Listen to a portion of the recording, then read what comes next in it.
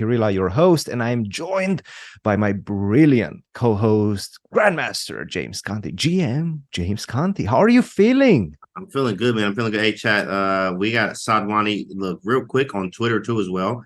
I think he put, if we can go check it right now, I think he put it as he's playing Argent. So I got tagged in this Twitter post. I think you did too, Christian. And I'm like, did he put Argent? So we hype about today, but we Yeah, do need to figure that out PR on the back end if that's still out absolutely. there. Nice catch. Nice catch If there. that tweet's still out there. So it's gonna be nice. Is that cigar there? A cigar. I call him cigar. So Cigar. Yes, yes. cigar. Yeah, Mr. yeah. Shaw. No, that's Mr. him. Shaw. Yeah, he's hanging around. I think that's Hikaru right now thinking we have the faraway camera. And as you can see, Sadwani just strolling around because he surprised him very early on in the opening with a lapin.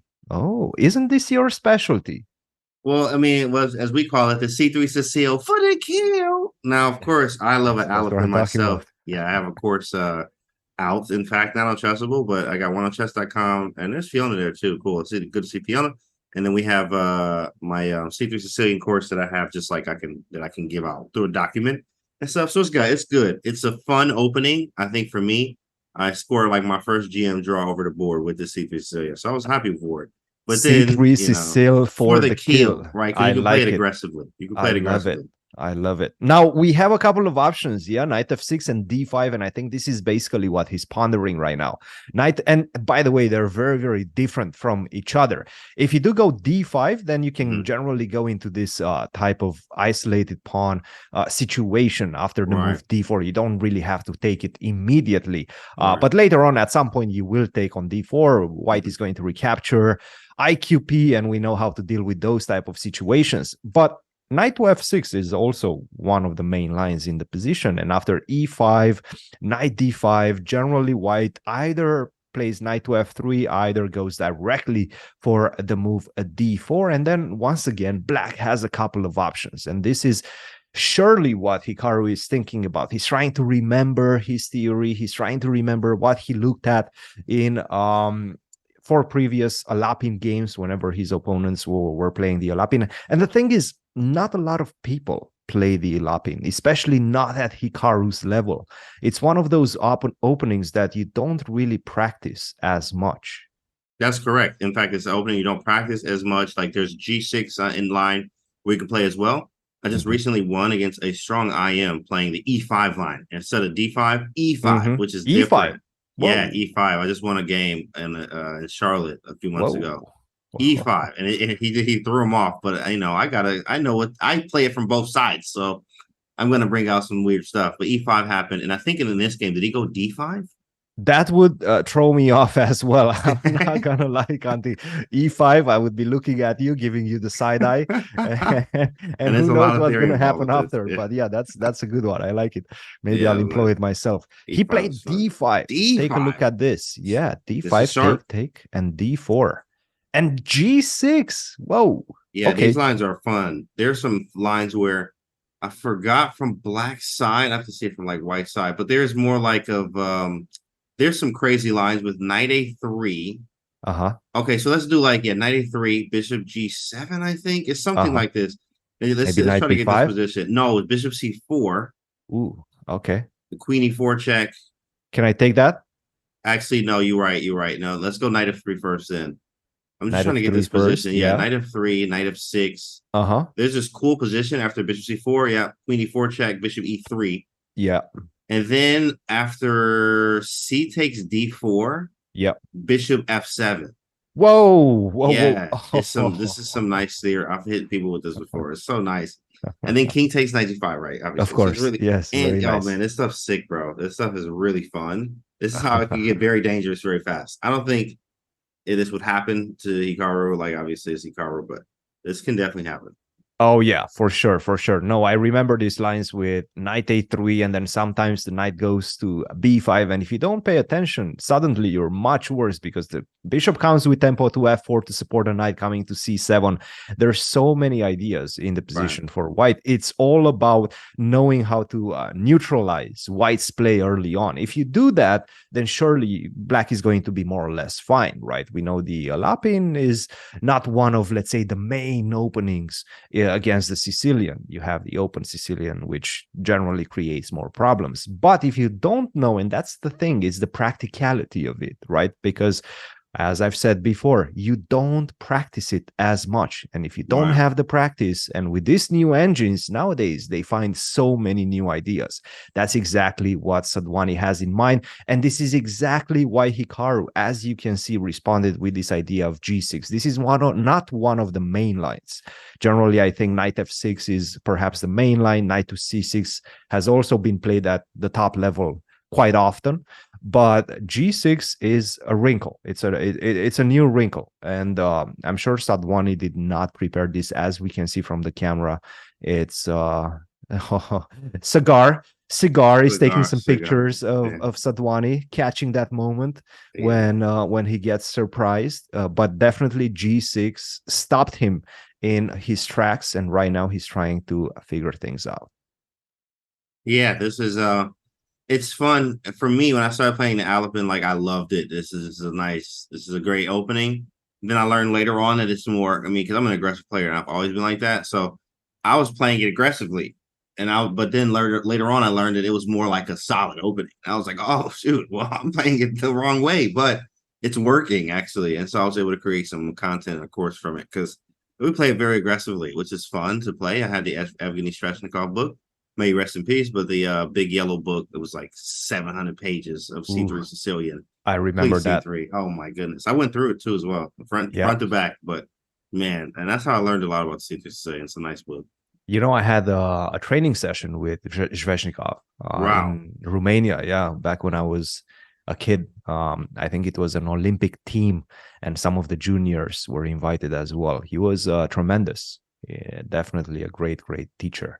Shout out to So, Evgeny Chesnikov, one of my favorites. C3 Cecile for the kid. He was the first. He was the first. In fact, oh so yeah, oh yeah. yeah. And while Sadwani is thinking, you might be asking, why do we have that third board on the screen? Well, that's a big one, ladies and gents, because by the way, Sadwani just played knight f3. Caruana versus Hans. And guess what? In every single encounter they've ever played against each other, and I think they've played 4 classical matches, in every single one of them, Fabiano had the black pieces. And guess what? He won every single one of them. So Wow. he's 4-0 with the black pieces.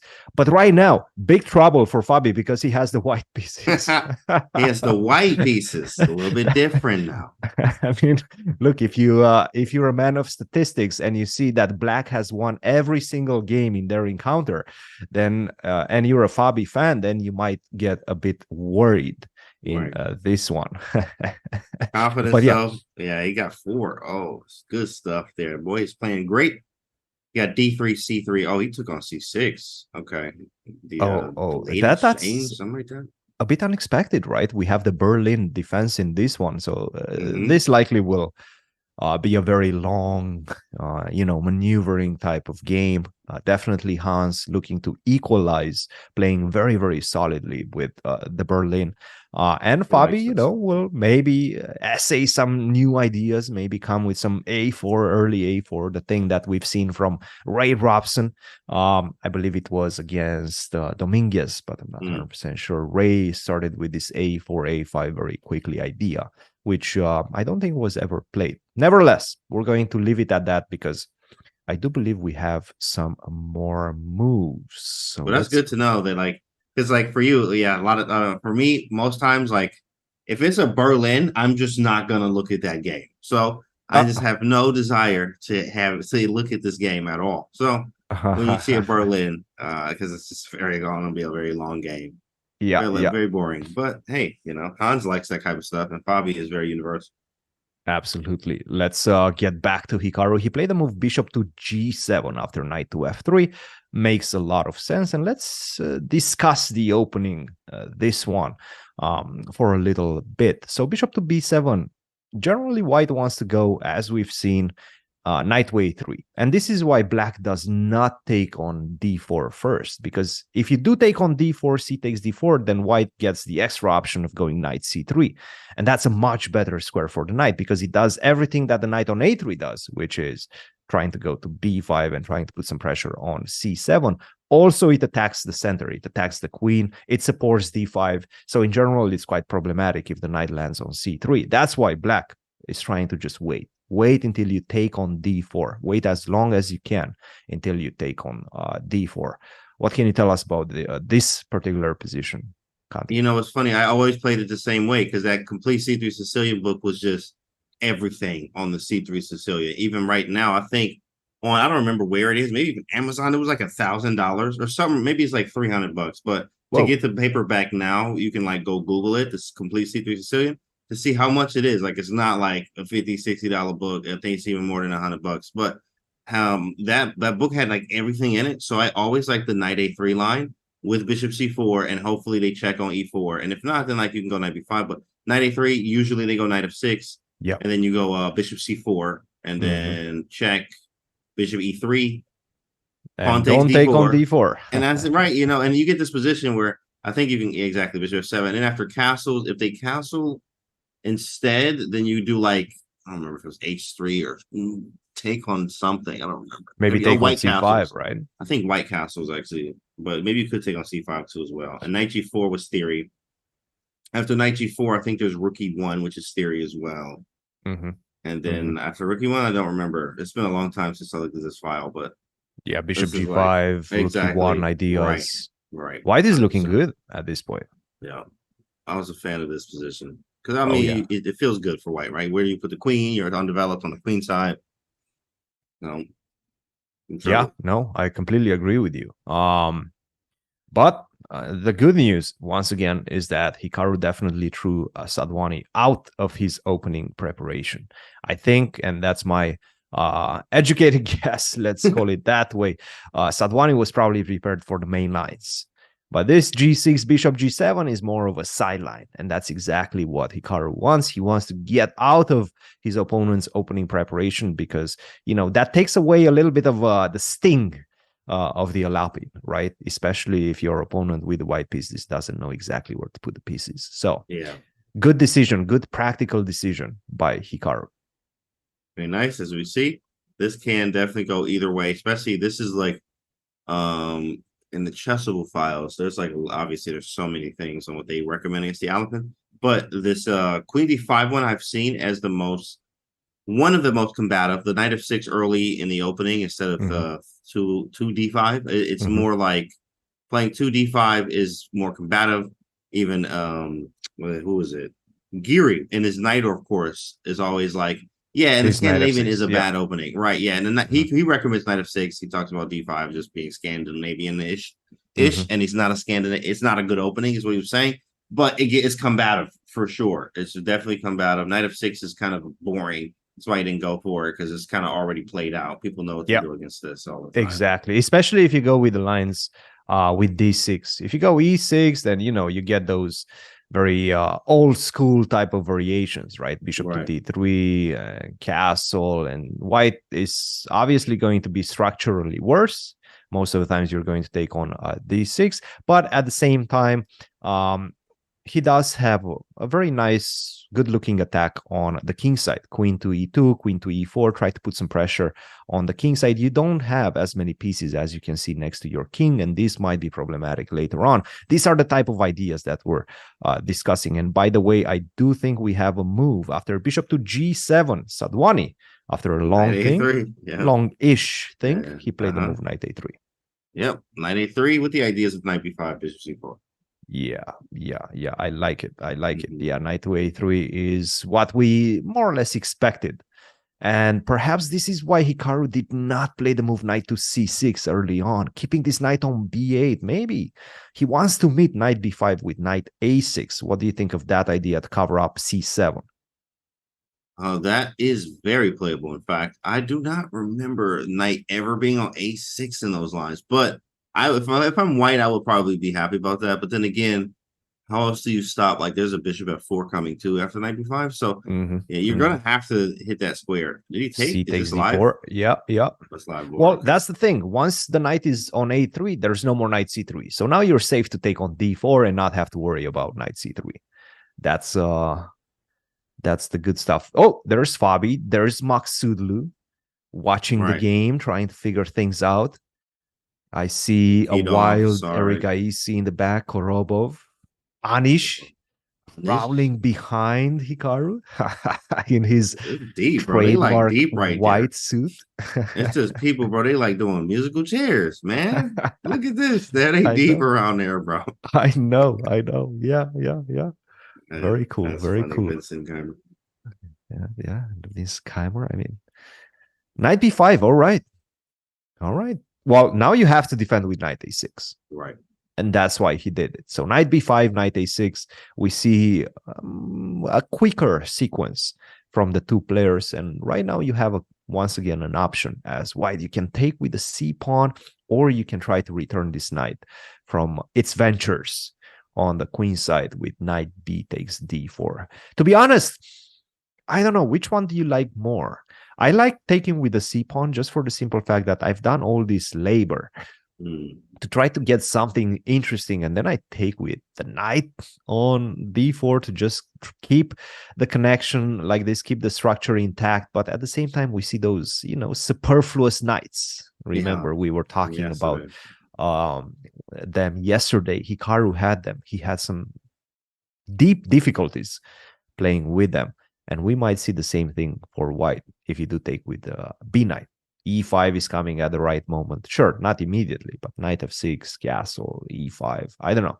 I don't like taking with the knight. How about you? There are lines that I have taken with the knight, but that's usually with the knight being on c6. Because there are ways where, like, just draw some arrows here, is usually you would have bishop on e3. The bishop can go out to e3. Yeah. If there's a knight on c6, you trade one pair of knights usually. So knight takes c6, then the other knight comes to d4, hits the queen on c6 usually, right? And then after that, you can go bishop e2 or bishop d3 usually. Usually I would like bishop d3 and then bring the rook over to e1. Oh, yeah. And after castling, and then like a rook lifts and you go to that side of the board. But you have some bishop e4 idea, try to take control of that diagonal. I see what you're saying. Solid. Yeah. Very solid. But I do like the pawn takes like you did. If we go that route after c takes d4, and then you go back knight takes c3 or knight to c3 that you mentioned there, which is nice. But we're playing with the ISO pawn, so we already know how we need to play, obviously, but it's nice. I like it. Yeah, knight c3, ideas of d5, bishop e2, bishop e3, castle, things of that nature. No, big moment right now. We're going to have to wait and see. And by the way, you're not even forced to take on d4. What you can do is also go bishop e3. Take a look at this. Ooh, spicy. Boom, spicy, baby. If you take, I take on d5. Spicy. Yep. It's fun. These lines get fun, but then you do have to end up taking. And you figure out which way to take. Yeah, the solid play. Yeah, so it's not super fun against the g6 lines, but it is something that we can play. It's obviously an advantage that we have on the queen side for white with the queen side majority. A lot of times, especially in that Evgeny Sveshnikov book, The Complete C3 Sicilian, he had chapters about, the end games, which was even more fire to me. Never really saw books or opening books that even tell you pawn structures of the end game. So it was sections about just saying, hey, queen side majority, and usually that's chess period, but in the C3 Sicilian, having the 3 versus 2 on the queen side can prove to be a nice sizable advantage in the endgame, due to how active the pieces are a lot of times on the queen side for white. So it's nice. White has that at least going for them, but black can equalize quite quickly in these lines with the C3 Sicilian. Depends on how you play. Absolutely. No, I see what you're saying. And by the way, I love the layout of the stream today with all that chess on the layout, and you see, the musical chairs on the left. I really love what Jaron did, the producer. So shout out to Jaron. Jaron is Karen. Jaren is caring, baby. All right. Let's move on, since Hikaru, right? Well, actually, it's Sadwani after knight to a6 that's thinking. This is the position that we currently have on the board. He's probably going to be pondering his next move for a little while, just because it's such a big decision. Taking with the c pawn, taking with the knight from a b5, you get different types of middle games, and that's why this is a critical moment. That's why he's going to be spending a little bit of time. Let's take once again candor at Fabi versus Hans, the one that we have on the far left side of the corner, as you can see. Knight to d7, castle. And we see Hans, by the way, he's playing quite quickly in the position, but we do have this knight c3, h3 setup, which in the Berlin we don't see very often. For the majority of times, white focuses on knight d2, knight c4, and try to put as much pressure on the pawn on e5, sometimes even supported by the bishop coming to b2, right? And then at the right moment, boom, you go open up the center with the move d4. Black is going to hold on, like a boxer on the ropes. He's going to go maybe f6, castle, things of that nature. That's right. And Black is going to have to be ready for a d4, the opening of the center. Those are the typical ideas in the position. But right now, we see something completely different from Fabiano. He plays the move knight to c3, castle, and h3, by the way, was already played on the board. Now, I'm trying to understand. He's delaying short castle.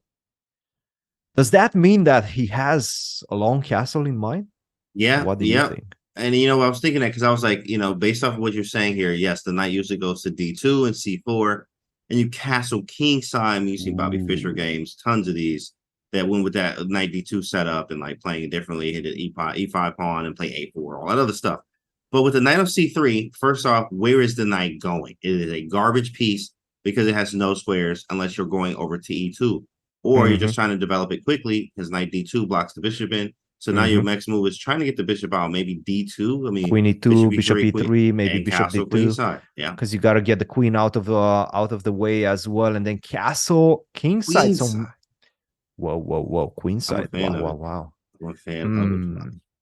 I like it. I think we're gonna see some spicy chess in this one. I have a feeling if he does decide to go for that queen side castle. All right, let's take a look at the next few games. We've seen yesterday was this crazy game between Duda and I think it was Puya something, a very strong GM from Iran, if I'm not mistaken. Today he's playing against Pretke, Alexander Pretke, former Russian grandmaster, now playing for Serbia. Very strong player, by the way, former 2700. So definitely a big clash in this one as well. And we have Pretke with the white pieces against Duda. Duda, we got to give him his flowers. That game yesterday with that move, Bishop H1, the triple spin move. You remember that? Spinning 3 times, hit the clock. That was absolutely sick. So let's give him his flowers, see what he's doing today. What do you think about this? What's this opening? This is a some type of isolated pawn. I don't know. What did he play? Okay, d4, c4. Yes, knight f3. Correct. Okay. Vienna is some Vienna. Yep. Some Vienna. Oh, the Vienna pawn sacrifice. Okay, I like this. No, this line. Oof. This is spicy. But this black seems solid though. Yes, and by the way, let's see where the novelty came on the board. I'm actually kind of curious. For whatever reason, my database tells me there's no games in this. That's complete nonsense because there's so many games in this. If I'm not mistaken, okay, maybe the queen on c2 is fine. I know queen on e2 is also played at times. Rook to d3, obviously, this is already asking some serious questions. I like it. You gotta get ready for rook g3, rook h3. The swing of the rook on the third rank, that might be problematic. So you gotta do something fast.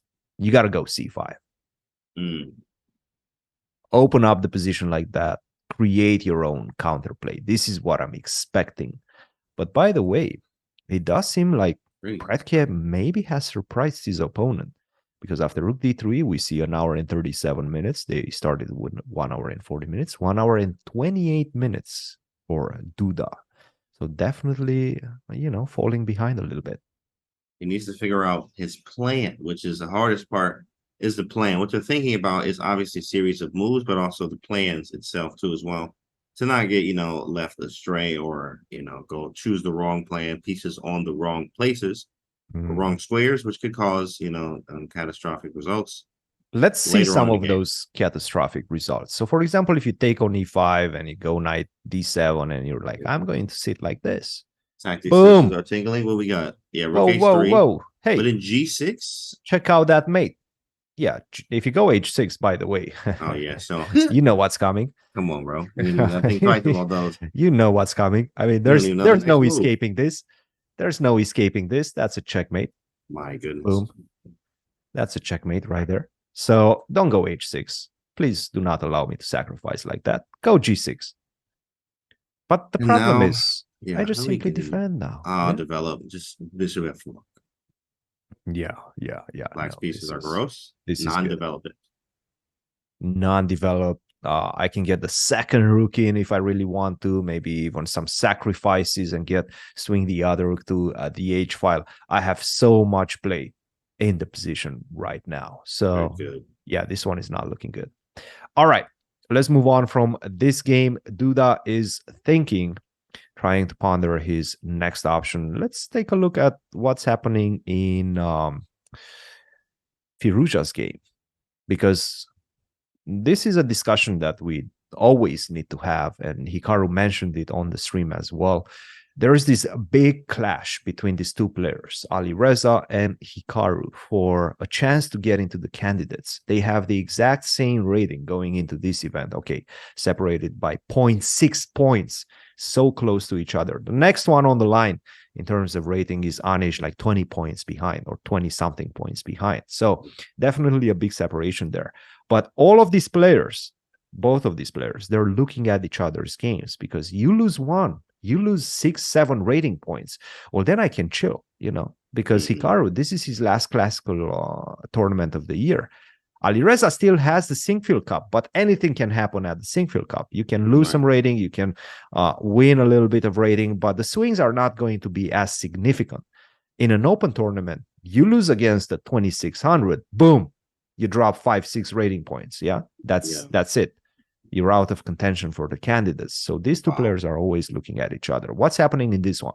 So first, I was trying to figure out which one Hikaru, bro. All the people were on the board. There he is. Oh, there he is. Just, excuse me, get out the way. I gotta make my move. That's why it feels like so many people there. But hey, get out of the way. All right, get out of the way. It's Tori Zaga. I think he's a Spanish champion. Just won something like that. I think I saw that article about that. But Tori Zaga very strong as well.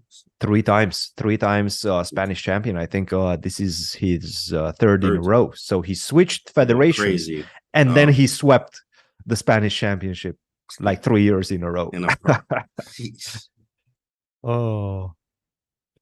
Okay, what do we have here? So we have this Maroczy Bind, and Mamedov is kind of, okay. Was this an accelerated? Let me actually go from the beginning. Yeah. I'm actually, did he play an accelerated? Okay, it kind of, wow. All right, this is a game I do want to pay attention to because I mean, accelerated was I played it for a long time. I got one in a big video. Probably, I don't know. It's like, no, that's a Scotch Gambit 50K, but 1,000 views. It's like nice. I have a nice accelerated dragon video and a lot of comments. Hey, thanks, Canty. It's working. But this is the culprit, is the freaking Maroczy Bind that everybody hates to play against. So let's see how he goes with this, especially against Alireza. Yeah, I have to say, this is some very, very risky chess played by Mamedov. He plays. I mean, playing against the Maroczy Bind, against the former 2800 level player, 2777 currently. I mean, that's just ridiculous. I'm afraid playing against 2400s, this type of situations, because it's so passive for black, and white doesn't simply have any weaknesses in the position, right? I go rook c1, I go rook d1. I think my camera just disappeared, so I'm gonna get back into the action. There we go. We're back into the action. Sorry about that, guys. Sometimes the camera, play some tricks early in the morning. Needs to get its cup of joe as well. So But Joe, all yeah, right. that's what happens. That's what happens. All right, there we go. We're back. That's what I'm saying. The Maroczy. I mean, I don't know, man. Dangerous. How do you feel about playing against the Maroczy Bind? Well, I have one game OTB that I won. I was like half point away from a norm that tournament. It hurt, but I definitely played good. I finished like 6.5 out of 9. I needed 7 for norm. So it was more like I won with one. And I never played like Accelerated Dragon from the black side. I've lost like maybe 1 or 2 games OTB that I can remember. But the Maroczy Bind is, man, it's so annoying. Like you just cannot, you're not getting a real Sicilian. You're just going to have to fight from a slightly passive position and understand the ideas a little bit better. I do know, I remember looking in the database, Rough Mamedov does play this from the black side. And actually, have you seen this? Start from the beginning. So I'm gonna show you this new stuff. This is what the stands, like the Uzbekistan and like all the stand countries, like these boys been playing this a lot from the black side. So E4, yep. D4 takes bishop G7. No, bishop G7 is the new stuff. Bishop G7. Yeah, bishop G7, bishop E3. They use the standard. And you would think they go D6 with knight F6, but they go queen B6 here. Whoa. Queen B6. This is newer. This is newer stuff. All of them play this or have played this at some point. I'm cool with them, because I was in Kazakhstan and I hanging out with them, talking with them, seeing them play this from the black side as well. Abdusatorov got some games in the database, but this is newer, but it still does not have it's still a Maroczy Bind, bro. Like at the end of the day, it's still a Maroczy Bind. And it's very annoying to face. But this is like the newer, more challenging way. So what is it, like a pawn sacrifice type no, situation? You go queen D8. You go queen D8, believe it or not. Just to go repeat back, once. Yeah? Exactly. Repeat once. Knight D4, queen B6. Yeah. And then knight B3 again. And then queen C7. Right. Or you can repeat. Queen C7 is actually a playable move. I played it with the engine with this one. What you're supposed to play, though, after queen B6 is actually knight to B5. Knight B5. Whoa. Yeah, knight B5. Queen A5, knight 1 C3. Sorry, knight 5 C3. That's the better one. Knight 5 C3. Okay. Correct. And then the knight goes to D2, queen C1, bishop D3, castle kingside. Stuff like that. Like it's very exactly. It's very playable. Yeah. From both sides, but I'm just not a fan. Like the bind is still there. This is challenging or whatever, but the bind is still there, bro. It's all about these two pawns, keeping so much control in the center. I mean, especially on this D5 square. And whenever you go D6 and E6, let's just take it back to the game position that we have right now.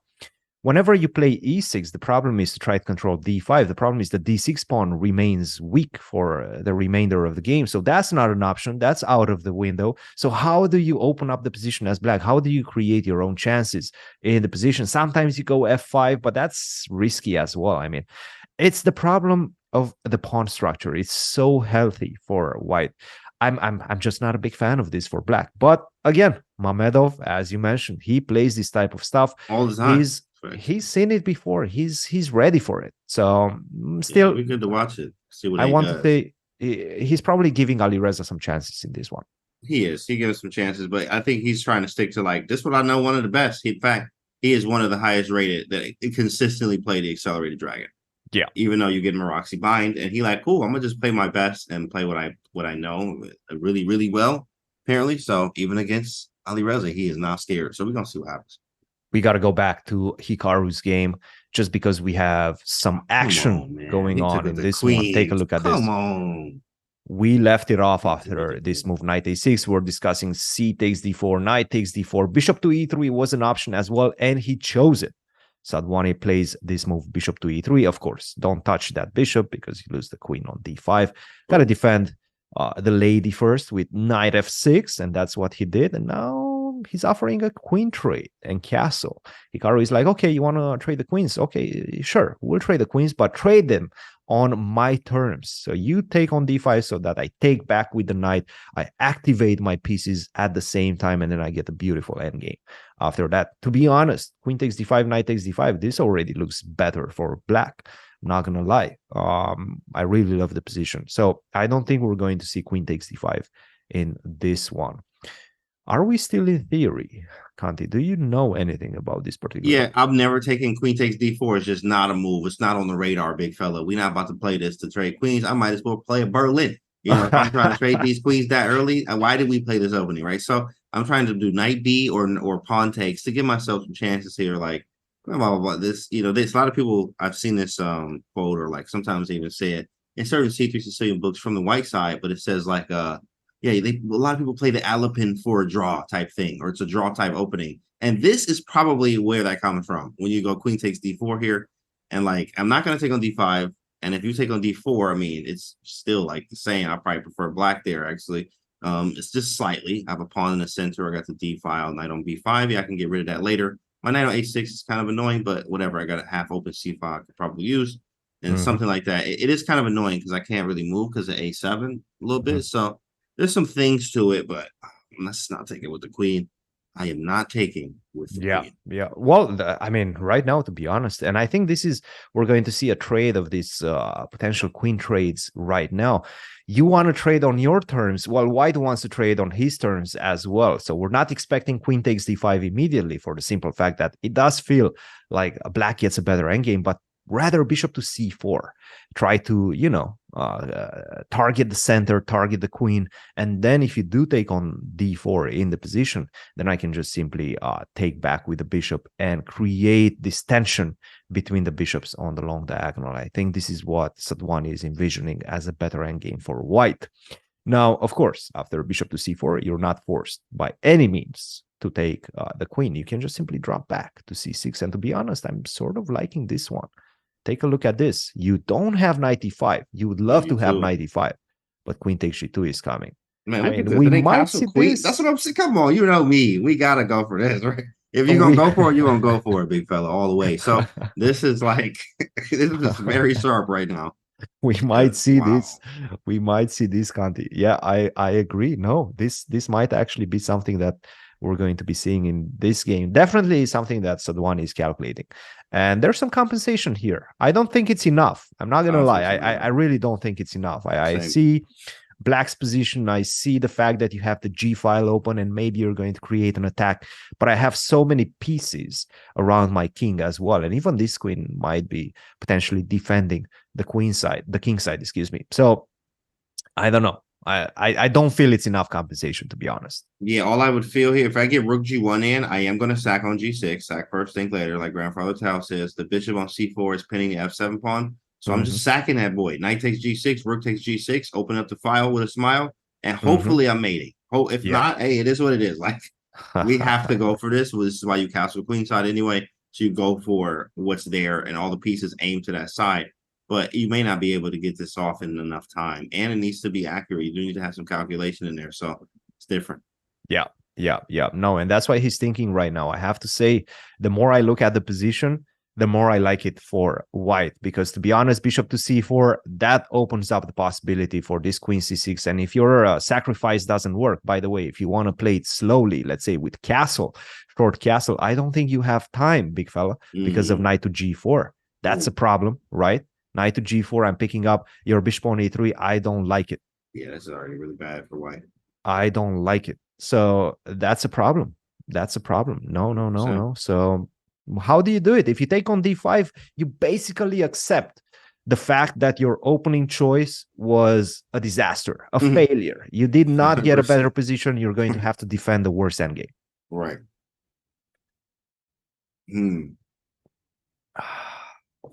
By the way, how's are you a coffee drinker, Kanti? Oh yeah, I'm drinking. Usually I drink a lot. I drink coffee, absolutely, 100% out of my COE mug, shopcandymerch.com. Oh, beautiful. No, but at the same time, I have my coffee from. I usually do almond milk only because I like to have the nutrition. I'm heavy on my nutrition, so today I'm having black coffee. Sometimes I just don't like any taste to it. I like to have a lot of the strong taste of the coffee itself. And then, so that's pretty good. But or calculation everything over everything, or maybe coffee over everything. Over everything. Exactly. I like it. Right. What do you put in your coffee? Just black. Just black. Yeah. Pretty much today. Always. My coffee today. Yeah. Cool. What you drinking in your coffee, chat? What are you drinking, chat? What are you drinking out of your coffee mug today? That's the question. That's the question. Answer in the chat. All right. So we're going to let Sadhwani think in this position. We should stroll around. By the way, Hikaru is once again not there. We see Korobov a big fellow from Ukraine. Very fun player, by the way, Korobov. Really, really energetic player, I have to say. And by the way, who is that That's next to Reyes Hikaru? Royal. Oh, Next to him. Hikaru. Is that Is that, Memedov? I think that's Mamedov, right? Yeah, I So think that's Hikaru the right now, silver. today, he's facing uh in diagonally, he's facing Firuja. Wow. Okay. They at the All same right. table. So you're like, what you playing, bro? Let me see what you play. No, you play. No, you play, bro. You go first. I want to see what you gonna play. Oh, you going solid? I'm going aggressive. Perfect. That's You right. know. That's right. That's right. I sort of like it. Yeah. All right. Let's take a stroll and see what happened in that Fabi versus Niemann game. And we were expecting the queenside castle. It did not happen. It did not happen. He did play the move bishop to e3. But then was like, Hans was like, no, no, no, we're not exchanging on e3. We're not opening the f file. I know you have some ideas there. I know you've analyzed with your strong engines. I'm not going to go into that imbalanced pawn structure. I'm going to keep the pawn structure as is. Bishop d6, castle, rook to e8, knight to d2, and now we're seeing the attempt at opening up the position with the move f4 being set up in the position. Knight to f8, you can start with f4, you can delay that, maybe play the move knight to c4 first, pick up the bishop on d6, and then play for the move f4. So these are the type of situations that we're seeing right now. Still a slowly developing game. Nothing huge is going to happen anytime soon, so I think we're going to leave it at that. Report. We haven't seen his game. Big Richie Rich, that's Report. my guy. Where's the Big pawn Rich. on f7, Kanti? I was just about to say that. What is this? Oh, hold on, bro. Let me Whoa, think about whoa. this. This was a stone wall. No, it wasn't. What is this opening? Let's That's see. strange. Carol Khan. Wow. Okay. Where's What? the F pawn, bro? Where He is played that? Oh, F6. there it is. Oh, okay. Okay. Now we Wow. understand. All right. All right. First glance. What do you think about it? Well, first off, I'm always a fan of Richard Rapport's play. He just has the very creative and very creative is the word. I'm a creative player myself, but not super aggressive. But well, he is aggressive, but very creative is the word. Imaginative chess here. So you see this position, you're like, oh, this came from. You know what? I don't know what the structure is at all. Never seen this. And then it's Carol Khan with an early F6 and an A5. Well, of course, A4 was played too as well, but I like this position for honestly both sides. I will be happy if I'm playing black. I like the F file. I do like E4. I have a C5 break, right? A nice pawn breaks I do have. I have a lot of potential and opportunities. That's very nice. I'm a big fan of opportunities there. And with white, I feel like I have the same. E6 pawn is weak. Rook E1 can be played at some point, right? Put some pressure on it. We got the E5 square. We got on lock here, you know, and we even have reminiscent of Joe Bava vibes here that I like to play Joe Bava London with 95 and G4. A lot of times, this is a very common theme that I put in the course constantly when it's for chessable. 95, G4, H4, everything 4, and like you just go crazy up there, right? So it's very possible to have these. I like both sides. Yeah, yeah. I love what you're saying. I love what you're saying there. Yeah, no. Very interesting, intriguing position in this one.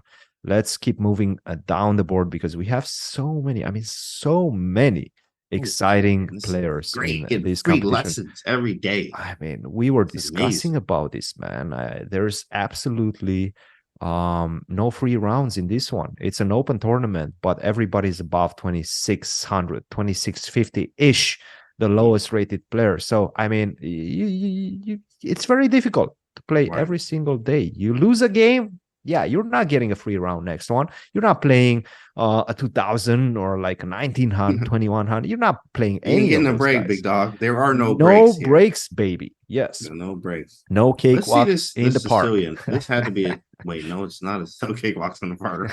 No cakewalks in the park, chat. Exactly. What opening was this? For some reason I thought it was Sicilian, but then I just realized It is wait, a there's a C Sicilian. pawn It's a there. 4-night Sicilian. Yes, One of the I think strange it's a ones. 4-night Sicilian. Yes, 4-night Sicilian. Now we Nice. have this A3. idea with A3, stopping bishop to B4. Okay.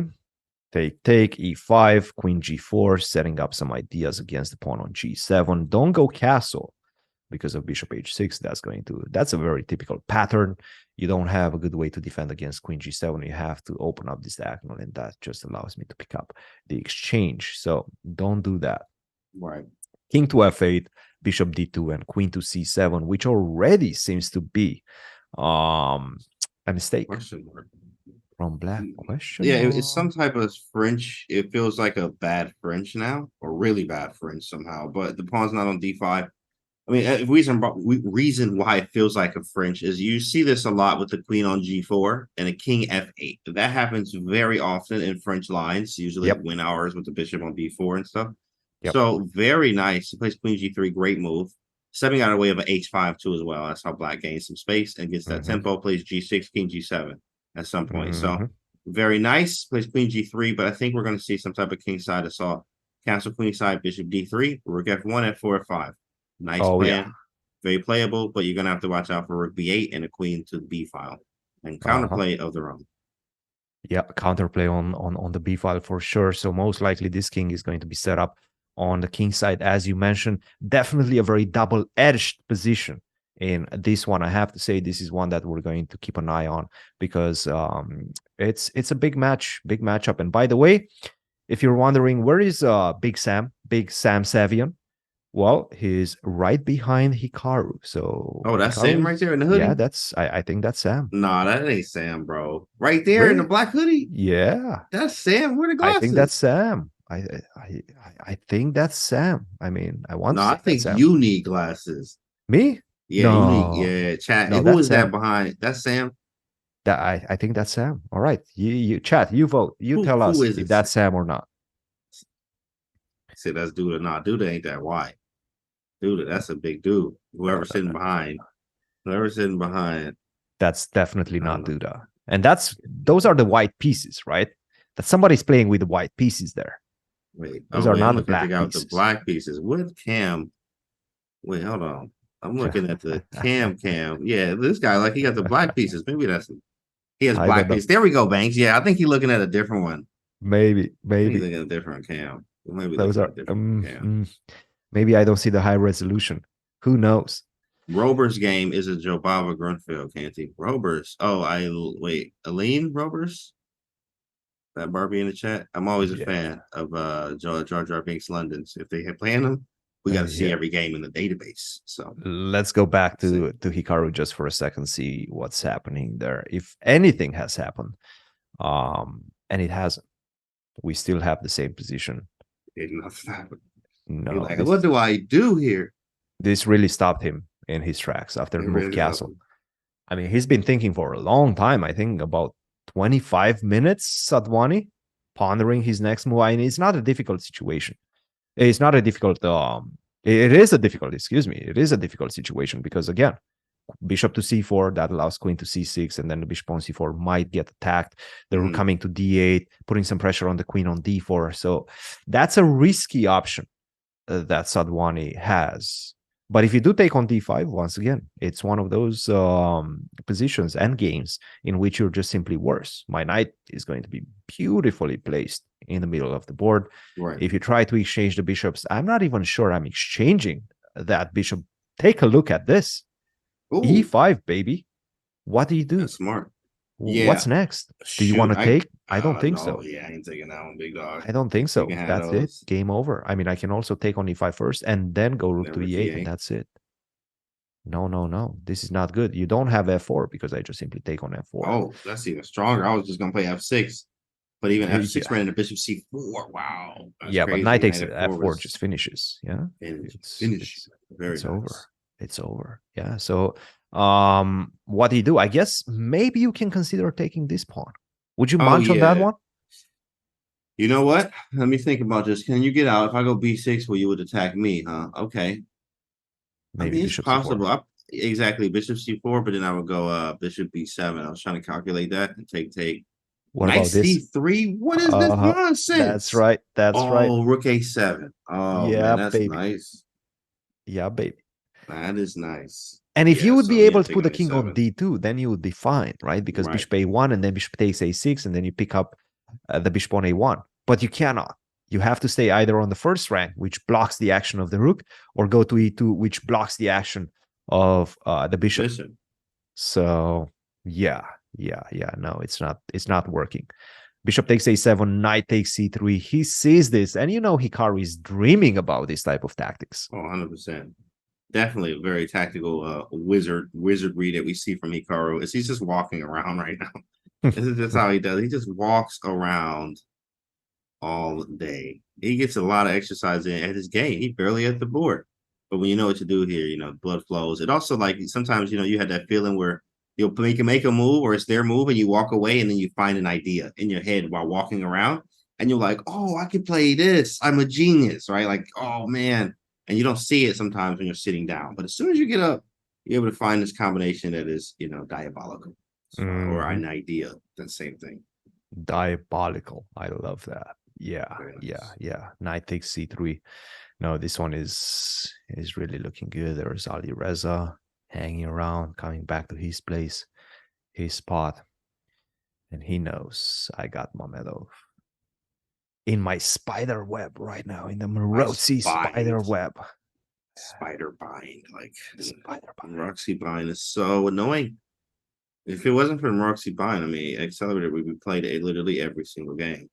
Yeah. No, very interesting position. We're gonna let Sadwani think. I'm actually sort of shocked that, finally we see a move. Okay.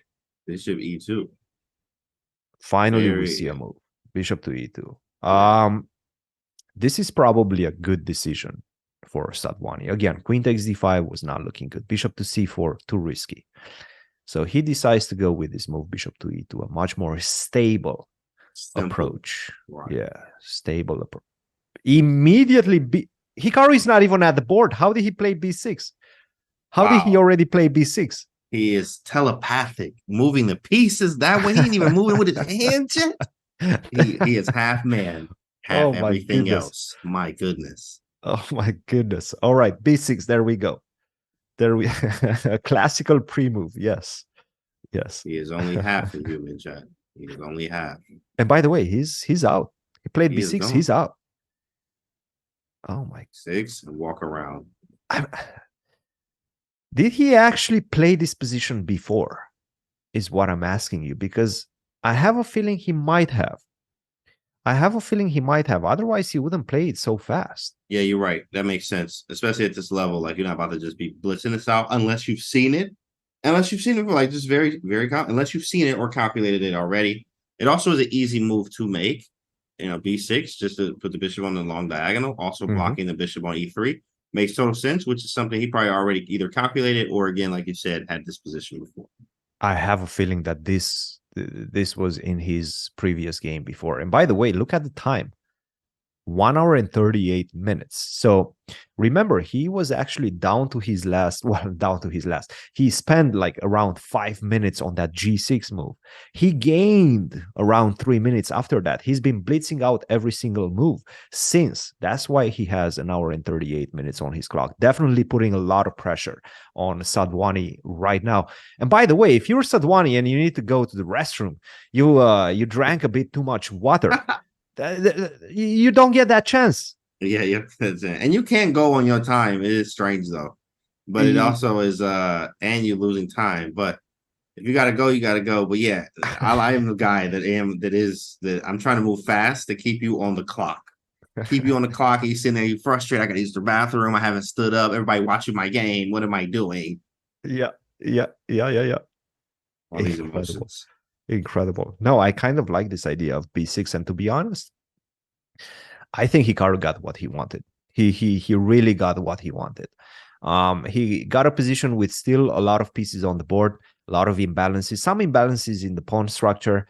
Sure, the queens can come off the board, but they will come off the board on my terms. Again, if you do take on d5, you help me get my pieces even more active than they already are with the move knight to d5, and that puts immediate pressure that you have to address on bishop on e3, because what you don't want is an endgame in which I have the two bishops, in which I have the double, the bishop pair, and that might be problematic, especially with the potential superfluous knights coming, because the knight from b5 Where is the knight going? Probably back to d4.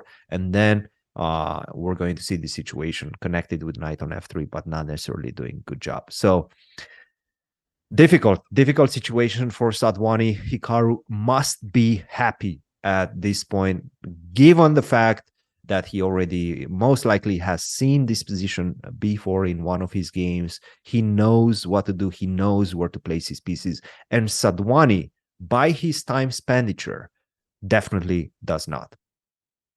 Oh, by the way, there goes. They say that's Sam. Yeah, we see Sam walking around. You see him on the cam. Oh, he walking away, getting off the screen. Dang, he's gone, and he's gone.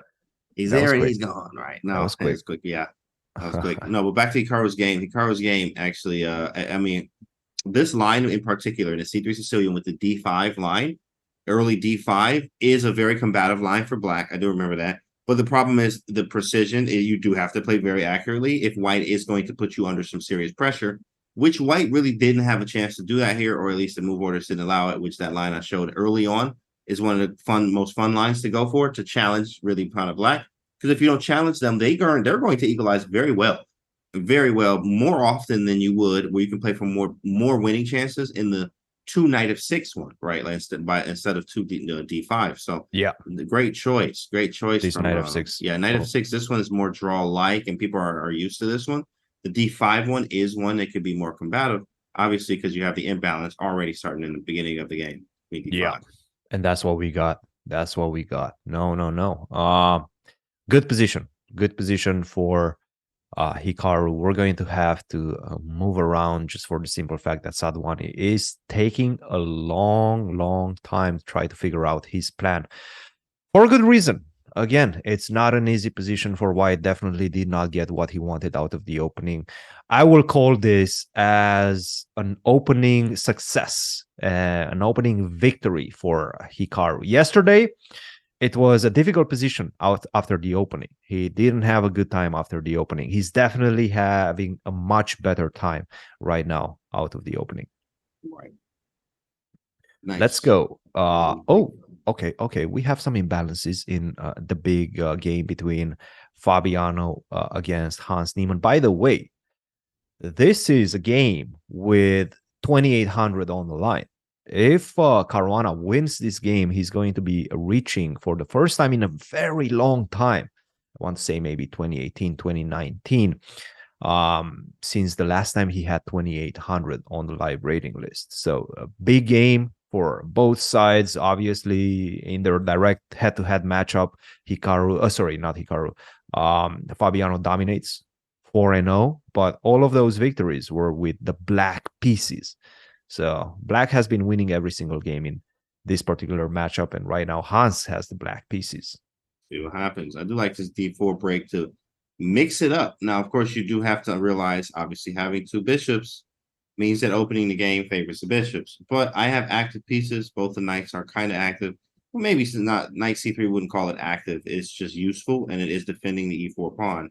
That's why, hence, I guess that was his whole idea with the knight C3 was to go knight D2 to C4, play D4, the knight on C3 defends E4, get rid of the E5 pawn, play F4, right? Like, maybe this is something he's looking to do in these type of cases here. It's pretty interesting idea, though, if this was a thing. Yep. No, and definitely already putting some pressure on black's pawn structure and black's very stable position out of the Berlin. By the way, this is something that you need to avoid as black. C takes D4, let's say knight takes D6, queen takes D6, and queen takes D4, because now it's basically play on one goal. Is white is going to have not an extra pawn, but it feels like an extra pawn, right? Because of these 2 doubled pawns, and I have the majority on the king side given by the E4 pawn. You don't have what you usually get, the type of compensation that you usually get out of an exchange Ruy Lopez, which is the 2 bishops, right? Unfortunately, one of the bishops is off the board. So right now, it just feels like an extra pawn is going to be a torturous endgame for black. So this is something that Hans needs to avoid in this position. That's why generally you want to take with the C pawn. The problem is once you take with the C pawn, this has its drawbacks as well. Specifically, you have some problems with this backwards pawn. You need to address it, and you need to do it fast. One way to your camera. Oh Your no. camera, what is your camera doing today, bro? Your It's camera like needs some coffee, my it's guy. yeah, it's the way it goes sometimes. Yes, my camera dies occasionally, goes to sleep, Needs some but camera. Wake up. we get it back. Need We some get it camera back. coffee. We get it back quick. We're back, Chad. We're back. Back in the game. So yeah, that's the situation. You have to address, how do you address the D pawn? One way to do so is to just go F5. Boom. F5. Try to That's get rid of the crazy. pawn on E4 and then Super good. connect this pawn on D6, the backward pawn, with his buddies on B7 and C6. Make this nice connection. So all of these things need to be calculated, by the way. These are not easy calculations, very risky lines. That's why Hans right now thinking a little bit, trying to figure things out, trying to see how he's going to react against this breakthrough with D4. What do you think about this breakthrough? I like the breakthrough. I am a fan of it.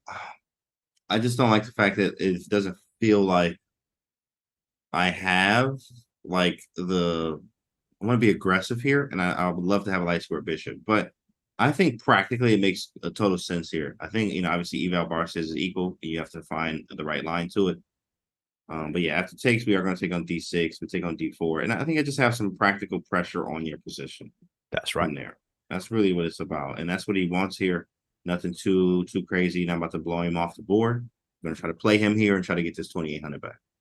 Awesome, awesome. And just as we were mentioning back, I think Hikaru is back at the board, just to give you kind of an idea of what happened and what he's thinking about.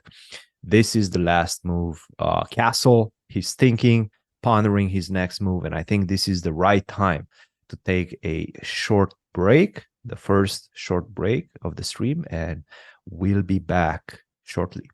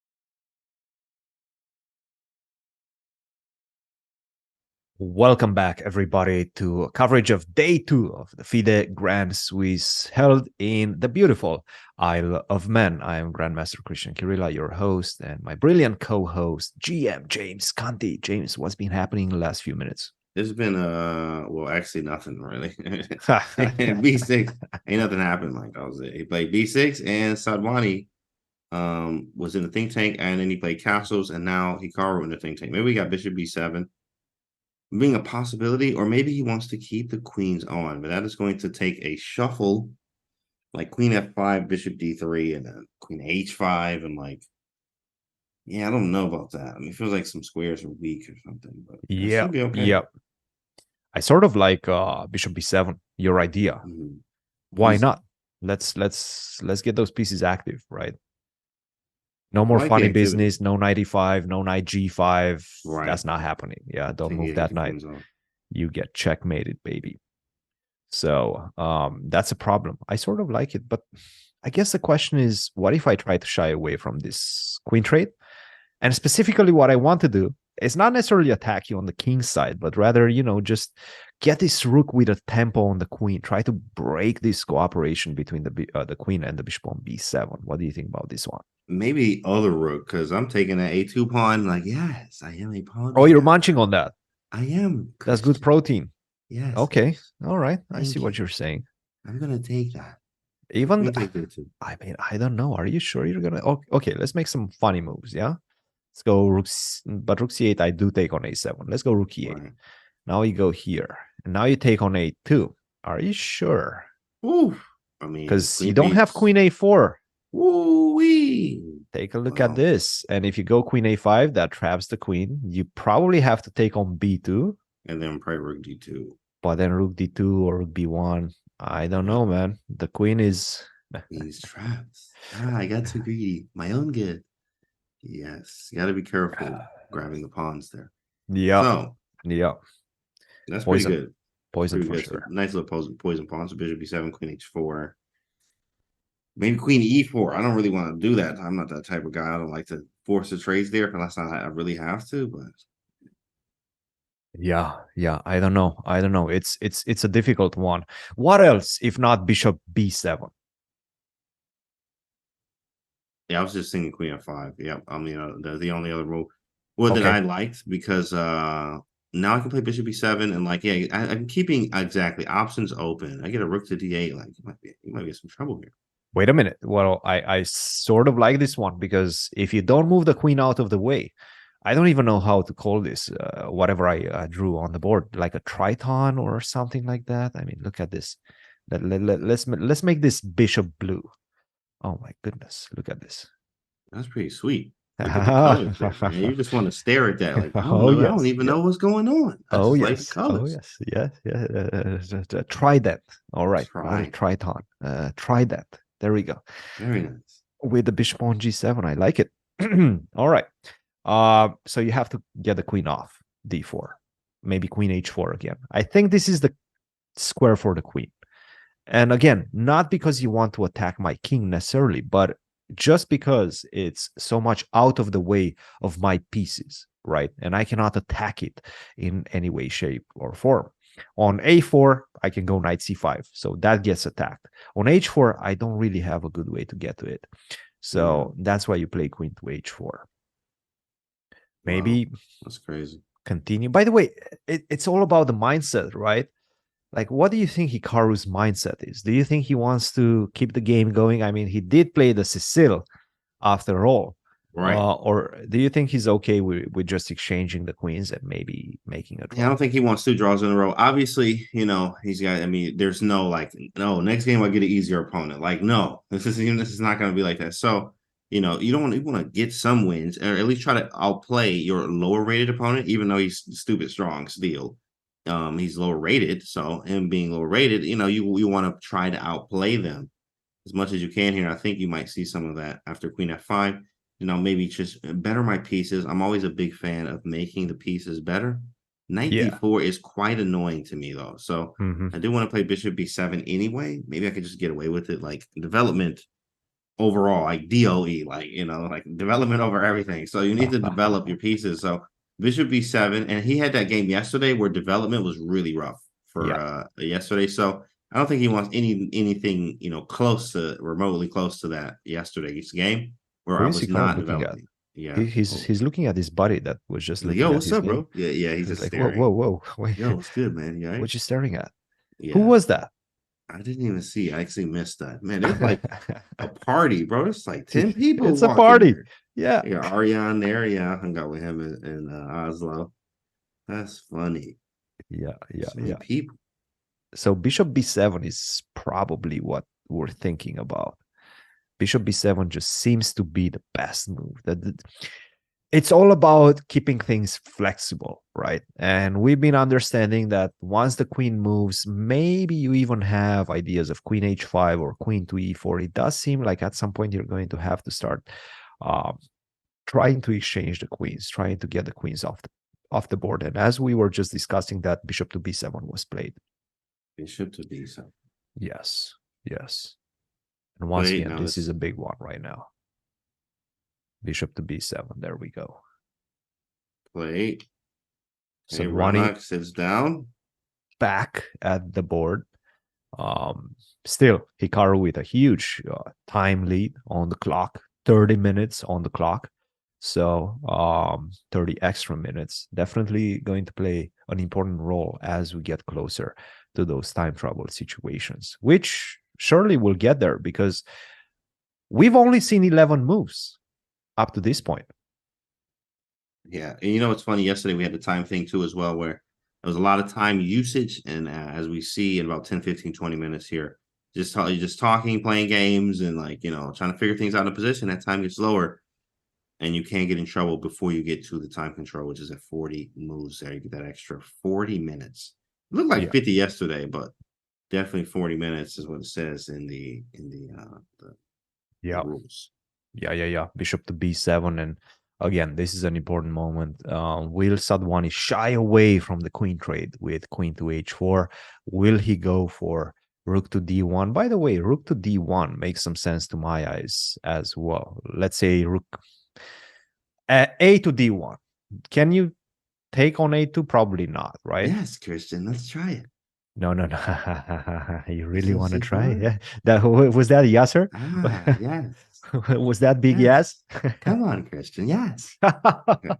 Okay, that's creepy. Okay. No way. No. I don't want to hear that again. That's No, funny, that... man, because you actually do commentary with him a lot. It was just hilarious, bro. I hung out with him at the Chess Bra house, so it was fire. He's a Yeah. fire guy, man. It's not the ass. Yeah, he's cool. He's cool. Uh yeah, sir. Big yes. Yes, Christian, let's try that. Yes, Christian, let's try it. He loves that. He He does, loves bro. He's marching like, on those yes. And pawns for sure. exactly, right? He's gonna try it. He's gonna He's try gonna it. try it, He's but gonna he's try it also gonna 100%. get his queen trapped. So yeah, this is pretty much over. Rook d2, that's it. Game over. Rook d2, and you're done. And the thing is, this is the key. Yeah, you cannot go queen a4, try to go queen c2, get the queen out, because queen a4, that's a mind square right there. Bishop takes f7, queen takes a4, game over. Boom. That's that. So bishop b7, big moment right now. We're gonna let Sadwani think about what he wants to do next. Let's take a look at what's happening in this Fabi game, just because it's so consequential to the standings, but also to the overall situation in the world of chess, because with a win, Fabiano reaches 2,800 once again. This would be a big moment. You know, it's funny, like if we go back a few moves, you'd never think. I think this feels like a whole new game. Like, look at this Yes. position, and then you fast forward to like the regular position. It doesn't. It literally looks completely different. Yes. We were discussing e takes d4. Yeah, that was our main option for a black, but he decided against something else. Bishop to e6, and now we have knight takes d6, c takes d6, not queen takes d6. Because once again, after queen takes d6, the problem is I take on e5 and I have the majority, and you don't have the two bishops anymore. So that's a problem, right? I'm going to basically be playing with an extra pawn. At least it's going to feel like it. So he took with a c pawn, straightened his pawn structure. The problem is that d5 comes on the board. I don't know how I feel about d5. I'm not gonna lie. I sort of like the idea of just keeping things slow with queen d2, rook ad1, and trying to play it like this. d5 is a completely different animal in the position. What do you think of this? Yeah, I was calculating after d5. They always say keep the tension, so I don't have to take it. Obviously, you're gonna take the d5 square. Yeah, I would take with knight takes d5. You forever weak on d6. So, but then his logic might be, well, maybe if I Maybe go. So go my for some idea here is f5 to go. ideas. Yeah, correct. F5, like a Sveshnikov-ish, as we're having some type of Sveshnikov, Sicilian or Najdorf almost. Obviously, no pawn on a6, but having that type of structure with the pawns on d6 and e5. So I actually, if I'm black, I might go bishop c8. Believe it or not, it's a strange move, but it's the fact that I don't want to trade. And if we do trade, I want to trade on my terms, right? But I Okay. also do want to play c5 maybe at some point and play f5 to say, make your knight on c3 look silly, and obviously the bishop on e3 is not doing that much either. So I do want to play f5 and c5, but bishop c8 is, I like that. Bishop d7 I don't like, obviously, because d takes c, and like you have to take with the bishop, or d6 hangs. So bishop So c8 it is is strange just a looking worse move. version, Right. basically, than just taking on Exactly. d5 first. Correct. So I do like this weird. It's strange, but it makes some sense to me. Bishop c8. Yeah. Okay. That's definitely a move. And how do you continue if I go queen d2? Just a normal move like this, let's say? I'm just gonna play c5 because I'm like, okay, I'm going f5. You want to go f5. Yeah, and right now the big question is, will I be in time to break you? Because I want to go b4 as well. I want to break on the queen side.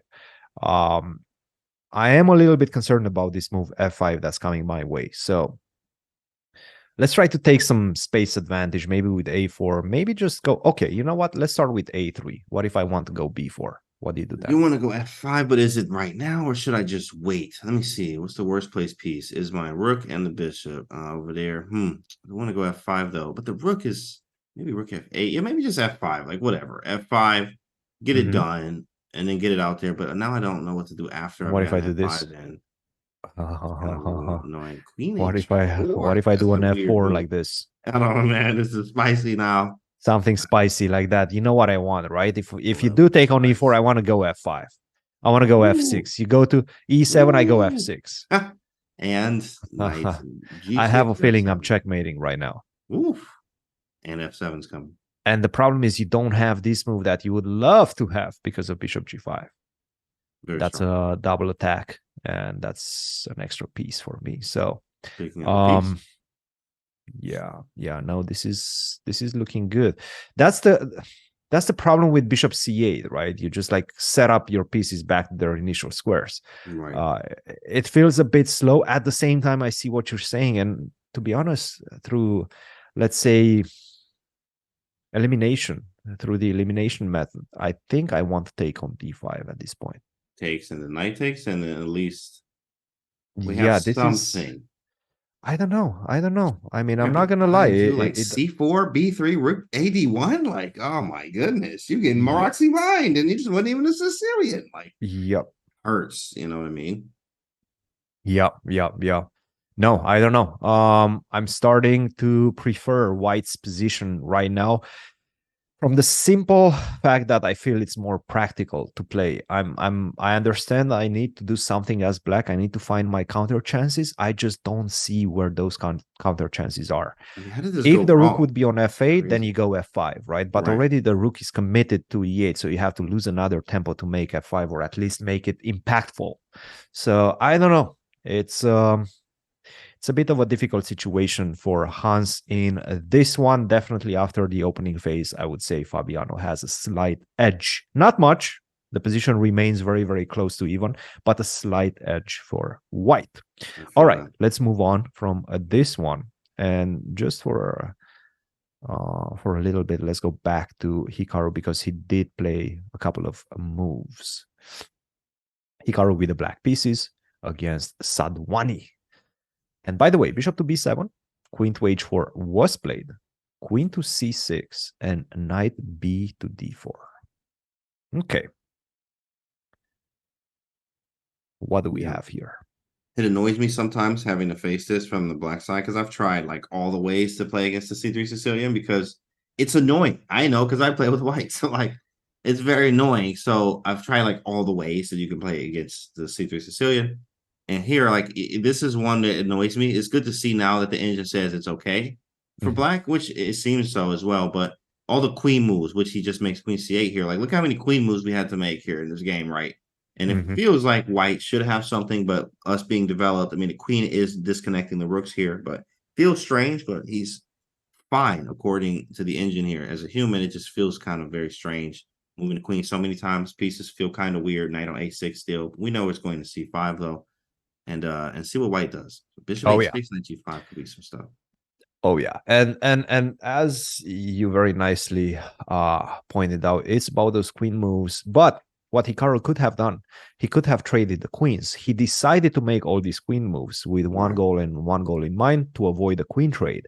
Keep more pieces on the board, keep more chances on the board. So he's obviously psychologically, you can feel that he wants to win, right? He plays the Sicilian. He starts off with a very aggressive opening. He's trying to keep the game going. He's not playing any Berlins. He's not playing any of that, any Petrovs, none of that. I just want to play for a victory. I'm playing the Sicilian. You do want to trade the queens as white? Sure, trade them, but trade them on my terms. And Sadwani backed down from that. He was like, no, no, no, I don't want to see a knight coming to d5. I don't want to see any of that business.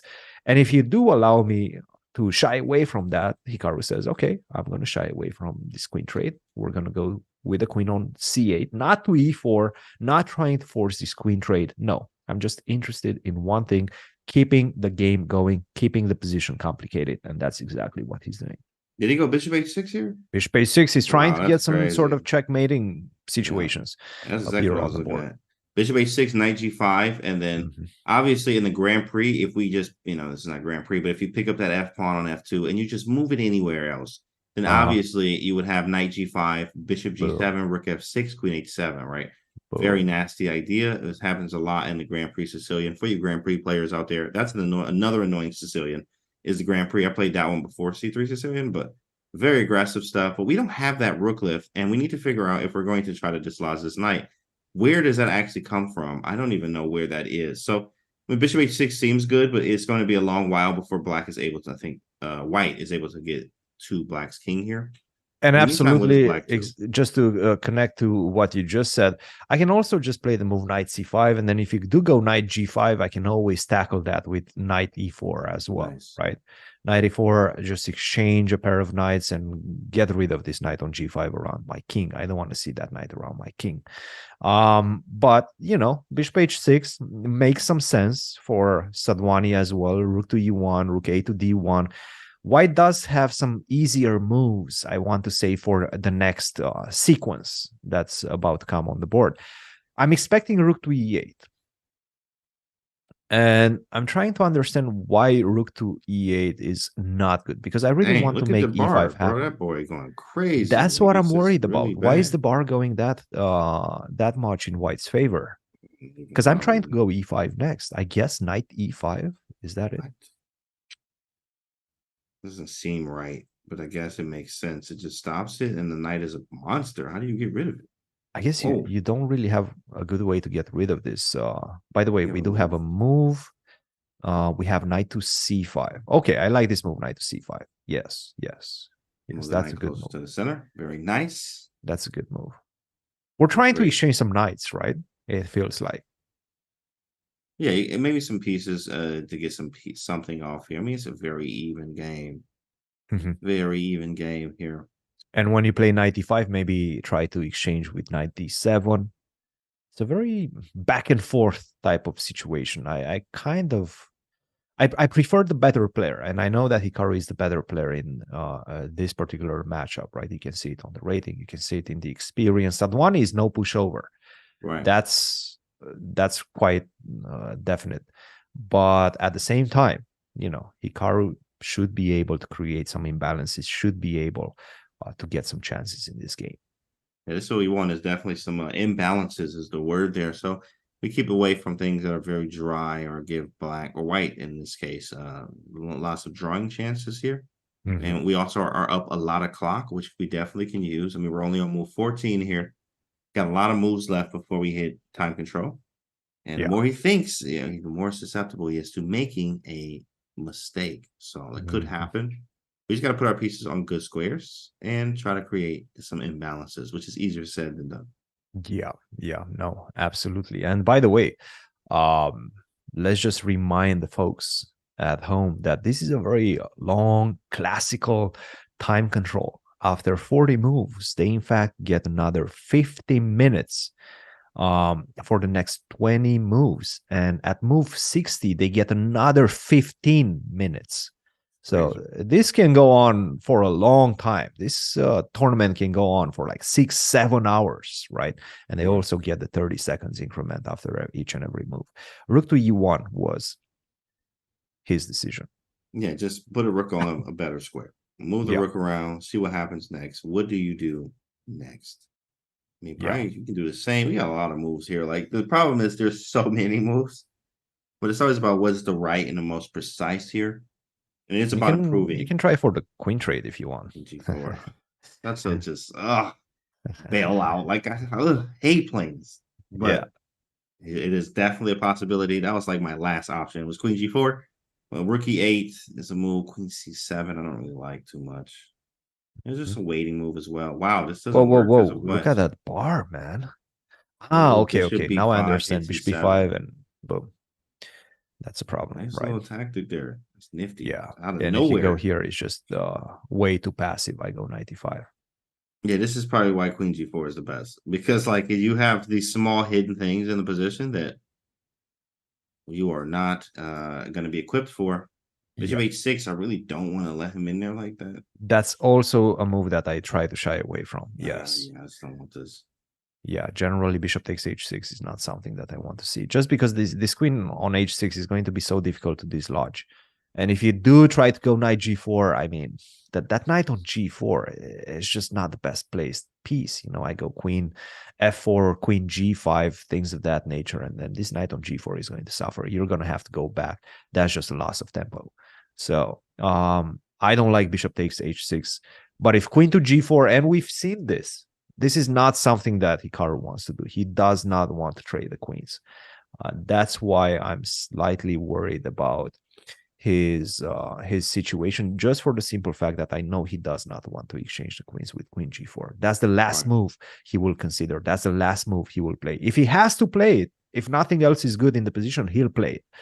But he does not want to play that move. Yeah, I'm just not trying to play. Like, I don't want to trade the queens, but you have to play what you have to play, not what you want to play. I guess you can play what you want to play, but it does have drastic consequences if it's not correct. Drastic consequences. It's like, oh yeah, I want to play this. All right, cool, and then you get mated or like lose a piece. Happens. I was supposed to play the move that I already saw. I didn't want to play. Man, do not want to play queen g4, but you gotta have to kind of play it. And it's just boring. And this is why it's a silly play. You know what? There's a quote, and you can find it even still to this day on Twitter. I remember this is one of my favorite quotes from Magnus or on Twitter that helped me, like, especially when I started picking up the C3 Sicilian. It said, hey, here's a pro tip. Play the Alapin against me. I absolutely hate facing it. And this was on Twitter like many years ago. So you can like Google Magnus Twitter, Magnus tweets C3 Sicilian, and like it will come up and you'll be able to see like the little quote on it. And I was like, oh yeah, I understand, because everyone hates to play against the Alapin. Yeah, everyone hates it. So that's why I play that E5 line now, because it's less known. And if you know it with black, you'll have a fun time, because there's some fun lines in there. I can tell you that I hate playing against the Alapin as well. I've had decent results against the Alapin. I always play the knight f6 line, but I also had some big accidents, getting checkmated on the king side in the Alapin. So definitely not an easy one to play against. Hikaru took some chances with this idea of g6, keeping the position tense, keeping the position complicated, and a lot of pieces on the board. But right now, maybe the best way forward is to just go queen to g4. Again, not a pleasant move to make, but maybe you have to do it right at this moment. While we were discussing, let's take a look at what's happening in the Firouzja game as well. By the way, Firouzja versus Mamedov. They're playing right next to Hikaru. So diagonally from Hikaru, that's where Firouzja stands. And next to Hikaru is Mamedov. This one, I have to say, I mean, I really like the Maroczy Bind. For white, I don't like it. For black that much. It's too passive for my taste. It just Yeah. I'm struggling to find the break, right? I understand you want to play b5, But can but we play it now? That's the usual mm, break. If we can't play it, like we might be. It's just that's just how it let goes. the You guys problem is go. I think I can just simply take, and you don't have time to take on a2 because knight comes to c7, Ah, that's the idea. and Yeah, that's more or less it, I think. that's it. So I don't think you have enough time to take the pawn back. What you can do is maybe take on c3 first, but giving up dark Mm, square bishop for my knight, I don't think that's a recipe for success. that's not I can smart. even take with the queen, but even this position, just to defend my pawn on a2, I don't know. I have the two bishops. I have potential of h4, Force h5. five. Yep. I don't know, man. This one Not a fan. is Yep. not looking pretty. This is why I've retired some variations of the Maroczy Bind. It's just too much. Well, but the newer lines with Queen B6 are challenging. I have one loss, one win, one draw with the new Mm. Queen B6 stuff. First time I played it, I was just not familiar, lost the game. Second time, won. Third was draw. So, I mean, happens, but man, Maroczy By the Bind is way, tough. um, we are hearing that LeBron Aronian, after yesterday's devastating victory against who was it against? I think Max Max Warmerdam Ramadan, from the Netherlands. Netherlands. Beautiful game, by the way, with the black pieces. Such a nice sequence in the opening phase to get the advantage. Right now, he drew his game quite quickly against Cheparinov. Let's see Cheparinov that with the game white. real quick. Let's See it. let's Yeah, take let's see a what it was. Was it just gander theory? at it. Yes. Some theory. Okay. Okay. English, reverse Some dragon. English stuff. Boom, boom. Okay. Knight c6, e3. Okay. e4. Whoa, that's a nice pawn sacrifice. Neparinov. Chaparino with. Whoa. Oh, sheesh. Dang, bro. He's not backing down, man. For nothing. Queen b2. And by the way, maybe bishop takes f7 was necessary. And But I then have a queen feeling this is some sort of oh, preparation from Chaparino. right. Yeah, look how Queen fast he was b2, moving. knight d5, castle. Whoa! Ooh, sheesh. Bro, he got to chill, man. Man, that is ridiculous, bro. That was cold, bro. He said, takes. Yeah. He like, nah, bro. Yeah, you right. I'm gonna get out of here with the draw. You right, bro. You right. You Yeah, want to draw? Like, I yeah, don't yeah, want no more of this. yeah. Get me out of here. Let Get me me get out out of of here. here Yeah, now, yeah. bro. You earned the draw. Once you start seeing knight takes e3 stuff, I mean, double exclam, brilliant move. I mean, no. Like, I nah, bro. I'm understand. good. I'm You got it, good. bro. You got it, bro. You got it. It's all you, bro. You got to draw. Let's make a draw. Get out of here. Yeah, nice. Good game by Cheparinov to hold on to a draw with the black pieces against Levon. So that's a good one. Let's see what else. We had this game in mind, the Sevian versus Aravin, and it was a very interesting one, I have to say. Felt like White was getting a big advantage out of the opening. Is it still the case? We left it off after queen to g3, these four knights, but it did feel like the black king was going to be endangered for a very long time. h5, h4, rook b8, knight a4, c5. All right, trying to open up this long diagonal, c4, knight b6, and that's what we have right now. How do we feel about the position? I would go back to C3. He probably has a c3, yeah? D5 though, but yeah, I just don't want I want to limit trades because it's going to activate black's pieces. So I do see a D5, and I don't think I even have to take it. Maybe I do, but Yeah, if you mm, take, I take back with the bishop and then put the bishop on e5. You know, it feels like black's pieces are sort of getting alive. yeah, that's definitely it's a great move. Knight B6, Knight b6, yeah. Good move it's by an awesome move. Arvind.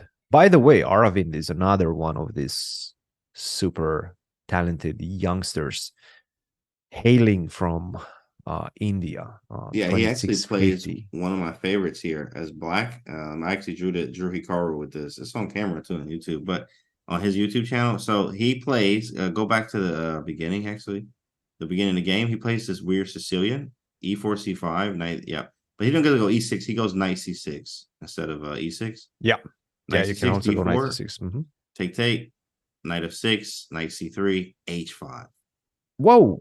Yeah, I've played this a lot. I have no L's. I got 3-4 games OTB.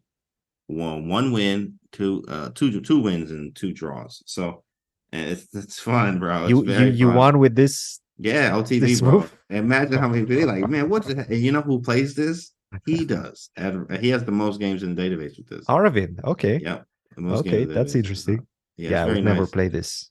What Exactly. interesting. What the most annoying for black for white is bishop e2, the bishop Bishop e2 e2. line, which is Yeah. the most annoying. So nowadays with e6, there's a guy named Mons in the database as well that plays this a lot. And he goes g6 here, so it's Uh-huh. more like a dragon door or some type of thing, or dragon with the early h5. And you play bishop g7 type stuff or something like that. So very playable, but yeah, you got to watch out playing this kind of Well, stuff it's something, taking your opponents out of out theory. I out of the I remember land. Magnus was playing some H5 ideas like this. I think Yeah. it was in the Nidorf or something like that. Yeah, yeah, definitely playable. All right. Who should we go see next? We haven't seen Anish a lot. Oh yeah, Should yeah. we check Anish as well? Definitely. Let's see what he's doing. See what our boy Anish is doing.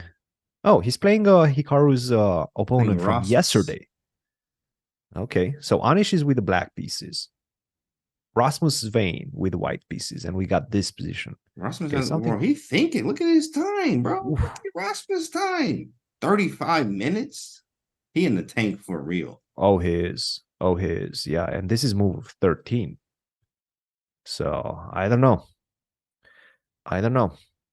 I think Anish is feeling comfortable. I think he's happy with the way the opening phase went. Knight to f8, looking at that e6, a juicy square for the knight, not only attacking the bishop on f4, but also defending the pawn on c7 and supporting the break with c5. So a lot of ideas, a lot of options for black. It's all about that time, though. I have to say 34 minutes for the next 27 moves. I mean, that's really not a lot. Really not a lot. In a position in which only a pair of pawns has been exchanged, right? So still position remains highly complicated, highly complex. And look at Anish. He's strolling in his tan suit. Have you ever wore a tan suit? I have not worn a tan one. I've wore I like more colors. Like I'm a guy of like red and the Me blue. You too. always have the Yeah. I classic don't like the tan black. suit. I don't know. Yeah, tan is just I've never rocking the tan one, but definitely Anish has the drip always. He He always likes it. has the That's drip his on favorite. body. Yeah, very nice. Yeah, the tan one. I've seen a lot of the tan one. Gray too as well. Tan Get him. suit. Interesting. Trying to cause a riot there. Yeah, knight f8, knight e6, definitely on the books for Anish. Maybe even knight to g6, try to exchange the pieces like that. Perhaps not necessarily something that Anish will do, because he did shy away from this trade on e5 with the move knight to f8. So knight f8, knight e6 is on the books. It does seem like this is a very stable position for Anish. But Crow versus wait. As we were just about to move away from this one, Makes a move. knight b5, Attacking the pawn. You might have to go like 96. Yeah, 96. We were just discussing about this, right? Standard. I mean, this What does he defends want the from pawn on underneath? c7. Okay. So he probably wants to go knight c6. I mean, that's the only thing that makes any sense in the position if you played the move knight to b5. Take, queen d7. I might wait. Take, queen d7. What happens? You have to go like. This is what he wants to do. I'm about to say there has to be something like. This is what he Okay. wants to do. This is what he's Okay. calculating. So this would be very good for white. Now, I can also take your knight on b5.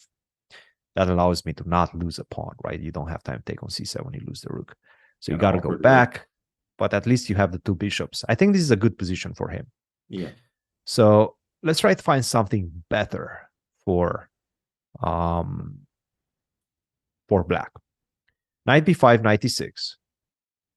Knight c6. Can I go queen d7?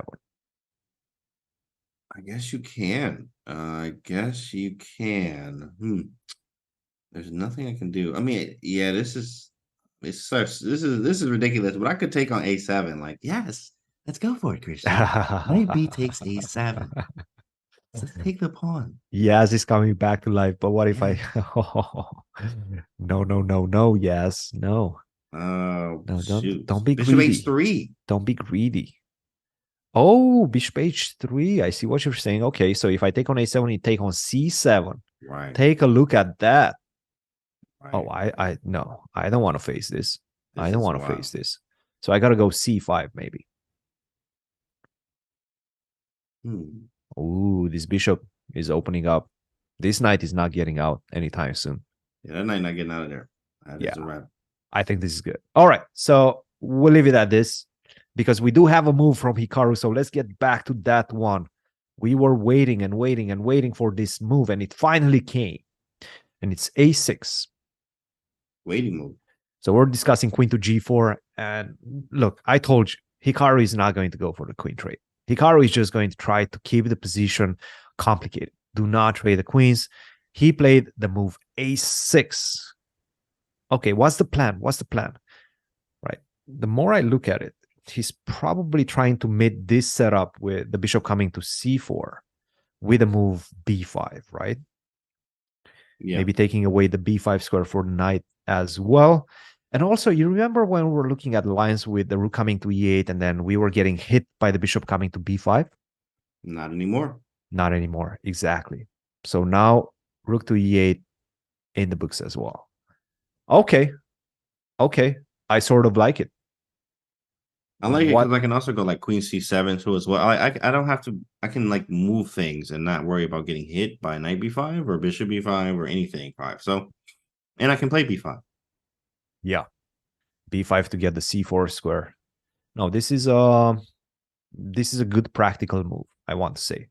Definitely a good practical move. Like, for example, if you, and the most natural move in the position for white is rook d1. No doubt about that. Yeah. Right? Just go rook a d1. Now, perhaps we go with this idea of queen c7.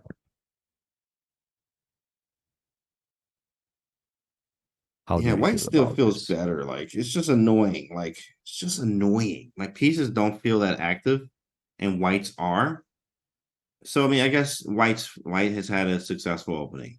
By the way, as we were just discussing, knight to e5 was played. So it seems like Sadwani is trying to catch up on time. He's playing moves fast. He understands that he has a lot more moves to go and only 40 minutes on the clock. So Right. the last few moves were played very, very quickly. Knight to e5.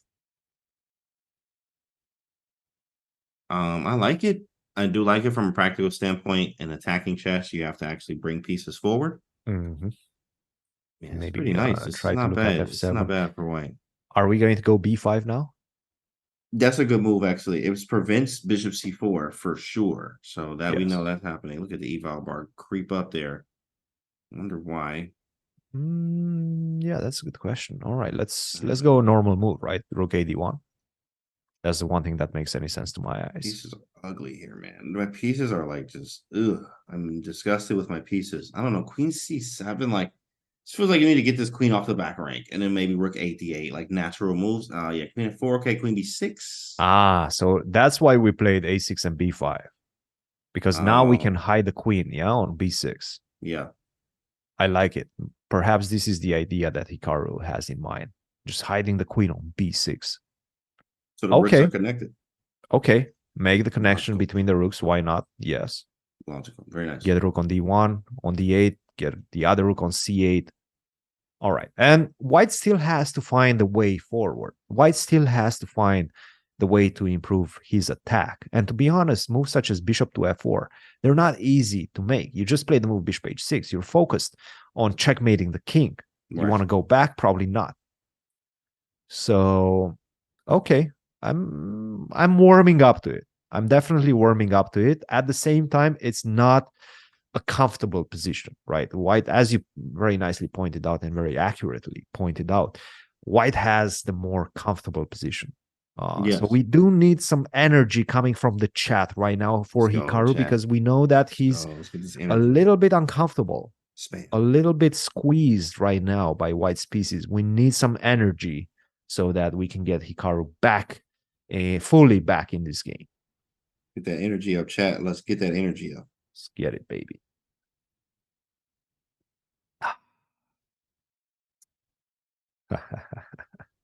All right, let's try to analyze. What do we do next? If you are Hikaru, put yourself in Hikaru's shoes. Okay. You're trying to get a game. You're trying to hmm. keep the game going. Breathe, What do you okay. do next?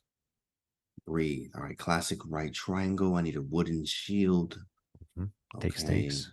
Okay. I am takes. I am not a moron. Let's think about this. Yep. B5, Queen B6. B5.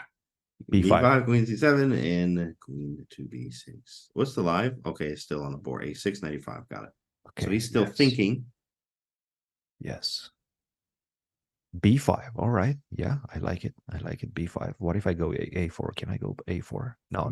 That's just a pawn. That's just that. That would be a pawn Yasser would grab with two hands. I would yes. grab that. Yes. I know you would. You know me you very would. well. Yes. You know me. yes. B5. I like it. I like B5, B5. A4. Yeah, take those. Yeah, we should be fine. Cool. Let's see if he So let's plays go it. He's KD1. thinking. Okay, we're Keep K to going. D. Keep going. Hikaru. Oh, yeah, just Queen C7. Okay, let's go Queen C7. No bad moves so far. All right. Now I'm starting to have another plan. So Bishop F4, I didn't really like that just because I don't want to drop back with my pieces. I want to get something to C6. So I'm going to do this trident situation with the bishop coming on this diagonal. Boom, boom. Let's make this. I guess we have to trade. Bishop takes. I'm not going to let you take it. So what do I take it with? Let's say knight df3. Now, I guess we just played it the principled way. Is one of the rooks go to d8. Rook a d8, yeah. Yep. Somehow I don't feel like moving the rook from f8, right? Yeah, it just doesn't feel like you feel just because there's some knight f7 knight g5 or e5. We don't want by the way, actually that might, if you do this, I think knight takes f7, maybe not immediately, but what if you take now knight takes f7?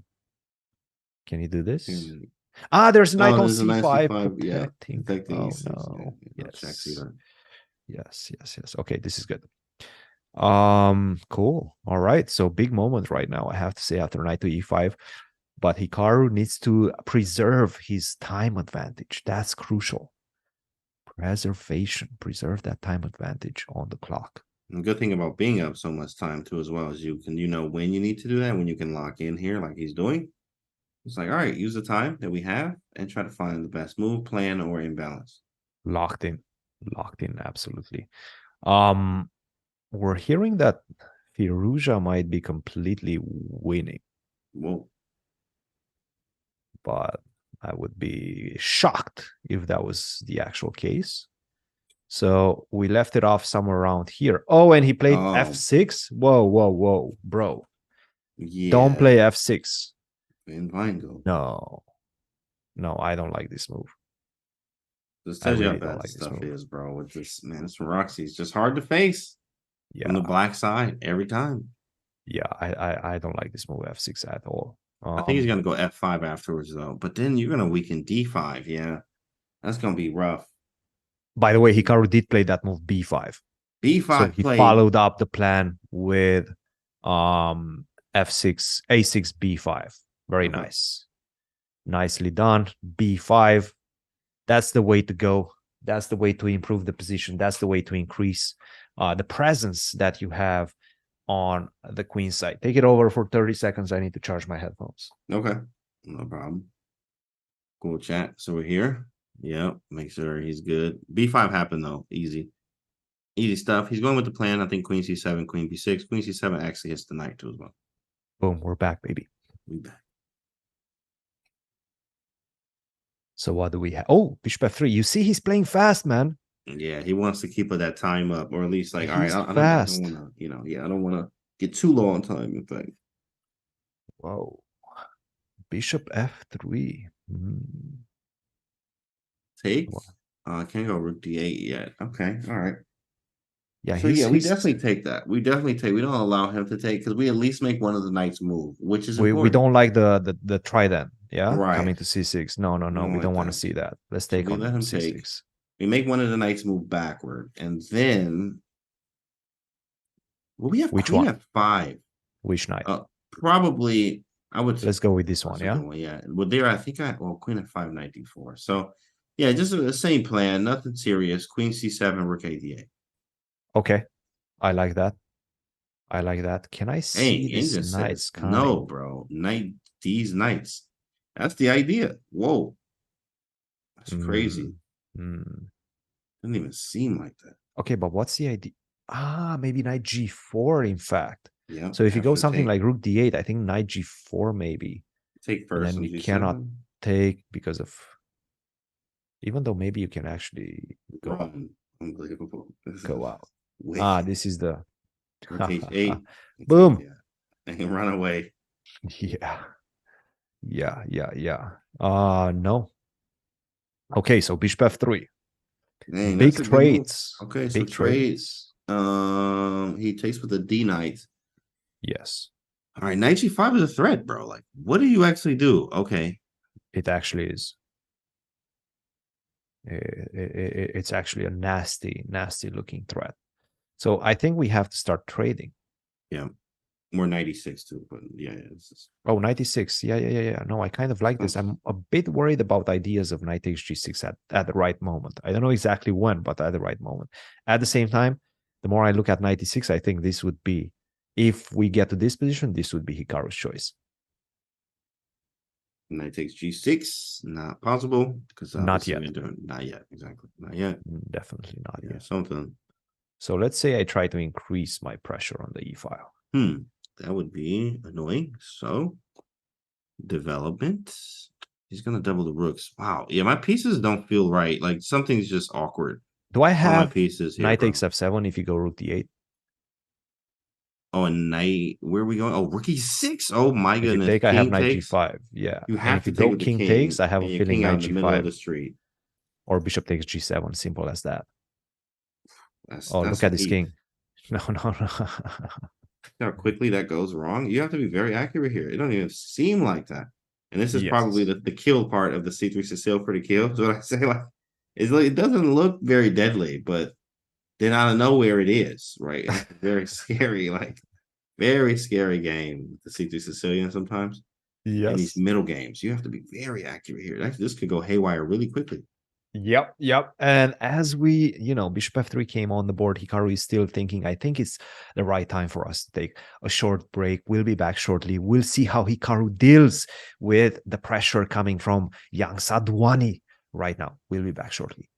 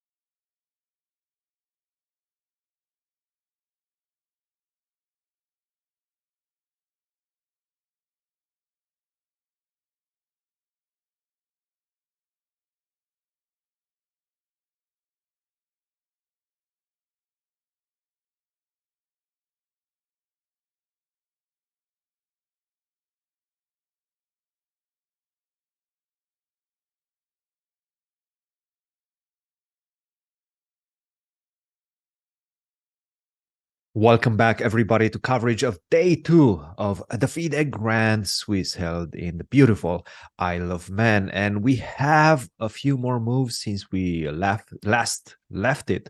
Kanti, what just happened? I see a question mark attached to that move, 96, but I don't know what to say about it. Is that a true question mark? Well, shoot. I mean, isn't that knight f7 thing there? I mean, maybe not here, but it's close, you know. Once the queen goes to c7, that was the problem, right? Oh, yeah. Or no, it was like rook d8 or something. I think the rook moving. Rook d1, rook d8, maybe rook d8. I don't remember exactly how we got it. Somehow we got it with the. See, we had to do king takes f7 because I don't think rook takes f7 was an option. That's right. So somehow the rook was like somewhere else, but. And to be honest, probably here, if you go like queen c7, that's when knight f7 comes on the board. Oh, yeah. That's going to be nice. That's going to be nice for white. And if you take maybe rook takes c6, how is this? Yeah, that was great. Takes knight g5 first, and you can mate it somewhere in there, bro. Puzzle rush, king e5, queen f4, mate. Make sure you're doing your puzzle. No, that's not mate. It's king f5 first. Or after. Let's go queen f5. Yeah, rook d5. That's mates. Where? Oh, queen e4. That's a checkmate in a couple of moves. Follow that king, baby. Follow that. What if they go king e5? I'm just curious.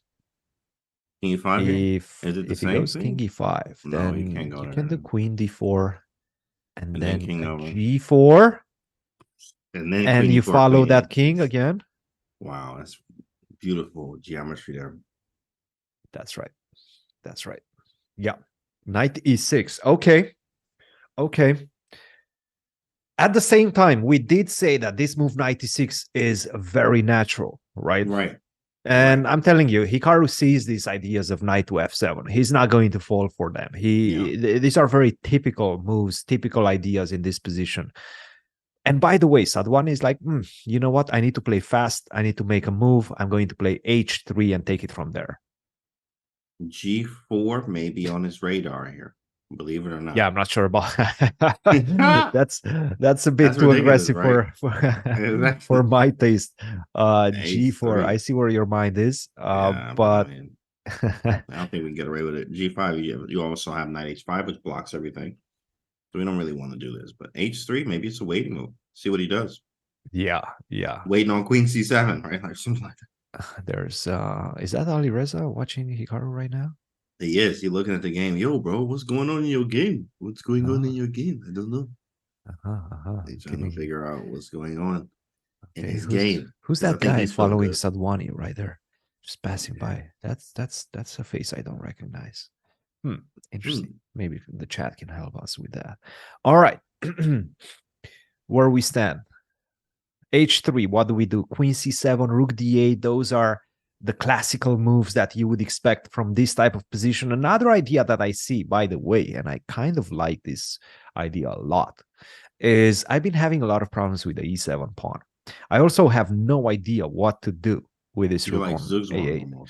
So now I'm thinking of rook a7, rook c7, rook c5, trying to put some pressure on this knight on e5. Also with the rook on a7 defending the square e7. I think that's a useful piece. So I'm thinking about those type of ideas.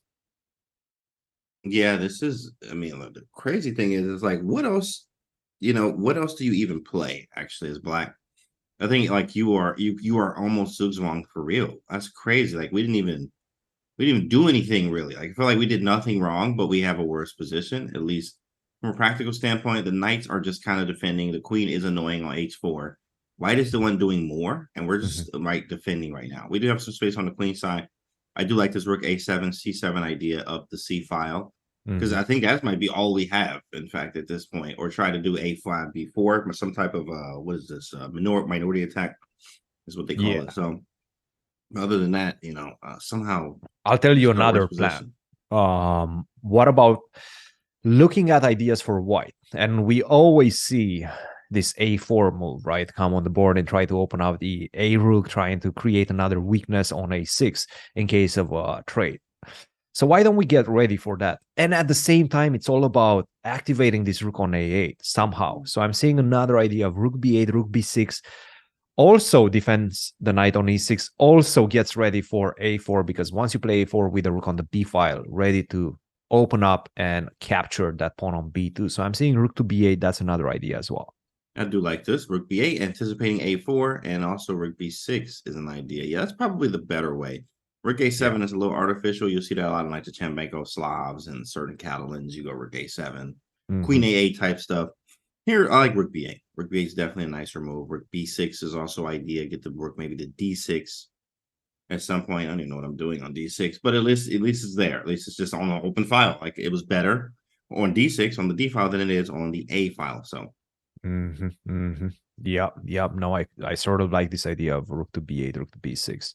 Somebody's asking in the chat, can you smoke at the board?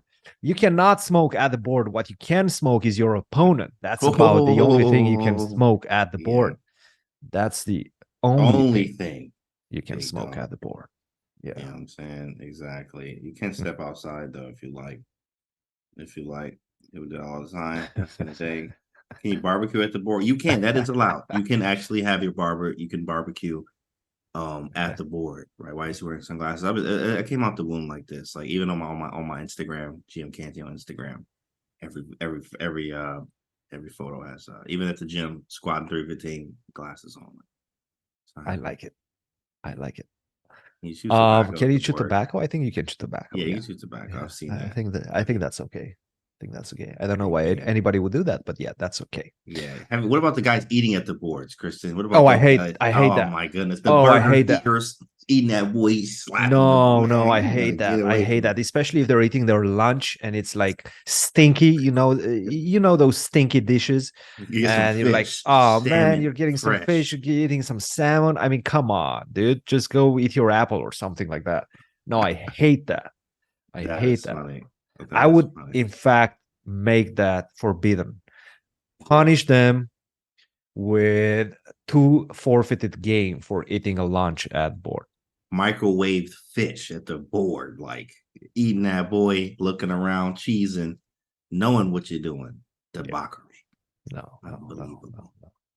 I do not like that. Yeah, me either, bro. I'm not a fan. But I mean, now in the bigger tournaments now that I play in, I don't have to worry about that at all. Kids sometimes are the ones that they do it candy wrappers all the time. Like, oh my goodness, bro! If you don't, you know what, bro? Don't eat it. Just don't eat it, bro. Get out of here. Oh man. All right. Back to chess. What do we think about this one? By the way, I'm looking at the accuracy. 97.3 for Sadwani, 96.7. That's the margin that differentiates these two players right now. Wow. After 19 moves. It's just ridiculous. Yeah, and somehow, I mean, you just have to put it how it is. Something went wrong in this game here. I don't know, and it's the hard thing about chess sometimes is like you don't know where it happened. Like it doesn't feel good for Black here. It feels like we're defending, and we need to figure this out. Obviously, we still have a lot of work to do, and this game is far from over. Like, I mean, we have lots of moves. I think it's just difficult. This was the problem, right? If you go rook d8 now I can take on f7. And then rook e6. This is the line we originally looked at. Oh, yeah. Ooh, man, this is sick. Like, my goodness. You can't even move the rook. Like, can't move the knight on e6. Where's the knight on f6 even going? Like, this is really bad, so we have to move the rook on a8, being like one of the only moves. Ooh, yeah, no, this is not good. By the way, can you start with rook takes e6, bishop takes h6? H6 is there. Oh, I'm just not spotting that at all. Man, that's crazy, bro. That's crazy, dog. That's puzzle rush in survival when you're in past 55. Yeah, and then you have to do the whole sequence. This whole sequence you have to do. Oh, that's a sweet one right there. And you cannot touch that rook at any time in the next few moves until you get this king off the f7 square. So I can just simply go queen takes h6 and say, okay, I'm just a pawn up. You still cannot touch this rook. That's it. This one is not going anywhere in your favor. And we don't see any of this for Black at all. Like, we're just having fun with, this is what White can do. Look at this. Rook f6. Yeah. What about queen takes? Jeez. Okay, what about the other way? King takes f6. King takes, but now the king is going for a walk. Rook E1. King is going for a walk. No, Walking this over. is game over. Yeah. This is undefendable. Don't do this. No, Don't try this at home. don't do this. So not rook to d8. We're thinking about rook to b8, try to stop a4, rook to b6, try to reinforce this knight on e6. That's the type of moves that we're trying to see, that we want to see from Hikaru right now. Just increase the defensive capabilities that you have and increase them by using the pieces that don't play an active role right now. And as we were talking, he played rook b8. Rook b8. That's why on he the got board. that stupid high rating. He found the only move basically. That's the stupid high rating right there. That's a stupid high rating move right there. You That- can't. yeah. I can't move anything. Rook b8. Yeah. Right. And then rook b6, and we figure out what happens from here. And now the Yeah. move is on you, Ronak, says Hikaru. Yeah. That's stupid high rating right there. Rook b8. I mean, who plays rook b8? Yeah. I don't. I don't. Yeah, exactly. I mean, I Here play you queen like, c7 and then I'll be knight struggling. takes f7 comes, and then no. A lot of times here it takes the emotion. The emotion is the hard part here. Like keeping your emotions intact, understanding my position is definitely worse. Okay, what do we do? You know what I mean? Like, what are you doing next? He plays rook b8. Perfect. Yeah. Rook And by the B8. way, he keeps his edge on the clock as well. Nice edge. 20 minutes. 20 minutes on the clock. I mean, but he is pressure. locked in. Check him on the cam. You can tell like he locked in. He's like, I am in the zone, chat. Hands overhead, Hikaru is locked in. He made his move, and we generally see him walk around Write and him go out. Let him get think on a about stroll. it. No, You know what I'm saying? Not Not right that now. one. He No. is in. He's locked in, but it's understandable. I mean, the position it requires that you need to be locked in. You literally can't move anything. But okay, on the contrary, for White, which I guess White could just play. I was just trying to make a point that, well, what if White just does nothing too and like try to wait? But no, you can just go exactly. Rook AD1. That's a nice move. I don't even know what my next move is, but I just know that okay, rook b6. Perfect. So let's go rook b6.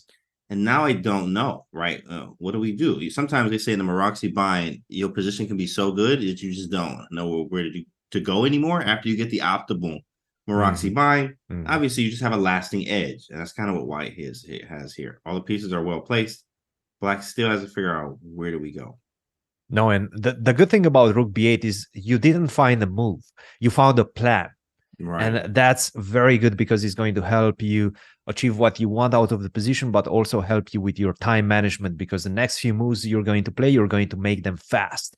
So it's better to have, is that how the saying goes? Better to have a bad plan than no plan at all? That's 100%. He said, but this is a good plan. Right, this here. Is a good plan. This is a good plan. It's not even a bad plan. This is a good plan. This is a plan that you want to have the most optimal plan in the position. So definitely a good one. This feels good. Like, actually, I just don't see, for instance, plan-wise, if White moves something, I can too. It's going to free up something else, whether it's queen c7, whether it's rook d8, whether it's rook d6 at the right moment. Like, where it's one of these, something's going to open up. So it's really a cat and mouse game here of like, who is going to actually give me something out of this. And by the way, rook b8 also stops Sadwani in his tracks. He's like, okay, whoa, this was not on my radar. Right. I mean, this did not look like a good move. Where are you going with that rook? You're just eyeing this b5 pawn. It doesn't make any sense. You go b4, I go c4, pass by, and the rook stays closed. But now he starts understanding, oh, yeah, you're fighting against a4 because that's going to open up the b file. You're also looking at rook to b6 and defend this knight on e6, which has been, and I've been calculating this, if you're putting yourself in Raunak's shoes, you've been seeing this knight takes f7, sacks on e6, and then game over. The king goes for a walk, not with the rook on b6. With the rook on b6, everything stays protected. That is nice. It does defend at e6. So let's run through that line again. Let's just see the subtleties, the differences. Rook d1, rook b6, and then like, what was it, rook d8 or something? No, maybe let's do a rook so d8. let's move. Let's make something a move right. We just want to let's go a3 exactly, for example. Exactly. And now rook e8, let's say, something like this. Correct. Knight takes f7. Just doesn't don't think it works anymore. Yeah, king takes. I don't think it works anymore. And rook e6, and look now at rook takes e6. Yeah, on b6 came in clutch. Yeah, you give me a check, but that's about it. Yeah, beautiful. And we have a piece. That's about it. The clutch rook, bro. Rook b8, rook b6. Beautiful. Yeah. No, definitely a good plan. Definitely a good plan found by Hikaru. And right now, the shoes on the other foot. Sadwani needs to find the right path forward. Yeah. As we let Sadwani think about it, Nice. let's go to Ali Reza. I saw in the chat they said Ali Reza's winning already.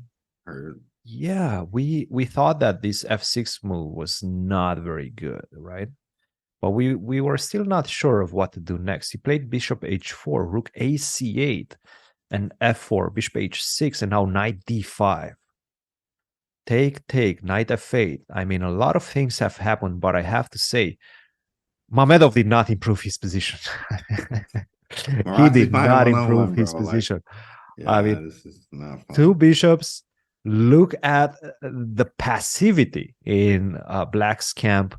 This pawn on e7 going to be a forever target for me. This knight on f8. Where in the world are you going? I mean, you're not going to e6. You're not supporting e5. I mean, that's not going to help your cause at all because you lose the pawn on f6.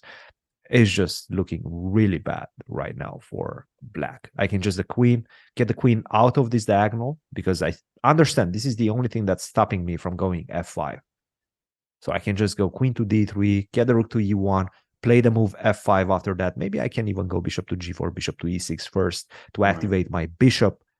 This one, I don't want to say hopeless, but looking at the clock, this is move 19, 58 minutes for Ali Reza, 17 minutes only for Mamedov with a losing position. With a knight on f8. With a knight on f8. You know, this is bad. This is bad. This is just all Maroczy buying bad. You know, like I don't think I've ever won a Maroczy buying game the way that it's been played this way. The natural, regular way, OTB at least. Like, you know, you can win some games online, even those are harder to do. You know, the plans and stuff, but it's just a worse position all the time, unless you play it the new modern way with the queen to b6 very early in the game. The one that you showed, create some, to create some imbalances and create some stuff there because you can, and database says you can do it. But here, white just has the nagging edge of the space, and they can do what they want. Look at the nice pawn chain from white here. Better pieces. I mean, connect four, baby. Connect four. Right. It's nice. So rook to c2 actually is a move too as well. Queen d3. Like these moves are very easy for white to play. And we're just doing extremely well. Yeah. At some point, I'm going to go f5. Your bishop is going to open up, but it's going to open up towards the void. There's nothing on this diagonal. You're not attacking anything. Your bishop on h6 is still going to be a useless piece in the position. And then I'm only going to focus on this square e7. There's just simply too many things going on in the position in white's favor. We call this one as a decisive advantage for Ali Reza, given the time discrepancy, given the position imbalance that favors white. This one is definitely not looking good. All right, let's get back to one of the the top game that we have on board one between Caruana and Neiman. Once again, this is a big clash given their personal record, but also given the fact that with a victory, Caruana will be touching once again in the live rating list 2800. 20, that's a big number right there. That's 28 of them things. You know what I mean? That's a big number right there. A lot of those, bro. Let's see what he did. Queen d3, bishop takes d5, take knight e7. Okay, what do we think about this position? Hans is trying to escape. Hans is trying to break through. d5, take rook d1, offering the queen trade, but once again on my terms. And now we have queen to e2. Okay, so 3-6, 3-6. We look at this. I'm just looking at the pawns. Yeah, I have the queen side majority. That's all I'm really kind of going for here. I got the queen side majority and the bishop versus knight. Yeah. And a little bit more time. That's it. I mean, that's all I can go for here. That's the assets in the position. So we try to milk those, you know, grind like a grandmaster type things. What that book from Chessable. It's a nice book, by the way. Oh, yeah. Yeah, no, I have to say, this one is looking good. It's a slight advantage, the type of advantage that you're also not risking a lot with white. It's very difficult to lose this position as white, just because, there's not the pawn structure is pretty compact, right? Both of the players have very compact pawn structures, but at the same time, with pawns, and this is a differentiator that you mentioned as well, the bishop versus the knight, with pawns on both sides of the board, the bishop is definitely the favored piece, right? And that's exactly what Fabi is going to be playing for in the remainder of the game. So yes, I tend to agree with you that white probably has a stable, long-lasting advantage in this game, and the pressure is going to be on Hans. Try to defend this one. Yeah. All right. Some uncomfortable questions. We'll leave the boys thinking. By the way, we do have a move in Hikaru's game. Sadwani went for rook to e2, and we'll get back in just a second. Do we have anything? Oh, okay. Okay. Take a look at this. Take a look at this position. Take a look at this pawn. Kanti, whoa. The G file. G file open, but he did make that bishop look gross. Look at that bishop on B7. Like, that's not even, it's hitting nothing unless you get a F5 coming in. Whose move is it first off? It was Black's move. Okay, so he just played E4. Okay, just play E4. I am going to take black here. Let's just feel F5, like we have an initiative. Correct. F5. Yeah. We have the initiative. We got to open this up. We double on the G file. We got some real play.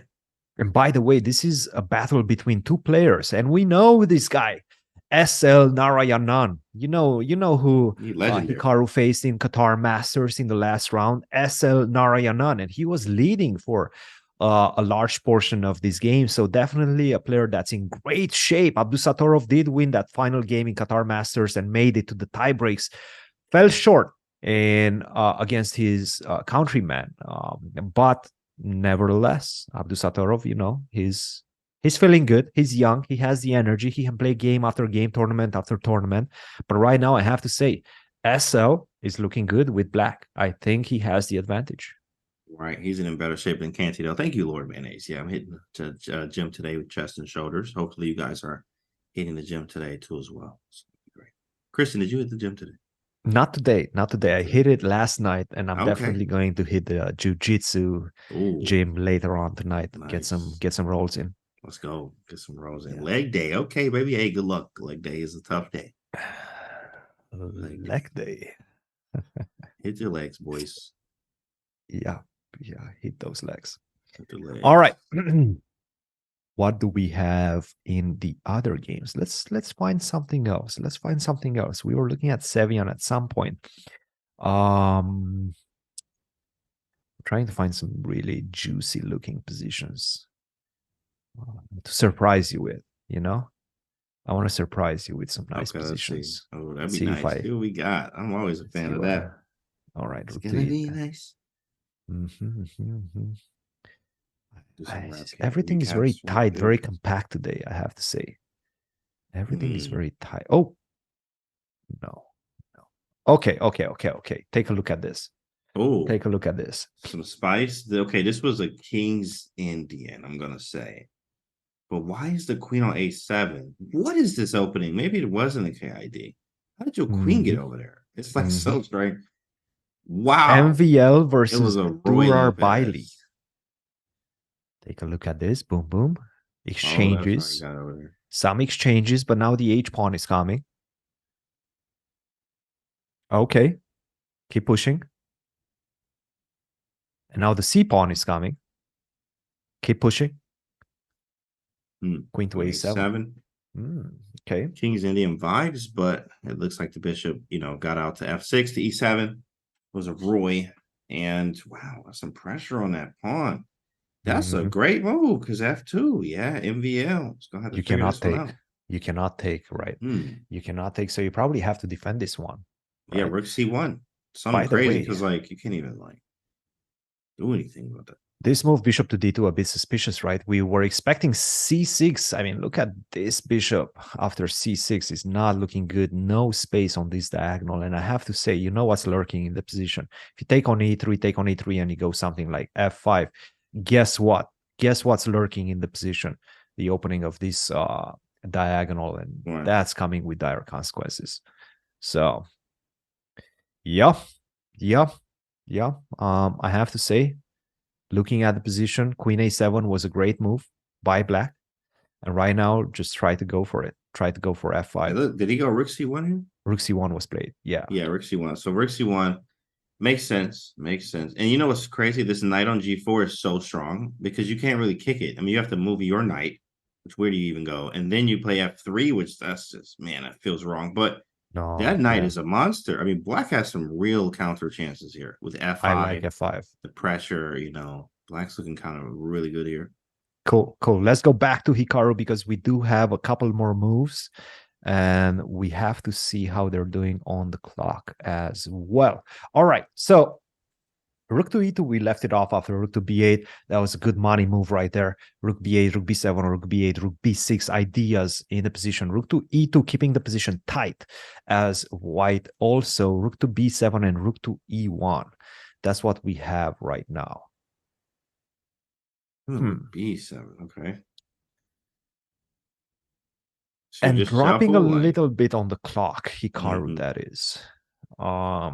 Not the 20-minute advantage that we were seeing a few moves ago. well then. Rook Okay. B7, Rook C7, Rook C5. Well, how can I play for more here? I mean, I have to like equalize first, like all the way. I gotta stabilize, maybe not equal, stabilize here. There's a lot going on. My knights are like, they're good, but like not good. Like they're just defensive. Yeah. This is difficult. Can I go Queen C5 at some point? I mean, why do I need to though? Queen C5. Let's see. Let's see. Queen to C5. Again, you got to be careful. Knight takes F7. Knight F7 again. That's why he's doubling up on the E file, right? Okay, well, what do we do here? So Queen C5, I think Knight F7 might be problematic. You take, I take. take, and that's it. That's why we wanted the rook on B6.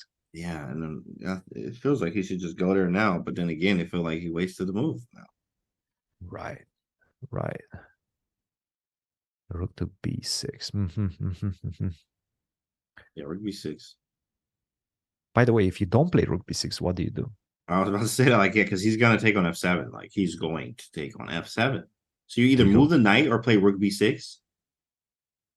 Do you go Yeah, you don't Knight really have any C5 other or option, something right? like that? Knight C5, Bishop. Sorry, Knight C5, Knight G5. That's what I'm we starting want to look at Knight G5 ideas. Yeah, I mean, something has to give, right? Yeah, I don't know. I don't like this one. Computer says Bishop H6. Really? Oh, bro, that's not. Bishop H6 here, yeah? That's okay, gross, bro. I'm not feeling it. What do I do next? Like, okay, maybe I can move. No, I can't even move. Oh, I can't. Maybe Knight G7. No. Knight G7, Knight F5. I know, right? Knight F5 is the only ideal. Knight Oh, G7. I see. Oh, I like Knight it. No, I like it. I'm starting to like it right now. Oh, Knight F5, trade them boys off. Trade them boys out. I'm a bit worried about this Knight C6 once we do get those trades in. Shoot, am I just losing after that? Knight D5 might be saving me somehow. Knight D5, yeah. Somehow but that's a pawn, right? Yeah, that's definitely a pawn. No, take you have Queen C2 though. You have Queen C2 or Queen B1. Queen B1, yeah. right? Queen B1 first. No, this is good for you. You can pick up any of these pawns. And in fact, you're picking up another one next move. And I cannot do anything with, bro. with just Man, a queen. What a move. It's like so that's not an easy one. Yeah, because the knight is on E6. So I think that's the only reason why it's a great move, because you can do that maneuver over to F5. Yep. Saves the game. Yep. No, I have to say.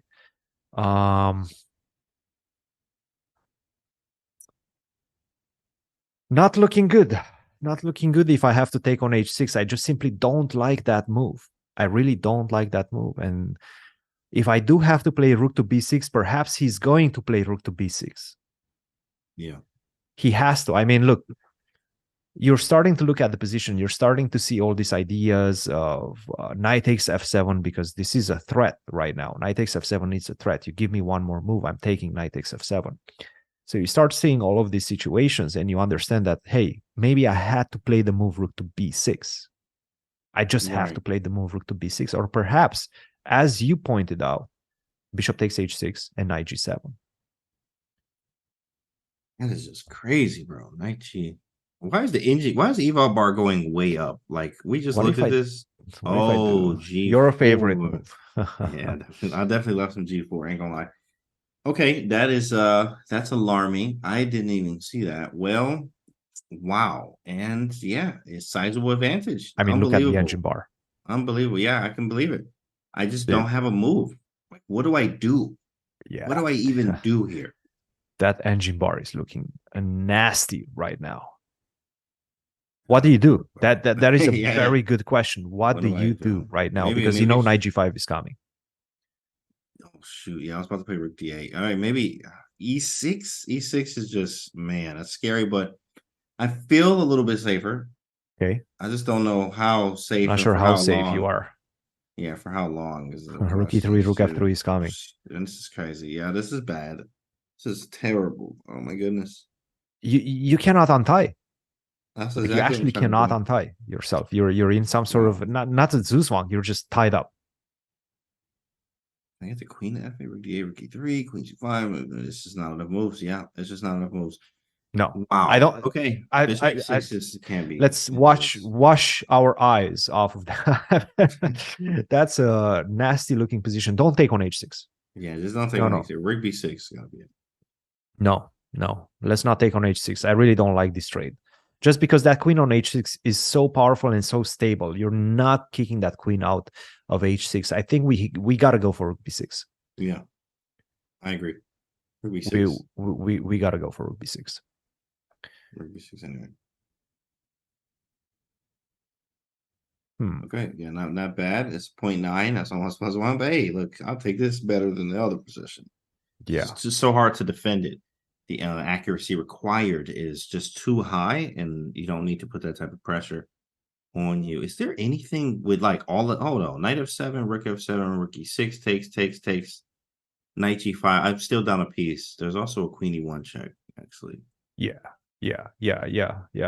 That doesn't. Take, I have take. enough. Knight I have g5, queen enough. e1. I can go queen e1. I can go queen takes a2. I'm going to be a piece up no matter what.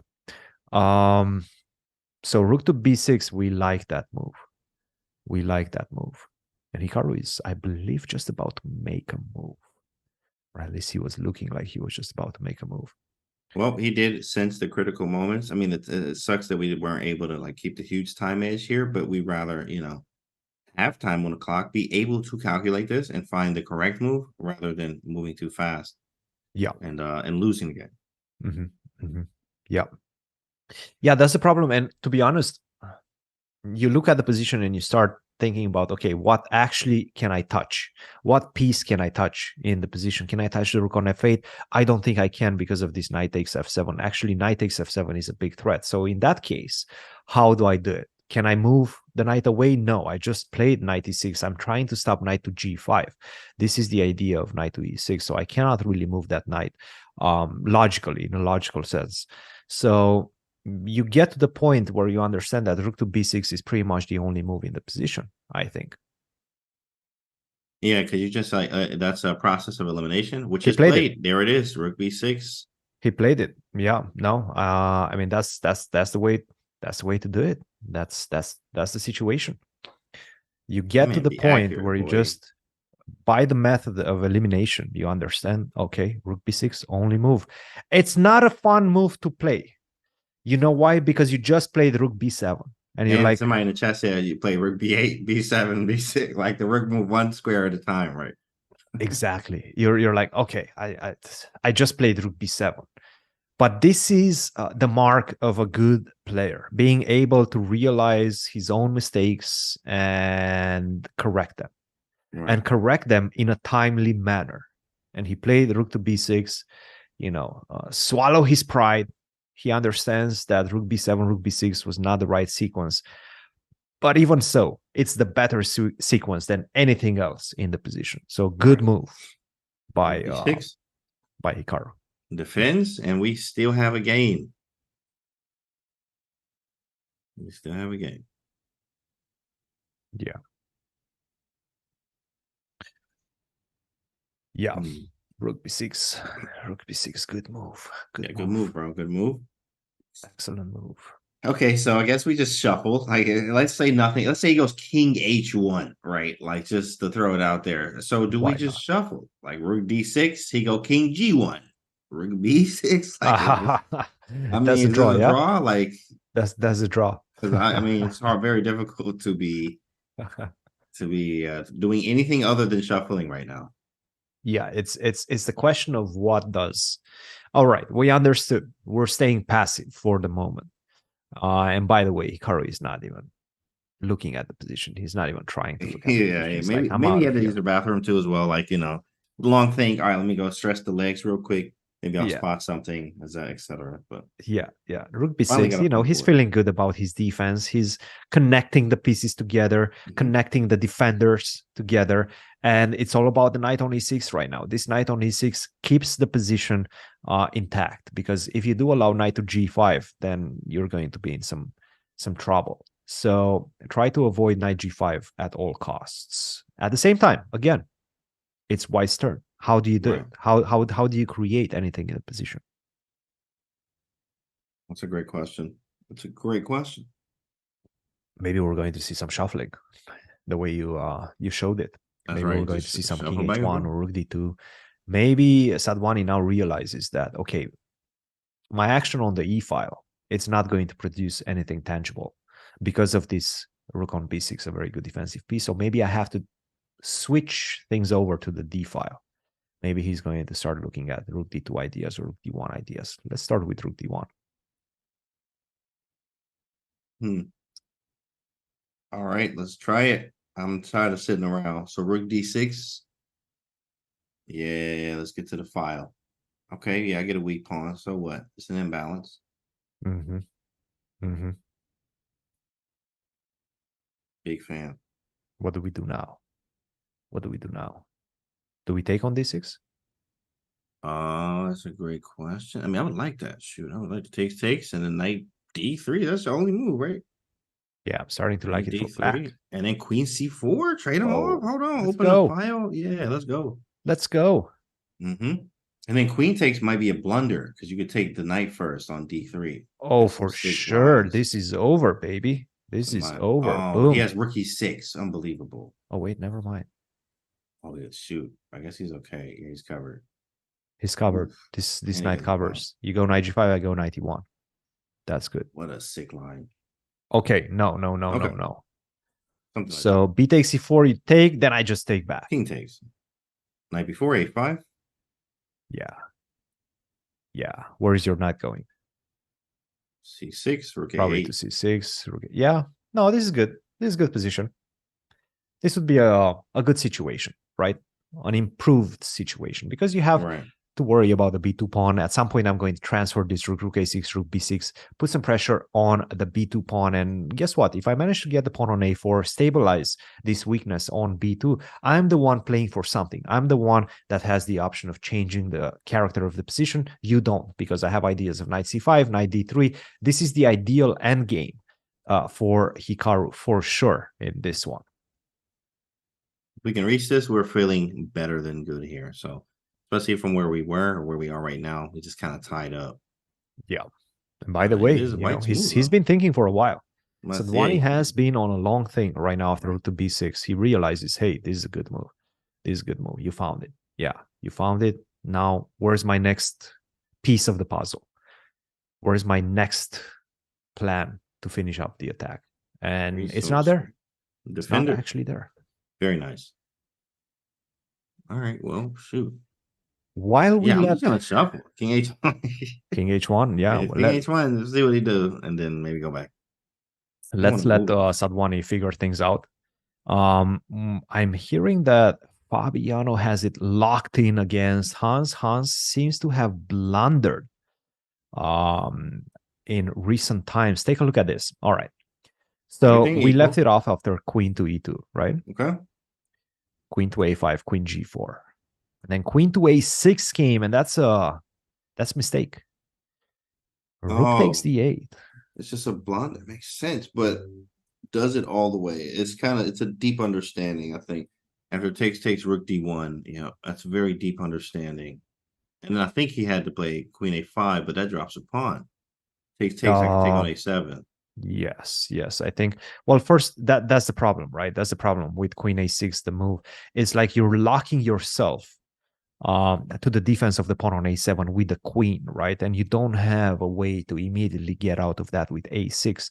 So that's something that you're going to lose. That's a weakness that you're going to have to deal with for a very long time. And immediately Fabiano takes advantage of it. After rook takes d8 and rook to d1, take the d file. And the problem is, if you do trade, which I think at some point you will have to, how do you defend against queen d8? You have to go like f6, which is ridiculous. And Yeah, f6, check queen king f, d7. or even No, I queen think I'm going to d7. go Yeah. queen d7 and then bishop Ooh, c5. Because I know you're going to defend it. You have to worry about the checkmate also, right? right. So you have to And the defend pawn's it not like green. this. And now I pin you, and now I pick up the pawn, and I'm going to take on e7. That's it. Yeah, it seems like he's just lost after rook d1. Like, look how simple this position is. Like with the rook d1, Yeah. barely any pieces, but White's just completely winning. In a practical sense, it just says +2, but from a human, it's like +3, bro. Like it's even more because you have to be accurate, and you also don't want to give up the file. There's ideas with queen d7 lining up down there real fast, back rank problems. Hmm. Bobby is trying to close in on 28. Oh, yeah. And I have to say, I've defended this type of position with the black pieces, this type of queen, bishop versus queen, knight, when I have to defend against all these entries on one of the open files against one Alexander Lenderman. And it was tough. It was really, really tough because white has, the attacking side has easy moves, while you have to be careful at every single move that you're not blundering something, as we have seen with that move f6, queen d7, game is over. Yeah, you can resign basically. So not an easy situation for Hans right now. I don't see a way out for him. And if this is the best move that he can play, queen to a5 and just drop the pawn and say, okay, you take the pawn. Yeah, if this is the Yes, best thing you that's can do, haywire. it's not Something went looking wrong. good. Something went definitely wrong in this one. All right. It seems like, as you mentioned, Fabi's closing in on that 2,800 and a 2 out of 2 in this competition. All right. No other games have finished. We're also being told that perhaps Firuza has let some of his advantage slip. Well, there's no more queens on the board. So at least he's not giving the checkmate anymore. Right? That must be a good sign for Mamedov, who we Maroczy see Bind player. there in the bottom of the screen, just strolling around, feeling much better about his position after this queen trade. Let's see what happened. So it was at this point, knight to f8, queen to c3. Question Okay. mark. Question mark. That's right. Boom, boom, take. Rook to e3. a5. a4. Wow, break him up. Takes. It did just happen. He took on a4. Whoa, shoot! What He took on a4. this was a Maroczy Bind. Now it's like chess here. This is different. I mean, there's no e4 pawn.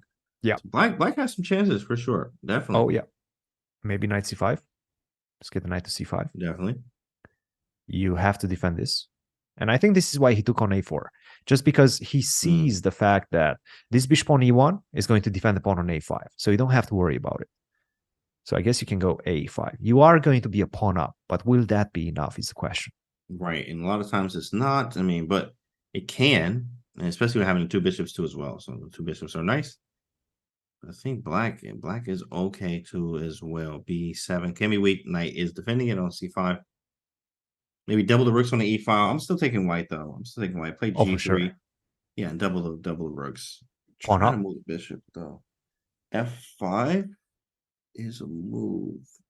What about G5? I don't G5. know. Okay. Yeah, Let's G5 is something you'll keep it see more aggressive. often I too. like it. Sorry, not my maybe something like this. Now that you don't have f5 Weak against bishop squares. g4.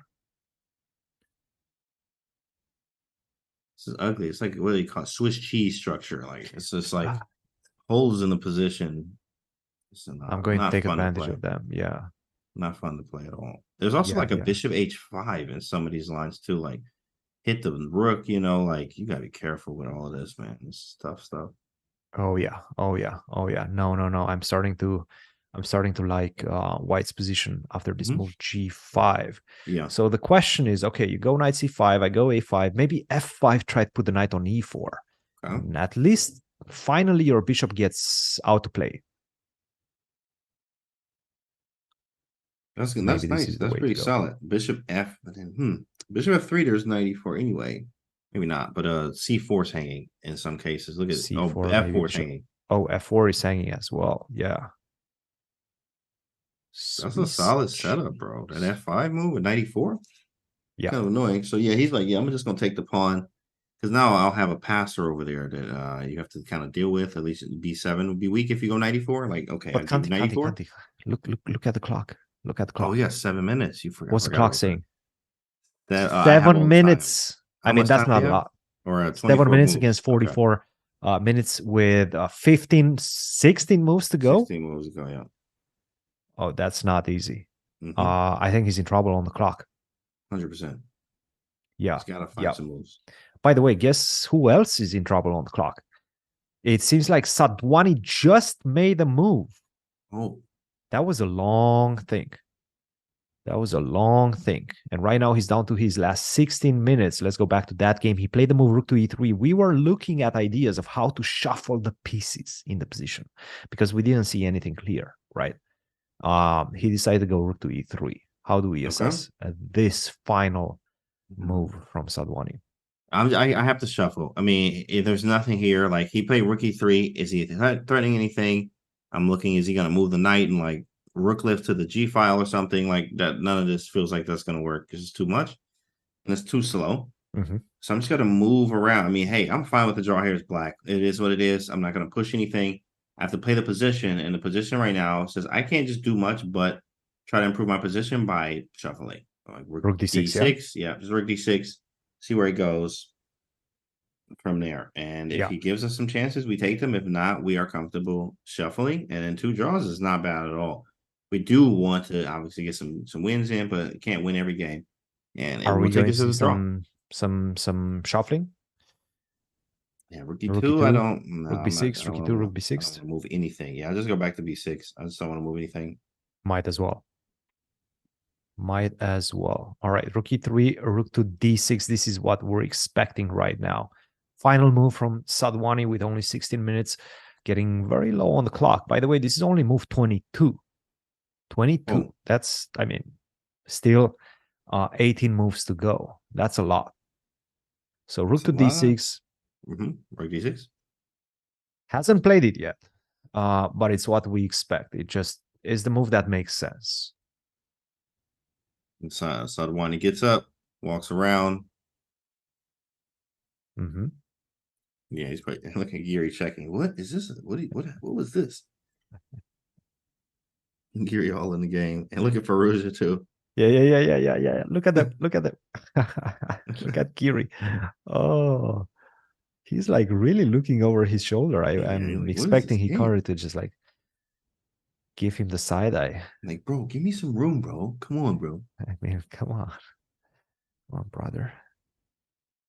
And NVL sighting.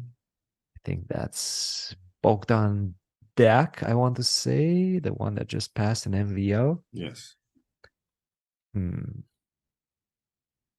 What else do we have? What else do we have? Turizaga, Alireza is coming back to play. Niels. Niels, Grandelius, yeah. Oh, that's Yeah, Duda behind him. That is that Duda. is Duda. Yeah, That is Duda. Yeah, that's Duda, guys. Duda. Some reason he was smaller than that. Maybe in the gym or something. I know, right? I I mean, he's know. definitely Yeah, no, wider, right? I thought that's I thought That that's was Sam Sam. Stadium. Yeah, No, but that's he's not. Duda. It's Duda. Duda Easy working Duda. exactly. I don't know. He might be getting hefty, chat. That is Duda though. He out here, he eating good and like, hopefully I think he does some sports, but Oh, he definitely does. He definitely does. By the way, looking beefy though. Bishop h6. I mean, I always see this move being presented as a good alternative. I never like to play it.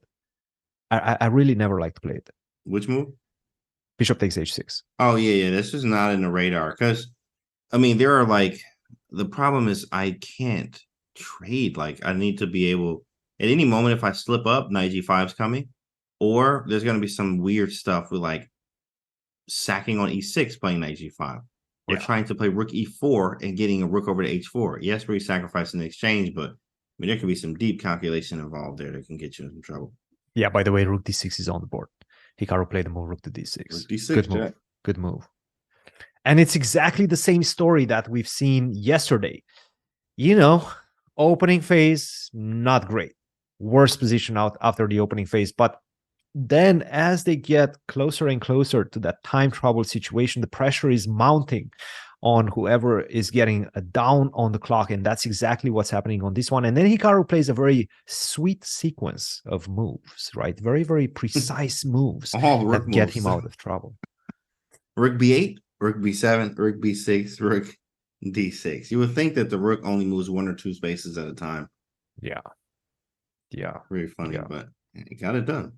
And by the way, we keep on saying that, you know, maybe Hikaru doesn't actually have chances to win, but there's still a lot of pieces on the board. There's still some imbalances in the position. If you make a couple of inaccuracies as white and your attack is not successful, then you might face the music on the queen side. I might go and break your position open with a5, b4, and then my rook on d file is nicely placed.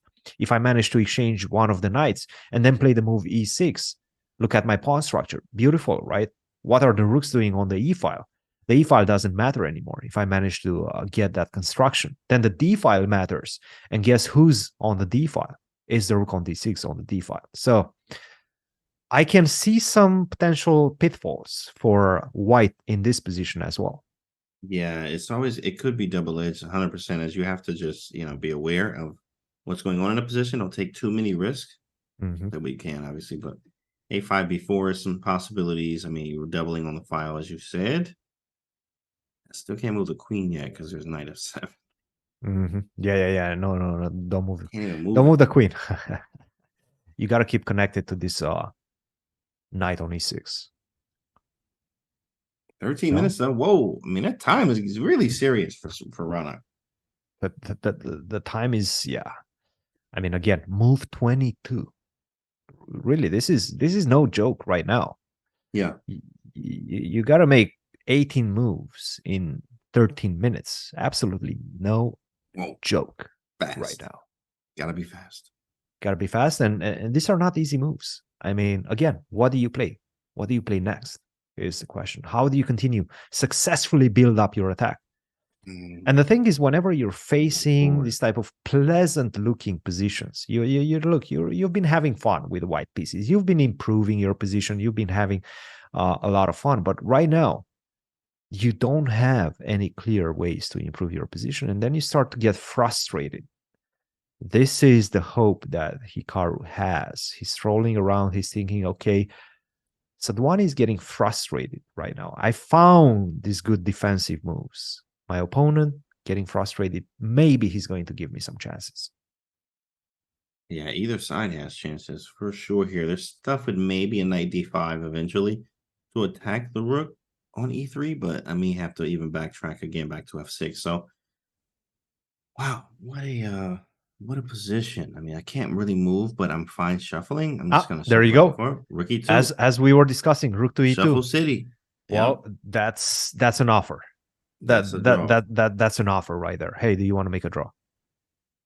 Hikaru with the coffee. Rook b6, rook e3. Do you want to make a draw? Yeah. No, that's see nothing from Hikaru yet. That's the offer right there. That one. Yeah, rook e2, rook b6, rook back. Nice yellow hat. Thank you, Eva. Appreciate it. What do you think is going to happen? Do you think Hikaru is going to take it?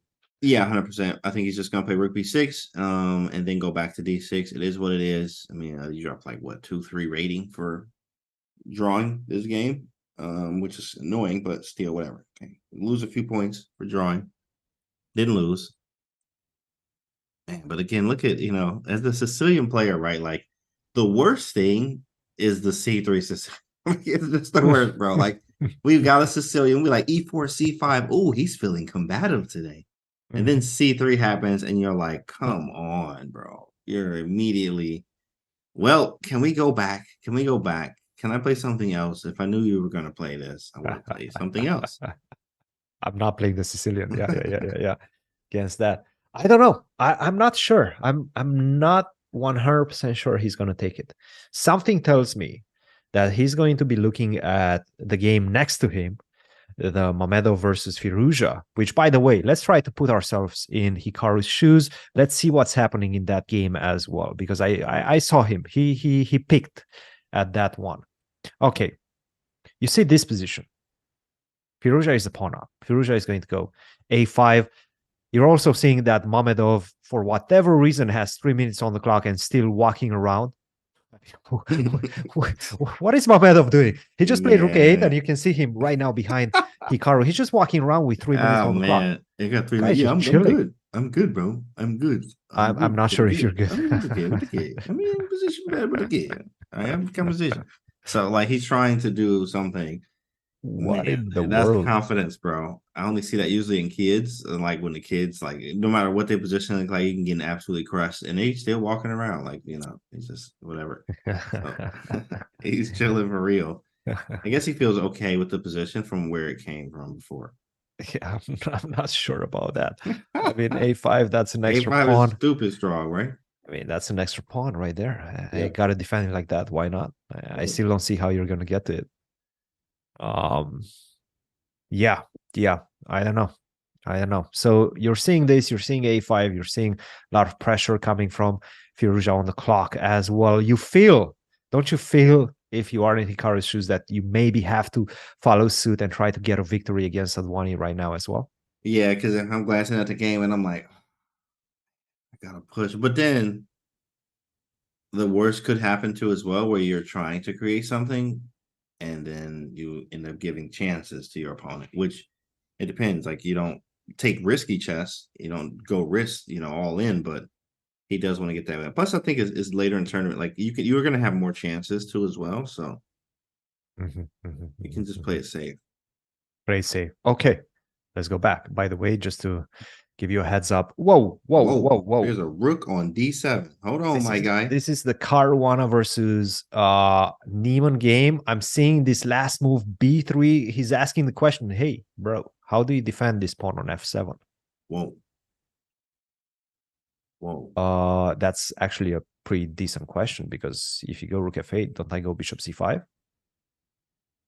You cannot move the rook. You cannot touch that. As I'm just picking up pawn on f7 with a checkmate. There's only 2 checks, but you lose the exchange there. So how does he defend this square? I mean, you can f6 is really bad, obviously. F6 that leads to mate 2, I think. That's going to be some check, right? Right, and rook d8. Maybe even like rook that. Maybe 7 takes. That's a mate. So okay. Wait, is there a move? I mean, hold on, bro. Like knight I'm not f4. Sure. I guess you have to go knight f4, right? Which is really annoying. And then I take something. Oh, g3 is that not like a piece? That's a piece, right? Yeah.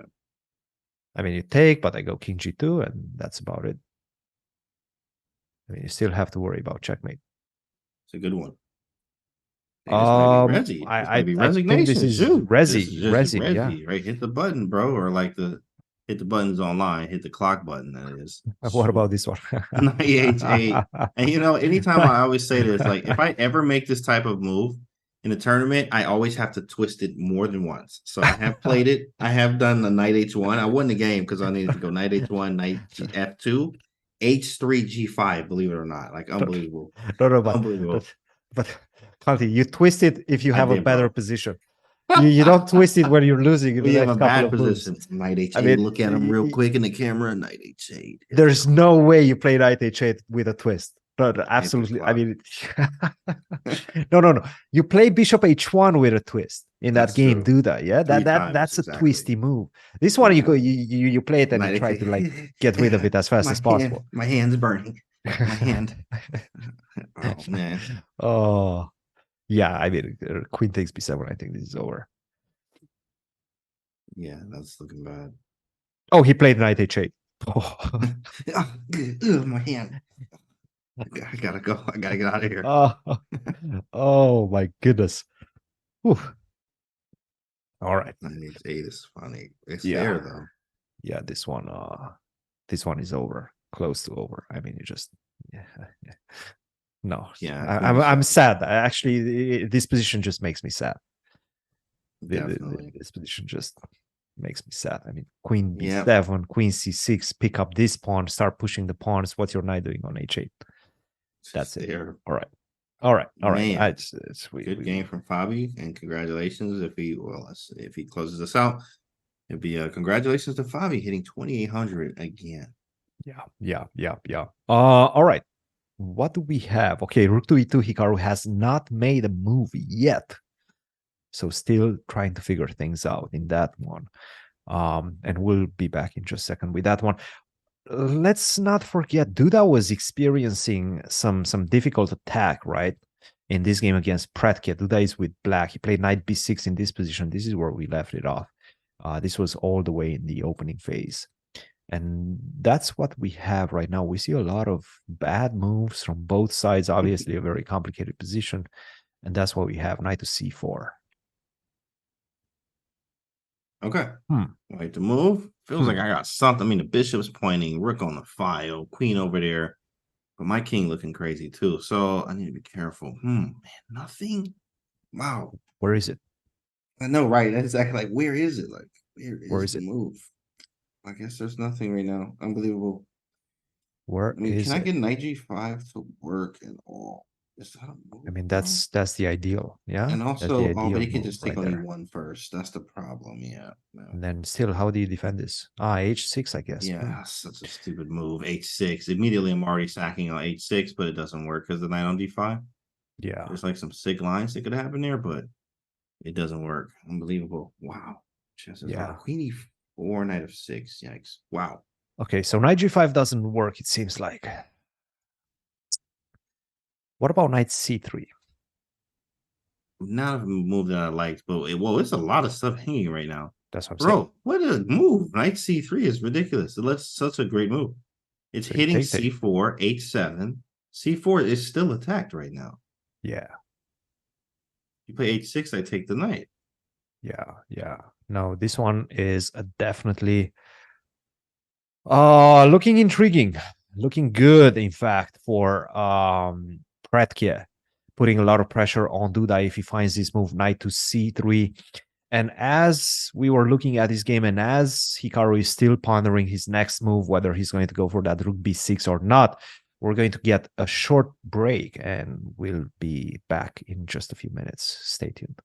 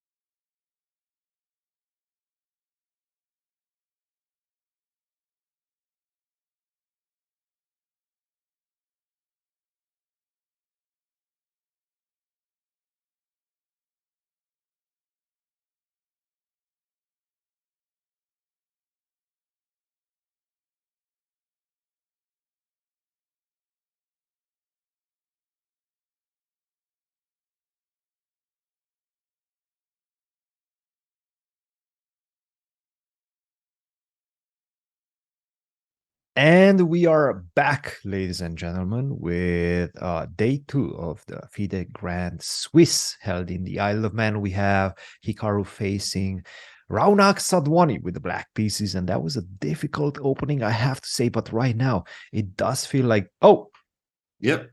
whoa, whoa, okay, 100%. It's a draw. Oh. We shuffled it. We called it. that just finished. We That called just it. finished. They shuffled. All right, they shuffled. Yep, Mhm. yep. And as we came back at the right moment, Kanti, that was good timing once again. Shuffle Yes, City. draw. Yeah, we got it. No, he found this rook b6, rook d6, rook b6, rook d6, and that was it. I have to say, decent defense, very, very good defense for Hikaru. That rook b8, rook b6 was not an easy maneuver to find. And by the way, especially after he already placed it on a b7. Right. Once you Play that place it many on rook moves in a b7, you're row, kind of yeah. stuck to that psychologically, right? You don't want to go Right. to b6. I mean, it's such a difficult thing to do whenever to acknowledge your mistake. Exactly. No, And it's he did. very, very good to understand, hey, look, I'm not about to push for nothing, and I'm not going to move anything around. And if I touch something, I can get into a lot of trouble. It's not that serious. We still have more chess to play. Let's just get out of here and be done. That's a very professional way to do it. Yeah. That's it. Nice. No, this is a good one. All right. So given that Hikaru just made the draw, let's take a look and see what's happening in the Ali Reza game, because this is the one that always matters, right? From the perspective of the rating challenge that these players are engaged in. Whoever is going to finish on a higher rating after this competition will have a great chance to qualify for the candidates. So keep an eye out for that. This is what happened. Rook to c8. b6. Okay.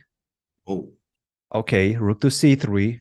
And f5. Okay, I see what Mamedov is cooking, and I sort of like it. Knight to a4, rook to c2, and this is the position that we currently have on the board. I'm starting to feel that the worst is behind Mamedov. I'm starting to feel that he's back into the game. I don't see the pressure that we used to see coming from White's perspective. Right now, I don't see the weaknesses. This pawn on e7, sure, it's a weakness, but I can always transfer this bishop, g7, f6, keep an eye on e7, and then, how are you going to increase the pressure? This knight is going to drop to c5. You cannot exchange because then a3 is going to be hanging. I don't know. I understand pawn up, but that's about it. That's the only thing I'm seeing in the position for White. That's about it. Just a pawn, and he has that pawn on lock here, and it's kind of annoying because, you can be up a pawn, but not win the game. That's just how it goes. A pawn up does not say you're going to win the game. It can help you. And he got the bishop pair too. This would be one where I would just be rattled. I'm with the white pieces. I'm like, how can I not win this game? I have the bishop pair. I'm up a pawn. What is chess? I don't understand this, right? But what else do we need? But of course, we do need more, obviously, because we can't get anything off. C5 break is very hard to do. A pawn is weak. C pawn can be weak, right? Not that it is, but it can be weak. It's also a little backward here too as well. Got the bishop here, but can't really use it because it's kind of locked down in the center and stuff. So that's why he played this move h5, by the way. This is a really good move for Mamedov, because one of the plans for White tried to break in this position was to play g4. And that's why he played the move h5. Whenever you go h3, g4, at least that opens up the perspective for the rooks to join the fray. Rook to h8, the other rook to g8, and try to get an attack going. Imagine these 4 pawns being eliminated from the board with a bishop, land on f6. That opens up the possibility for an attack against the white king. It sounds funny right now that we're actually going to get an attack against the white king. But if you do go h3, g4, that's a definite possibility in the position. I have seen that before. Seeing Maroczy Bind just go backward and forward like that. So can happen, but that h5 move is very strong. It does stop the g4 potential pawn break, where this could just be a shuffle of pieces, and this being a draw too as well. Another shuffle. Yeah. Another shuffle, correct. Another shuffle. Yeah. No. And that's good news. Once again, very good news for Hikaru as well, because it does seem like Firouzja and Hikaru, they're losing some rating points, but not one of the players is jumping ahead in the standings in that regard. With a win, Firouzja would gain some points that would create some separation. So this is a very important game and a very important hold if he manages to finish the job and hold this position for Mamedov. Yeah, see if he can hold this, which I'm sure he can. It's going to take a miracle, really, for anything to happen. I never have to move this knight off of a4. So I can just basically shuffle city myself, king f7, king f6. And yeah, man, I mean, maybe not even move the bishop. Maybe go bishop h6 just to see what you do with the f pawn. Bishop back to g7 and just do whatever. Back and forth, back and forth. Wait for something. I sort of like this bishop on this diagonal just because I'm looking to tease you with some knight b2 ideas, right? I'm not going to go there too often, right? But I want to keep that in my back pocket. It's on the radar. We are eyeing it. Yeah. So I have to say this one is looking good for Mamedov. And you remember Mamedov just like strolling around, hanging around with like 3 minutes on the clock. He's still doing that. What a guy. Still doing that. And by the way, right now he increased his time on the clock, 3 minutes, 57 seconds. And they played a bunch of moves as well. I think it was move 24 when he had 3 minutes. Now at move 31, he has almost 4 minutes. So he knows exactly what he's doing. Walking around like probably he's just like, so he's not walking too far away from his board, but the fact that he's getting up with this time on the clock is just Chad level. It's very Chad. Chad. And we will have an interview with Hikaru coming up in just a few minutes. Until then, let's take a look at what's happening in this game between Caruana and Niemann. Yeah, this is just over. I mean, I don't have any moves. I just pushed the B pawn. You're to like push. Yeah, maybe yes. Push them, Christian. Okay, no, don't say that. No, please don't say. No, don't say push it, Christian, in a Yasser accent. I'm gonna quit it. I'm gonna quit it if you do that. Oh no. Man. Oh my goodness. Big ass. Big ass, baby. You gotta push them pawns, bro. Push the B pawn all the way through and play queen c7, and that's GG. Yes. It's going. By the way, I have a body on the c file as well. If I really need it, I have a body on the c file as well. Yeah, I probably won't need it. He wants rook d1 though, with rook h1, and like hopefully. No, but rook d1 you get checkmated. Something. So rook d1 you go queen c8. Boom. Queen f5. Boom. F5. Don't go back to g8 because now I control h7. So that's a checkmate. You can go knight g6, but that's going to, queen takes f7. Good luck. Okay. That's a check. That's about it. Nothing else. Wow. And on g6, you could probably sack the rook, huh? Exactly. Yes. Boom. And I think bishop takes h6 just finishes the job. I mean, again, it's just a check. Enough checks, right? Yeah. That's it. Yeah, dang, no, bro. this is Bobby went crazy this game. That prep was insane. Never seen a knight c3. He played knight f3, knight d2, c4 very fast. d4. I mean, that was just brilliant prep, bro. His prep was insane this game. That was a very nice game from Bobby. Yep. No, that was a good one. And right now, again, if you I push him with before, I really don't see a good way for Niemann to get back into the game. And we're just about to be joined by Hikaru and discuss his game. And there's the H-bomb right there. Hikaru, just waiting for him to join us with audio, with video. There he is. There's the man. You guys. What's up, Hikaru? How's it going, man? Oh, it's okay. Could be better, could be worse, certainly. All right.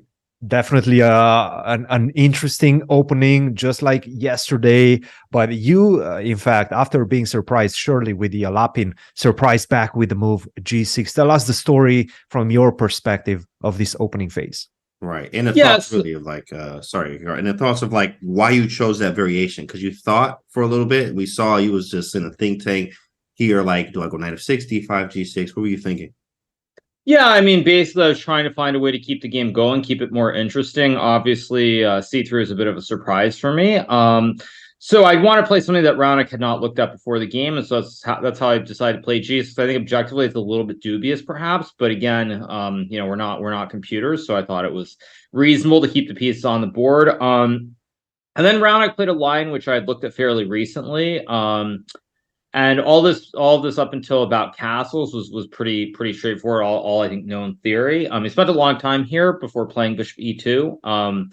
So yeah, he played bishop e2, and then I played b6, and he castled. And I mean, I took quite a while here before playing bishop b7. I was thinking about playing queen b7 maybe as well, but I just wasn't sure what exactly to do. The other problem also is that by this point, Raonic was down about 40 minutes on the clock. Like, he was using a lot of time to get to this point. So it's very hard, because when your preparation ends and you're way up on the clock and your opponent has surprised you, it's tricky to know whether you're better, whether it's just equal, what you're supposed to do. And for that reason, that's why I played bishop b7, because I thought it was very logical. But Raonic played most of his moves very quickly and very precisely. I think queen h4 is a good move. Maybe here I should have played queen e4, just trading the queens off. But again, I mean, in position, it's very hard to claim an advantage for the black side. And so I played queen c6. And I need to ask you about that, your psychological mindset going into this one. You obviously, with the first move, wanted to play for a win. c5, Sicilian, trying to get complicated battle, definitely looking at the victory with black. At this point, how are you assessing it? And were you ready to go queen to e4? You had this in mind at all? I mean, I was thinking about playing queen e4, but I figured, like, I'm up 40 minutes on the clock, just trading queens and going to an endgame, which I really did not see chances to do anything, primarily because the queen side structure is so fixed. Like, I mean, if white gets a4, for example, like a4 here, I mean, I don't know how I can really ever be better. That's the main problem. The pawns on the queen side will come off one way or another, and for that reason, I mean, I figure I'm up 40 minutes. I might as well keep the game going. So that's why I didn't play queen e4. Yeah. But yeah, I mean, I thought queen c8 was fine. Bishop h6 was a good move. I mean, I thought pretty much everything Raonic did was very good. I think I was just essentially one tempo too slow. For example, if you go back here, like, if I could magically, like, play queen c7, for example, and white plays like h3, just to illustrate the point, and I can get e5 in, for example, like, just say knight b3 in this position. I know here, you know, I mean, I know it's not precise, but the point is, like, if I can get the structure with the pawn on e5, I think I'm a little bit better, basically. Yeah. But I can never get the pawn to e5. So I'm one move too slow. That's the problem. I'm like one move too slow, and I thought what Raonic did was very good. I actually think I was fairly careless, and I kind of underestimated some of the danger perhaps here. Like, yeah, I played b5, he played bishop f3, which I thought was good, takes, and he took with a knight. And I mean, I didn't want to play knight e6 here, but I wasn't sure what else I was supposed to do. Apparently it's a blunder. Okay, go figure. Yeah, I mean, it just started looking very scary here at this point. So that's why I played knight e6. But I guess he wants to take on g7. I'm not really sure. G7? Yeah, I don't know. I wouldn't put too much weight on that. Some kind of queen b4, some kind of computer nonsense. Yeah, I mean, this is computer chess, obviously. Yeah. Basically trade and then swing the queen to the other side of the board. Of course, I mean, right. Yeah, total nonsense. Doesn't make much sense. Yeah, so I mean, I thought what he did made sense with rook e2. Yeah, and here I blunder with rook b7. Like, the whole point behind playing rook b7 was that on rook e1 I was going to go knight h5, and then I suddenly realized after knight h5 there's knight g4, and I mean, maybe the computer can save it, but it looks really, really scary to me. No, it is just bad. Good. Okay. Yeah. So yeah, I mean, then I had to play rook b6, which is just like wasting a tempo. But luckily, I played it because I didn't really see how he's supposed to progress. Like, I know white is better here because I've wasted a tempo, but it's not easy for white. And I think kind of what we concluded after the game is that the problem for white is here is it's hard to do anything on the king side. And after, say, rook e3. Actually, instead of rook e3, if you go back one move, like, if white ever goes g4, black can play knight d5 here, and suddenly there are threats like knight f4 incoming, and I think black maybe is even going to be better in the long term here. Yeah.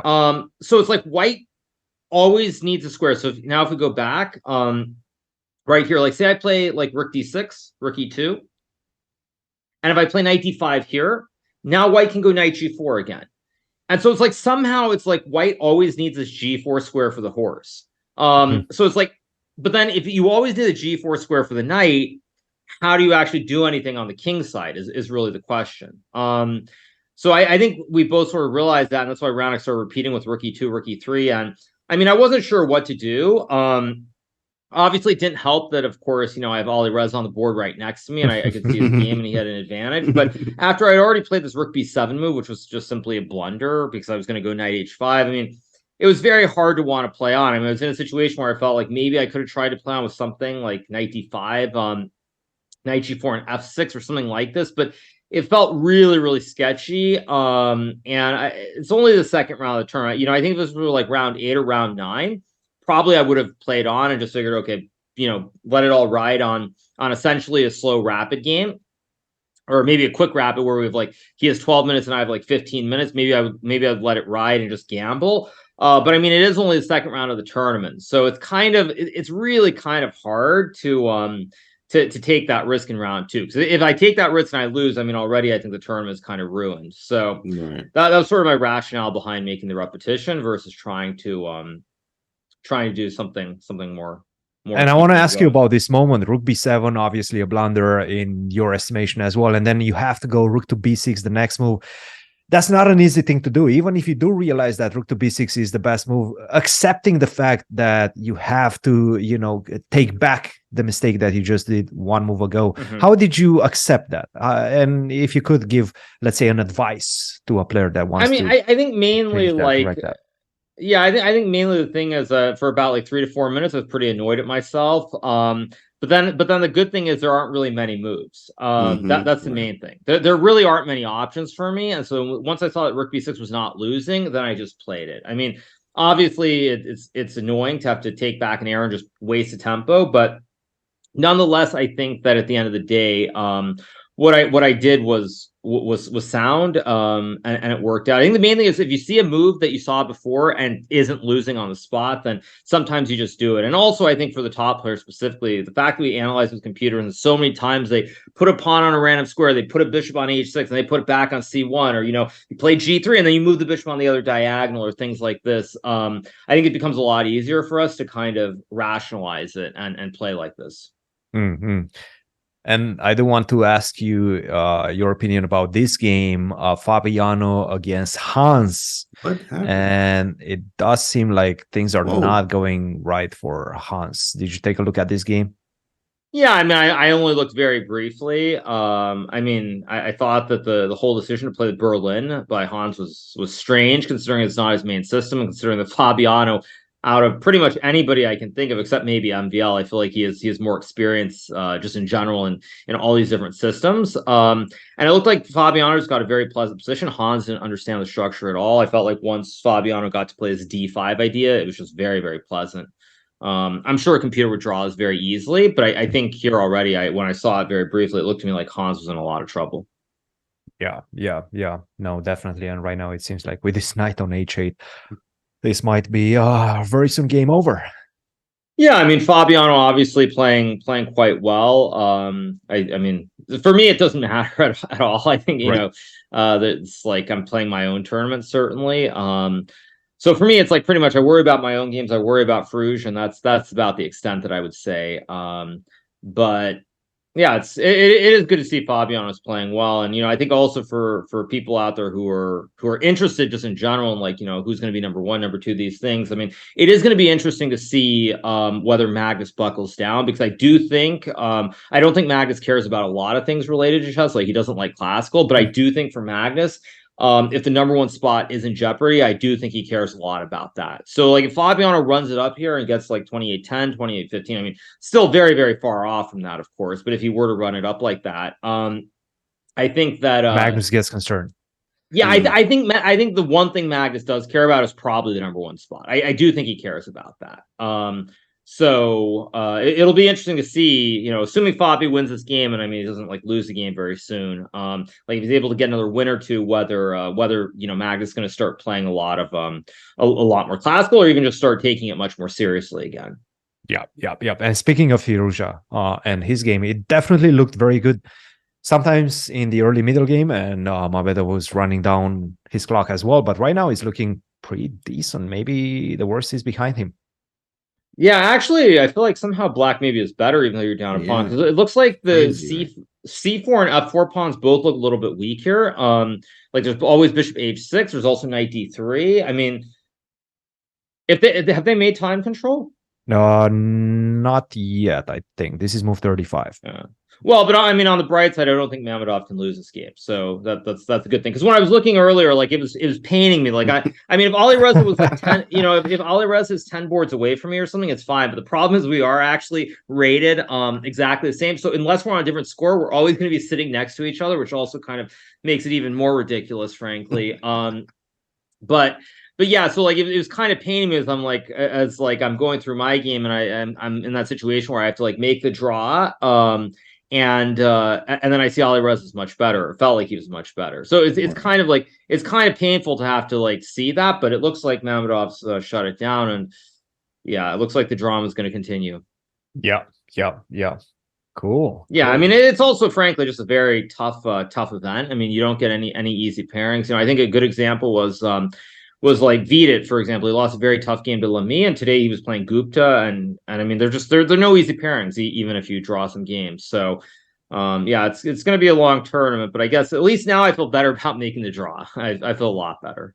How's your mindset? How's the atmosphere there? We know that sometimes it can be painful given the weather is a little bit iffy, a lot of rain. How are you feeling right now? Well, I mean, first of all, I think it's been a while since they've held a tournament here in Isle of Man. Last time was 2019, so it's been a few years. I mean, overall, I think the conditions are decent. I would say. I think there's some things I'm not happy with. Very specifically, there's like this there's this like rule about like you have to be there right at the very start, even though everybody's coming from a distance. People are in many hotels spread across the island because, of course, there's no official venue, so that's made it a little bit stressful because I'm about 15 minutes away from the playing site by walking. So it's that's been a little bit weird. Also, I mean, they have this regulation like no coats in the playing hall, but then everybody had to leave their coats in the playing hall yesterday because they didn't have a coat check. So there are a lot of little weird things that I'm not particularly amused by, I guess you could say. But you know, I assume by the end they'll figure it all out. So I think that's the main thing. For me, but you know, I've been here before, and I think you know you try to stay positive about everything as much as you can. How's the food out there? Oh, the food's been pretty good. I mean, I also see someone is writing something about people walking through the playing hall. I mean, there obviously are quite a few arbiters, certainly. So it does happen. I guess you know at the end of the day, I'm trying to think of the political way of putting this, but I feel like, you know, a lot of people are acting all shocked at all these various things when it's been like this forever. So I don't really mind. I don't mind the arbiters walking around, or, you know, you have your staff, people who are doing filming and things like that. I mean, it is what it is. So I don't mind that. The food's been pretty good, obviously. I've eaten out a few times. I'm also eating in sometimes as well. But yeah, overall everything's relatively good. That's awesome. That's awesome. Well, good. Hikaru, we'll let you go do the recap. I would assume that's going to come anytime soon, and get some rest and get ready for tomorrow. Yeah. Also, you know, I was gonna say the one other thing that's kind of weird about this tournament is because of the time control, games go so late that normally, normally, like for example in Doha, I feel like if the game started, let's just say, I think it started at 3:00 local. I feel like by about 8:30, I'd have a pairing, or 8 or 8:30 normally I'd have a pairing. Here, because it's the three time controls. I feel like there was a game. I think the pairings came out around like 10:00 local time. There was a game between I think Hare Krishna and Gonzal or I forget who it was. Enriquez, or it was Cristobal somebody. I forget his name, but there was a game that went like basically 7 to 7.5 hours. So the pairings didn't even come out, I think, till like 10:30 last night. So that is one thing which I guess is a little bit weird, because it feels like if you have a relatively quick game, you're going to be sitting around waiting for a pairing for a very, very long time. Right. But you know, it's how it goes. Yeah. All right, cool. Hikaru, thanks for joining us once again. Good defense, resilient defense today. Definitely not an easy game, and good luck tomorrow. Thanks so much. I'll see you guys. Have a good one. Hey, bro. Thanks. Bye. All right, that was the boss himself, Hikaru. Yes, sir. After a tough yet successful defense with the black pieces against a very in shape opponent, Raunak Sadwani. So, sure, not something that he wanted to see whenever he was playing that game. KG defensive game, and Firuja next to him was blasting through Mamedov's defense. But right now, Mamedov seems to have full control of the position. Maybe even, as he himself pointed out, maybe even better with a pawn down in this position, given the weaknesses that we see in White's position, F4 and C4. So good outcome, but still nice. just the beginning of the game, just the beginning of the tournament as well. That's right. Exactly. You don't have to go, try to win every single game. I mean, yeah, it can, that'd be great, but like it doesn't have to happen. And you get the 2 draws there. Nice start, 1 out of 2. What can you be mad at, especially against these strong players? Yeah. No, absolutely. And let's go back to which one should we? This one is still not over. The game between Hans and whoa. What happened? What is this?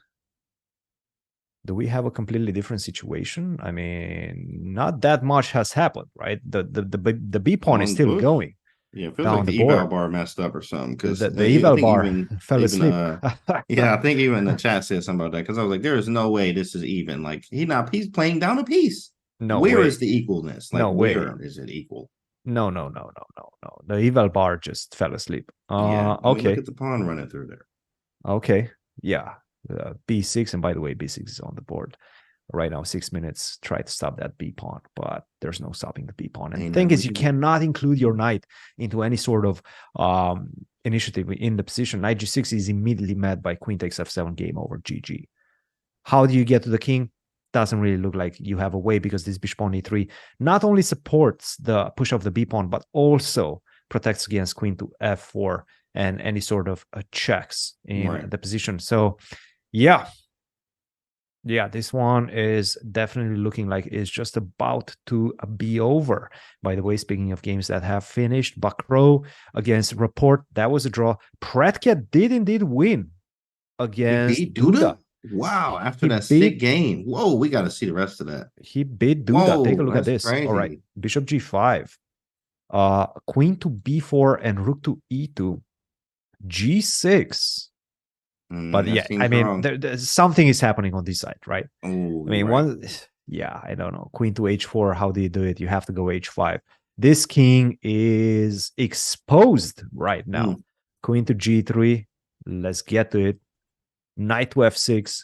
Knight takes H5. My goodness. Ooh, you're coming to Tactino. Sheesh. That's bishop C1. Oh, wow. He went H6. Not bishop C1. Bishop even stronger, bro. Wow. Oh, bishop H6 is nasty. That's nasty. Nasty. Oh, that's game over. Resi. Checkmate. Boom. Resi. Yeah. Checkmate. Heat. He brought the heat. Bishop H6 when you have bishop C1. Yeah, we instantly thought bishop C1. That's cool. Oh, that's cute. That's fire. Look at the little tactics. He like, no, you look at the little tactics. Bishop H6. Man. Wow. Bishop H. That was nice. That was really nice. What was his opening again? I'm just curious. Like, what? That was the Vienna. That was the crazy pawn stack in the Vienna. Man, he got speed off that game. I think Queen C2 was the move that he did not expect. I mean, Queen to A4 is one of the main lines to force knight to come to C6, but Queen to C2 was Pretke's preparation. His preparation, sweet in this one. Yeah, that was a game. This was a bad move. He has to play C5. He has to look for counter chances. And if you don't know it, if you don't analyze this at home, it's very difficult to play the move C5. Yeah, right? It's very difficult because I mean, it's like the D file is open. Yeah, I don't know. I mean, look, I'm not blaming Duda for anything in this game because it's such a difficult position, such a difficult defense to have to be engaged in. And by the way, I mean, you can see it from the exclamation marks, question marks that we see attached to every single move. It's a difficult position. It really is. Bishop C2 question mark, Bishop G5 question mark, but they're not really question marks, right? I mean, these are just like natural moves. Right. And unfortunately for Duda, it was himself who was unable to stop the attack. Yeah, that's his tough. way. That's Yeah. tough, and that's a big rating, not big rating loss, but I mean, yeah, he's just gonna lose like 7 points for that. Something That's a big hurts. loss. It's a That's a big big loss. Being loss. Yeah, 2,700 too is tough. that's a big loss. Yu Yang Yi, by the way, we haven't seen this one.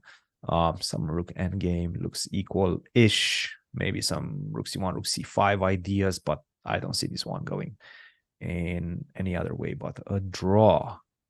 Abdusatorov drew against Narayanan. Okay, that's probably a good result for him. And because he wasn't doing very good out of the opening. What else do we have? I think we got to go back to this Firouzja game, which, by the way, after bishop g5, bishop g7, Firouzja is just like catching up on time. You remember when he had 50 minutes against 17 minutes or something like that? Oh yeah, correct. Or 7 minutes? I think it was 7 minutes, 50 against 7. Now he's like 9 against 3. Firouzja just trying to make something happen. Yeah, but there's nothing. There's nothing. Yeah, no. Accelerated dragon. That's crazy, bro. Like he played the accelerated dragon. And he survived. And he survived. That is Crazy. like, that is crazy. But that also is really cool to see at this level. Him, Mamedov being one of the strongest players playing it. For all your accelerated dragon fans out there, as I am one of them, Maroczy Bind sucks, but it definitely sucks, bro. 100%. Hates playing it from the black side. There's but it something can be there. played. Yeah. It can be played. There's some magic there. There's some magic there. Yeah, you got to get a bit lucky. You got to dodge some bullets along the way, but you can make it happen. You can make it happen. Doing fine. Yeah, you can make it happen. All right, I like it. Cool. All right, so let's go back to Fabiano versus Hans just to see the end of this game, because we truly do not expect any big things happening in this one anymore, do we? I mean, he did find, I think, probably the best source of counterplay that there is, which is what he's doing right now. This is a very nice plan. He does want to play f4. He does want to get the rook in the d1. And then that's actually some mating chances for sure. Lots of checks around the king. That's right. He is starting. Yeah, he's starting to find some stuff. So can I go queen to a1? You can, actually. I'm sort of worried about what you were just saying. Rook to d1. I don't like to see that in the position. Or maybe, just maybe, even something like this. Oh, rook d7. I like just to do it with tempo. Yeah, just to do it with tempo. You know what I mean? Because now if you take, at least there's no more source of counterattack for you. That's kind of game over. Pretty good. I'm going to go b7. I'm going to support that maybe with bishop a7. A7. Yeah. That's it. GG. So yeah, rook to d7. I like that. Queen to a1. I like that as well. And by the way, right now we're dropping down to the last 5 minutes for both of these players. 5 minutes, but still only 2 moves. Yeah, exactly. Only 2 moves. They're about to hit time control. And it's still more of a game. Yeah. Well, yes. I have a feeling that Hans is banking, his chances, and he believes that he has something going on if he manages to get something before the time control. Because if you give Fabi another 50 minutes to solve everything in this position, that's it. Game over. Yeah, I mean, the guy can calculate up until checkmate. But okay, queen to h4. Take a look at this. Oh, that's a spicy one. That was heat. That might be the button. You might have to hit the button now. Do you even have a move? Oh, he does. Rook d6. Okay, push. By the way, queen e7? Can I take? No, I cannot go. So queen e7, rook g6, and I guess I can take another pawn. Another juicer. Yeah, I can get another juicer. I like that a lot. Rook g6, queen takes the other pawn. No more f4. By the way, the knight. we got to highlight this knight, man. Forgot it was there. We got to highlight this knight. You're threatening bishop h6 here too. It's just we're being a little bit mean right now, but we got to highlight that knight. I mean, look at that. They don't even consider it a piece. It's like in duck chess, the duck thing. Like it's just how it is. It's just a duck. It's a duck. It's not a knight. And it's a sitting duck for sure. Queen e7, rook g6 is on the board, and queen takes e5. That's move 41. They both get another 50 minutes on their clocks. I think this is about to be over. Probably This gonna is resign. just about to be over. We're going to see a resignation in this one. Yeah. Nice. Fabi's gonna be 2,800 again. Since what'd you say? 2000 what? I want to say 2018, 2019 at the Wow. latest. That's crazy. I guess 2019, just for the simple Yeah. fact. Yeah. And actually, There it this is. is just over. We just got the finish. Congratulations to Caruana for breaking 2,800 once again after a 4 or 5 year dry spell since the last, the last and first time he challenged for the World Championship against Magnus in 2018, late 2018. Very nice. And I think that was immediately after in 2019. I think he slowly bled through his rating. But now he's back to 2,800 and definitely in great shape. He's back, Chad. He's And back. by the way, 2,800. this makes it 5-0 against Hans. That's a ridiculous score. That's ridiculous. And it's like, man, you're like, oh, come on. I got Fabi again, bro. Dang. Right. I mean, white, black, it doesn't really matter. I cannot touch this guy. What's happening? How do I touch this guy? You know what I mean? Yeah. Yeah. Okay, we don't have that many games left. Let's take a look at Arjun versus Anton Giha. Whoa. Whoa. Let's see this opening. I'm curious. Love to see Okay. Arjun's opening choices. Okay. Queen's Gambit decline type Benoni reverse type. Yes.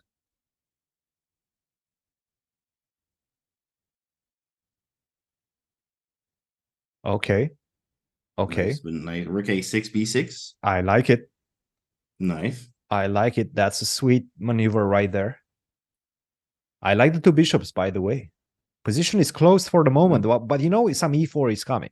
Yeah, that's coming. Some F4 is coming. Who knows? Both. Who knows what's going to hit you? Yep.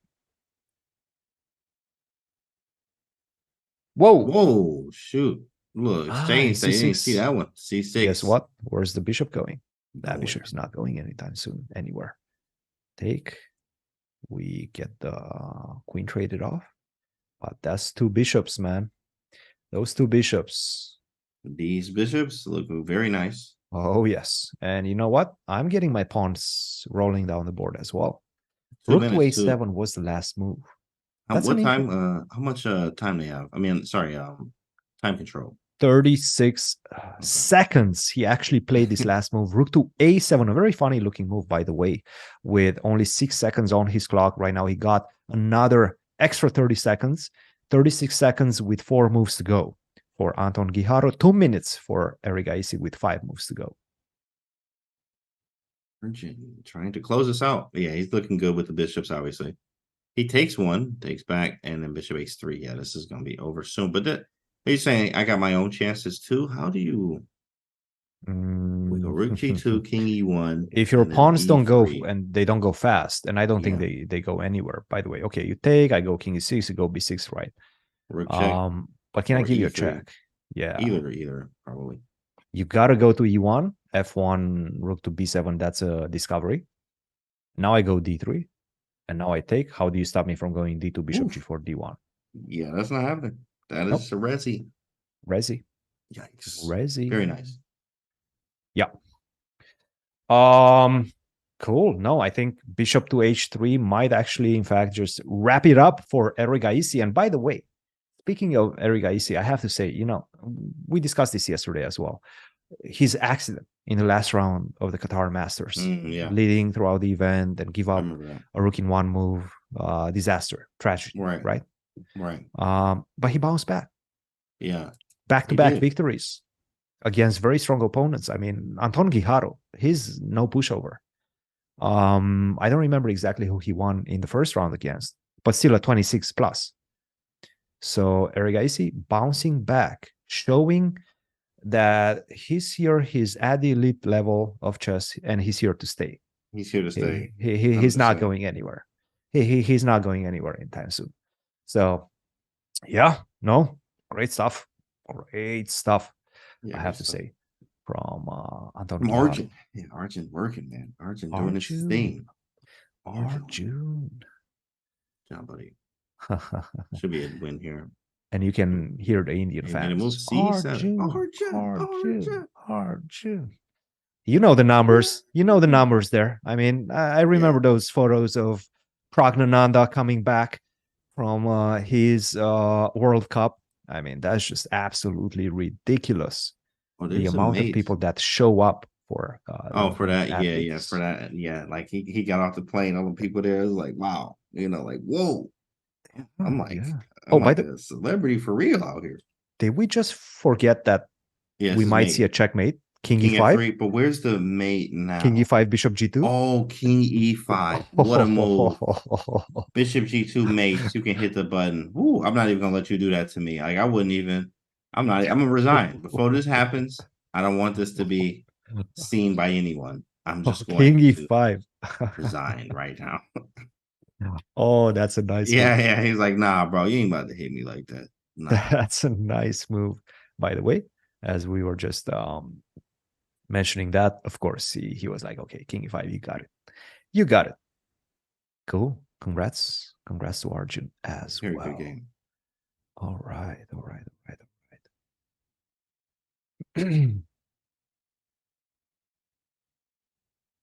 Fire. Okay, let's see.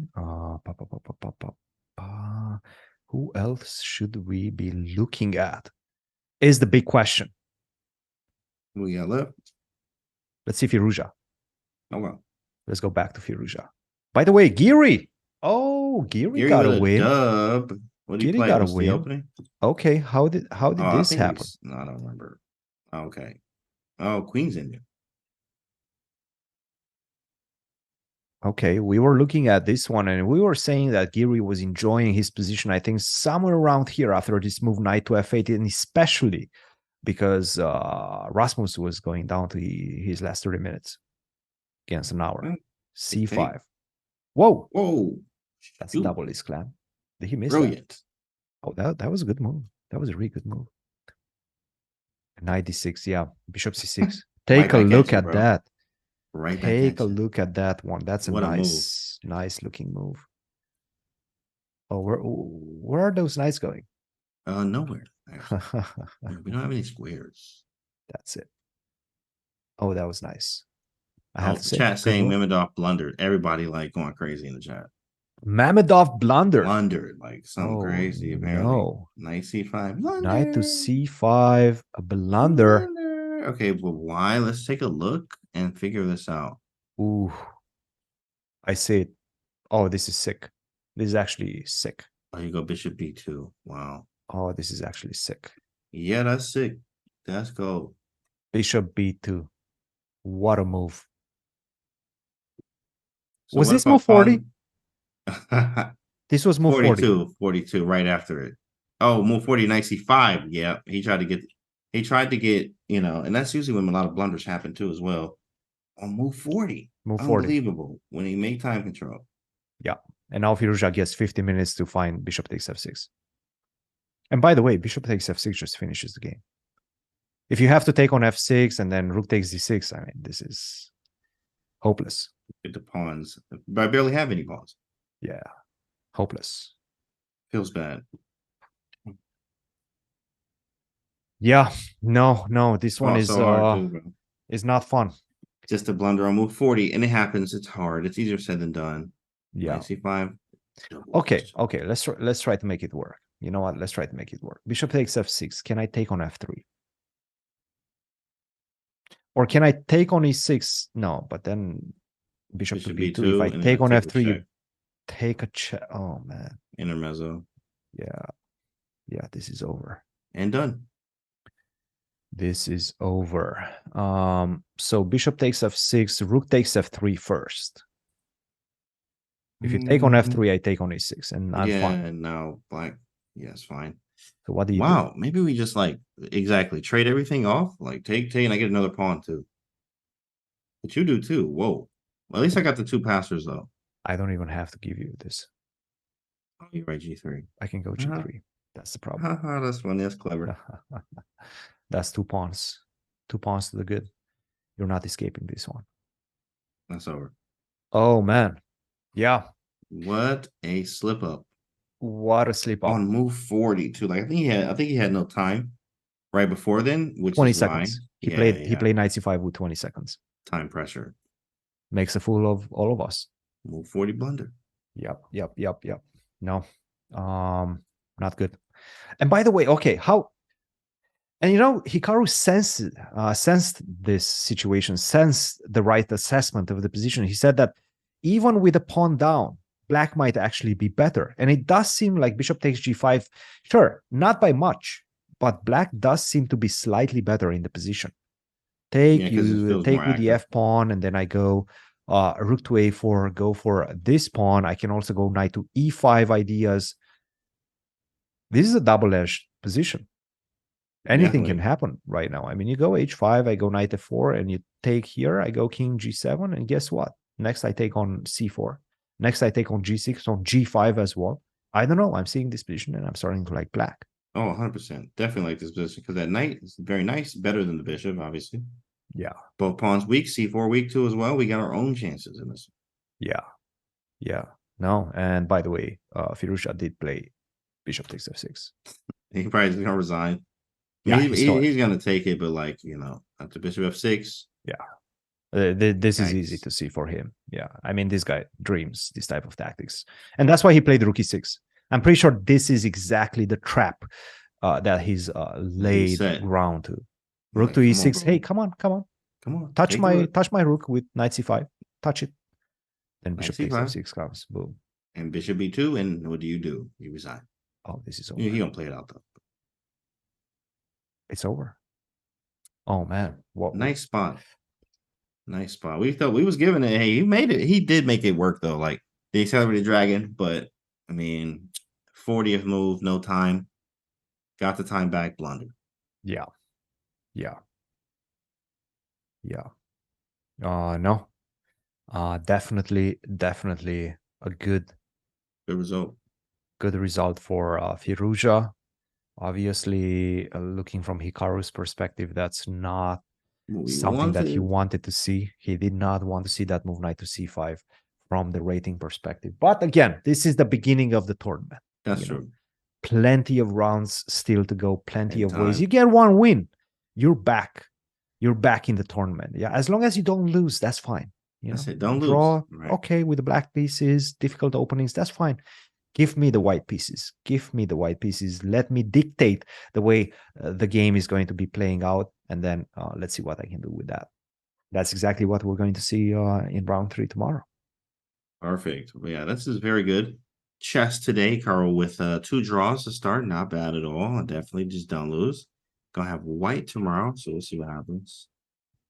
Pretty good. Yeah. Let's see what other games do we have. We saw that Yu Yangi, that endgame. Oh, that's nothing was actually happening in that one. Hikaru was mentioning this game of Vidit after losing one game and then being paired with Gupta, who is once again no pushover. Right. And let's see if I can find that. See if I can find that. Where is it? Oh, there it is. Is Vidit coming back? And the answer, I believe, is yes. Just better pieces? Okay, it's white to move. Maybe we just go king e4 or something. Yeah. Can we just walk the king all the way up? Why not? But there's also that h pawn looking kind of... That's a fast pawn. Yes, but the thing is, whenever you start pushing it, then I come back with a king. Oh, you thought I'm going that way? No. Gotcha. Trickery. Going this way. Yeah. I don't know. I sort of like it. King to e4 is definitely a move. It's still not over. I mean, the pawns are equal. You still have to find a way to break through. And by the way, it does seem like king e4 is not the most precise. And let's try to understand why. King f3, h3. And okay. Now I understand. This square is mined. Rook takes c6, boom. Oh, shoot. Yeah. Don't go there. Getting hit with the tactics. don't go on g3, right? So you got to stay put. You got to go king f2 and touch it from the front, but Yeah, it's that's too not a young. pleasant thing to do. It's too long. It takes a long time. Yeah, yeah. So king to g8. By the way, this is move 40 as well. Move 40. Get more time. They're getting more time. Yeah, Yes. boy, should be good. Yeah. Did Yeah. it No, but I game. have What to was say, this opening? let's I always see. like to see. Boom, boom, boom. Okay.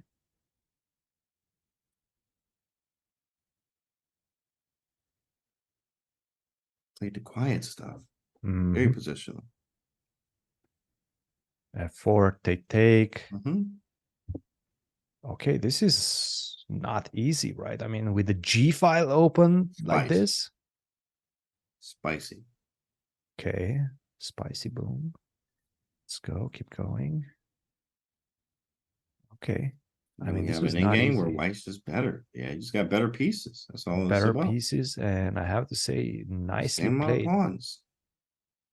And this is a mistake. And this was once again a mistake at move 40. If you play the move knight to f7, this seems to be a very good situation. Because if you try to invade, then I have knight h6, which picks up the knight. Pick up the knight. Yes, yes. Take it. Take it, and that's it. Right. So yeah, no. Move 40. Vidit gets 50 minutes, try to figure things out. See the move knight to f7, which by the way, I have knight h6, but I'm also looking to redirect my knight to e5, put more pressure on g6, right? That's the ideal position that I want to get with the knight on e5, the rook on e6, looking at the knight on e7. That basically puts you in a complete Suzwan. Right. After that, I can do whatever I want. I can go Awesome. a3, b4, create some Yeah. more passers in the position. This one is looking Good. good. Very good. Clean. Why don't we take a break now that everybody reached the time control, made that 40th move, Wow. and we'll be back shortly to end the show. Cool.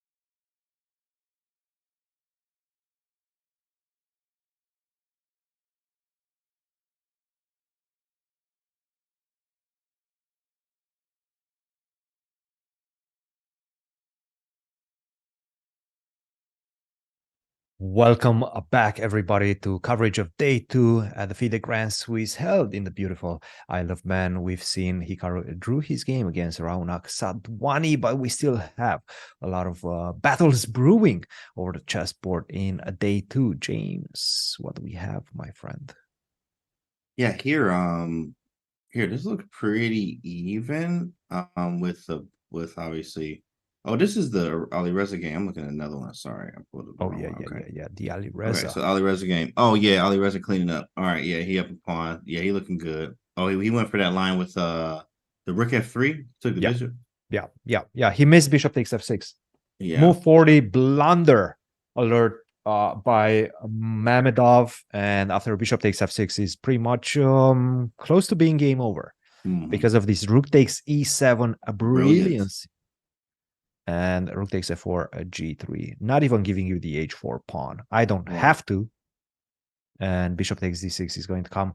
To be honest, I'm looking at the position. I have a feeling we're not going to see this game go on for a very long time. I think Mamedov is feeling disgusted with himself right now. That's the word, bro. I would be too. I would be mad and irritated at the fact that I let this happen to me, right? Like, oh, but I mean, he was he's playing mad. so good. He was playing so good, bro. Like, so now I would be irritated, obviously, but no, yeah, for sure. And he just played this move knight to d7, bishop f4, followed by c5.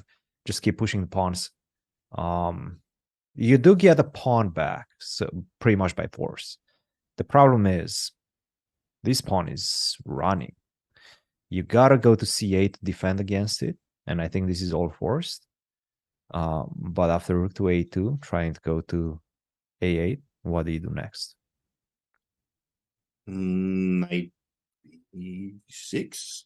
Knight d6, I just take. Oh yeah, you just take it. Knight b6. Knight b6, I go rook a6. And then that's over. You also can play rook a8 anyway, which is nasty as well. But rook a8, rook a6 is just GG.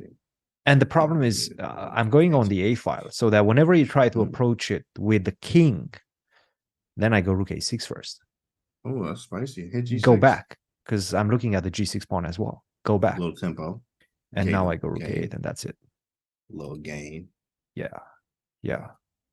So, yeah, this one is looking done and dusted for Ali Reza, for the simple fact that at move 40, I mean, that knight c5, such a tempting move and such a difficult decision to make with only 20 seconds on his clock. That's how much time he had on his clock when he played the move knight to c5.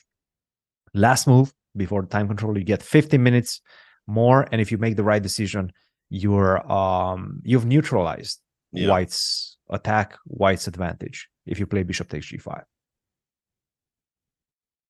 That was it. Oh, he was supposed to play. Yeah, he was supposed to play it in fg5 or k4. Yeah, try to go for the d4 pawn. That would have been. I don't know why he didn't take that. I mean, he's so tempting to play knight. He was afraid of h5. That's exactly why. I'm telling you for sure. He was like, okay, king. Yeah, you cannot take on g6 because of bishop h5. Right. So perhaps this is something that he was worried about as well. But you just go king g7. Just king g7. All right. Yeah, that's hard to play. That's hard to not play. Easy. But yeah. And the funny part is that I'm not taking on c4. I just keep on taking your pawns on this side now. Thank you. And then I might actually be better. C4. You have like 3 of them, yeah? Maybe I'll take all of them. Better be careful. If you tempt me, maybe I'll take all of them. I will take all of them. Nice. If you give them to me, I will take them. Oh, yeah. And by the way, what do we have here? Okay, bishop c7 instead of bishop f4, not allowing knight b6 and just saying, okay, you know what? I'm going to keep both pawns in the position. I don't want to give you any. Right. I do not want to give you any of the pawns right now. Now we're going to play stuff like d6, c5. Yeah, you got to play d6. c5, rook takes d5 is going to be gone. Also could, that's an option as well. I might do that. Exactly. You might just play c6 anyway, right? And then move the I might do that. Yeah. No, for example, let's say you go rook d3, right? I might go for this. Still do it. Why not? Moves and bishops, I don't know, e5, f4, like who cares? Yeah. How do you stop me from going c7, c8? I don't think you do. I think you just have to give up the knight. That's it. She By said the way, something? Let's knight see. f6 is on the board. Okay. Knight f6 on the board. Bishop e5 is automatic. I mean, you can play that. I'm up 2 pawns. Like, well, you know, there are those cases though that you be up 2 pawns and you do something weird, and then now it's a draw. Rare. It's rare. It happens, but like, you know, also knight g4, right? You know, not looking good there. So You gotta get tricks. out of that. Gotta get out of that first. King g2 or Go king h3 g2 first. first. H3, I mean. But that's what he's trying to get. That's exactly what Tricks. he's trying to get. He's trying to get this bishop e5. He's like, hi, hey, come on. Hey, Go bishop on, e5. Let's exchange the bishop for the knight and win it with 2 pawns, 2 extra pawns. Why not? And then you get hit with knight g4. very simple. Knight g4. Guess who's in the king out driver's way. seat right now? Yeah.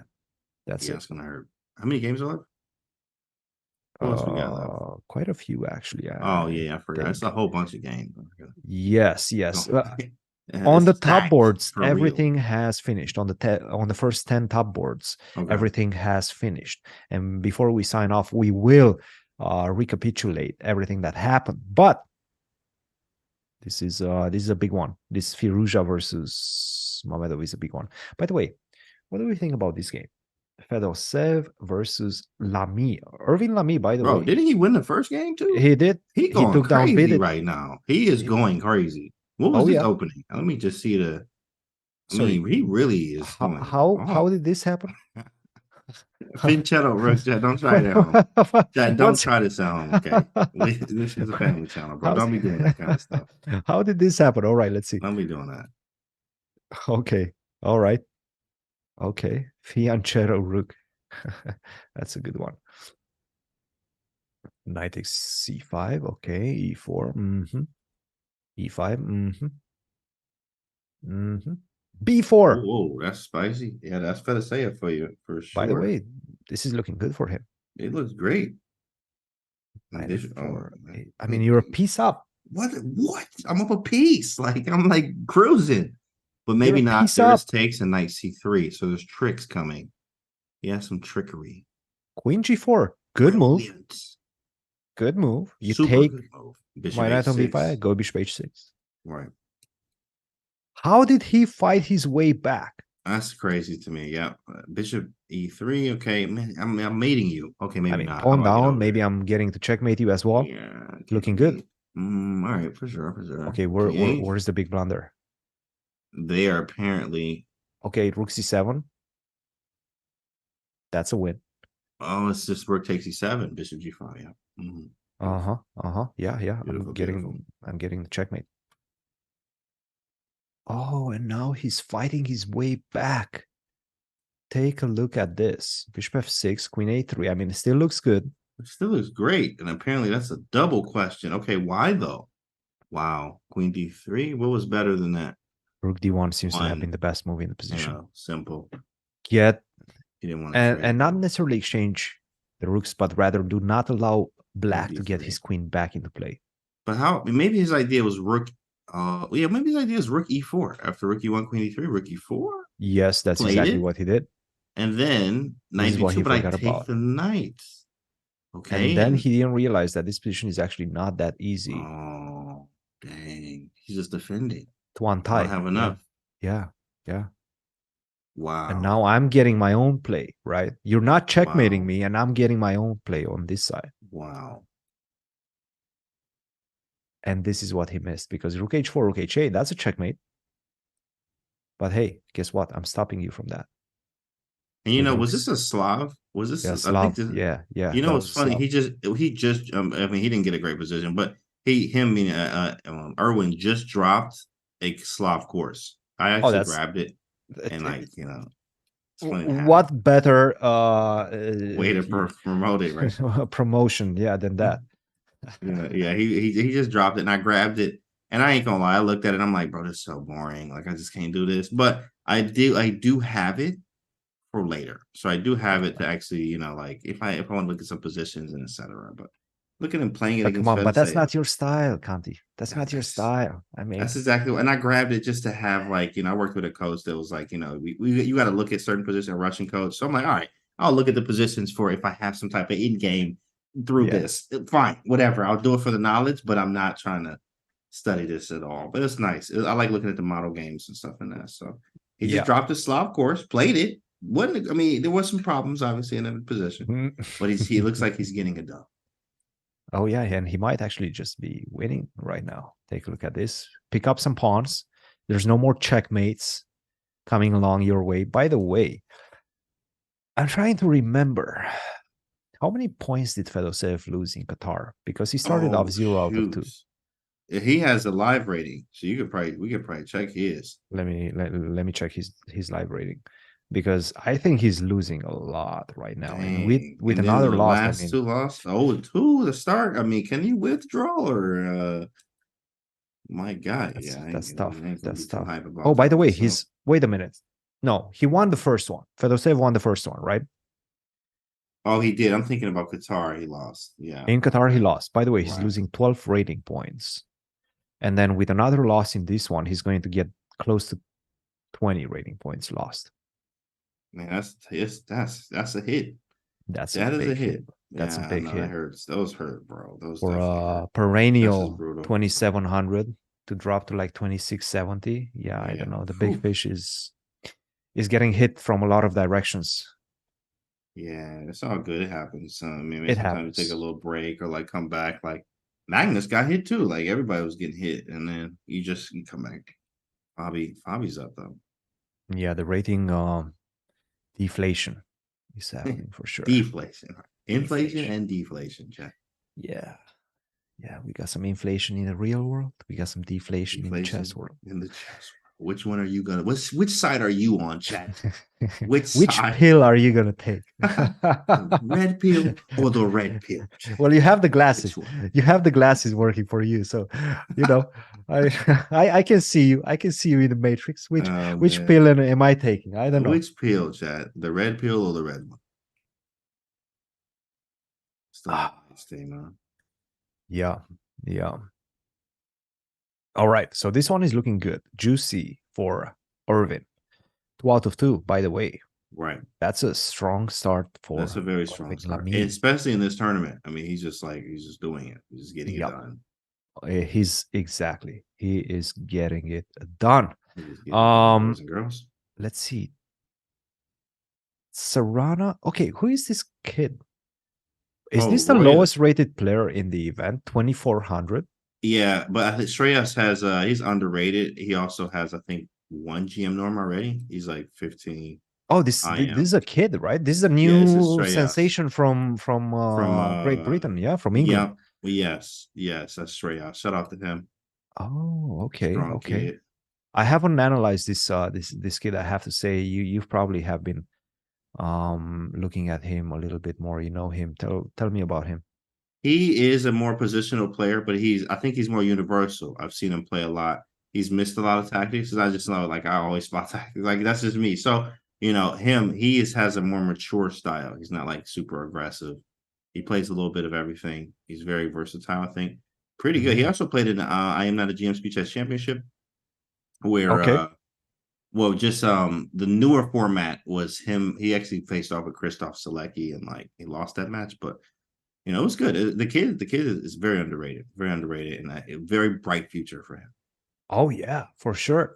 I mean, 2400 at 14, you know, that's very decent, especially coming from England, which, you know, it doesn't have such a strong chess culture, right? Exactly. We don't see as many great players. Sure, you've had David Howell, you've had Mickey Adams, Gawain Jones.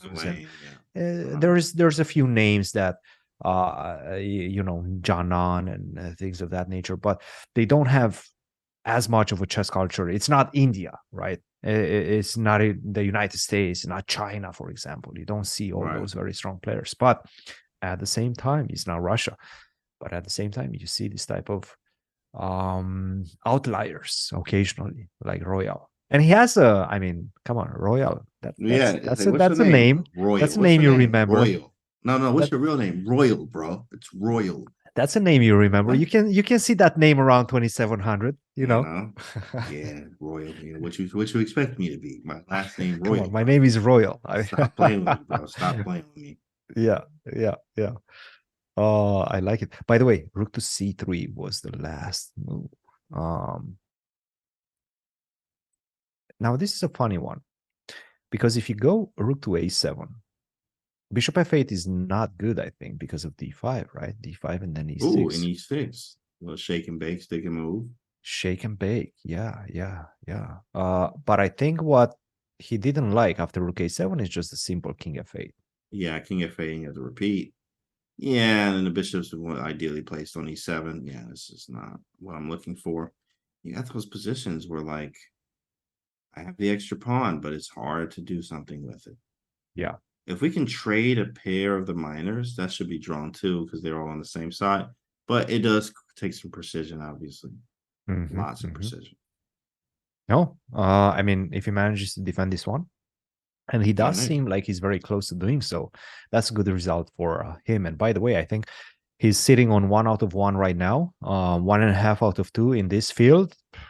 Kudos to him. That's a great just all result rating after game. Shoot, rate every game, rating up, 2, 3, 5 here, 7 here.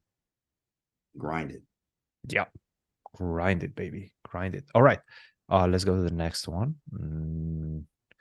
See what else we have. Something interesting. Oh, I see something interesting. Take a look at this pawn chain right here. Boom. Boom, boom, boom. Okay, 4 on 4. And the 2 bishops. 2 bishops, 2 rooks. But then again, look at this You A got pawn. the pass A pawn here. I don't know. Yeah, I don't know. That's exactly the word. Like, I don't know. Who's better here, bro? Who's better? Who's actually better? Who is better? Okay, first of all, let's count the pawns. I'm actually a pawn up. Black is a pawn up. Right. Black is a pawn. I don't know why I said I'm playing I'm black. a pawn up. I'm a pawn up. But you don't actually look at the position and think any of the sides is pawn up until you actually count them. Right. Because they're so dense on the king side, right? But yes, black is a pawn up.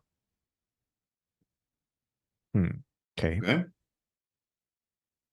How do we continue this one? You take on f5, try to break the pawns like that. Yeah, okay, we could try. Take on f5 first. I take with, I don't know. I was thinking about taking with the bishop, but maybe not. Maybe let's take with the pawn. Keep the pawns connected. And then we have maybe some rook h1 coming. All right, cool. Yeah, I don't know. I like white because this is nice. I like, especially after that capture, I now feel like I got some stuff here. So I have to do something immediate. What if I take? What if I take? Oh, that's annoying. What if I do this? That's so annoying.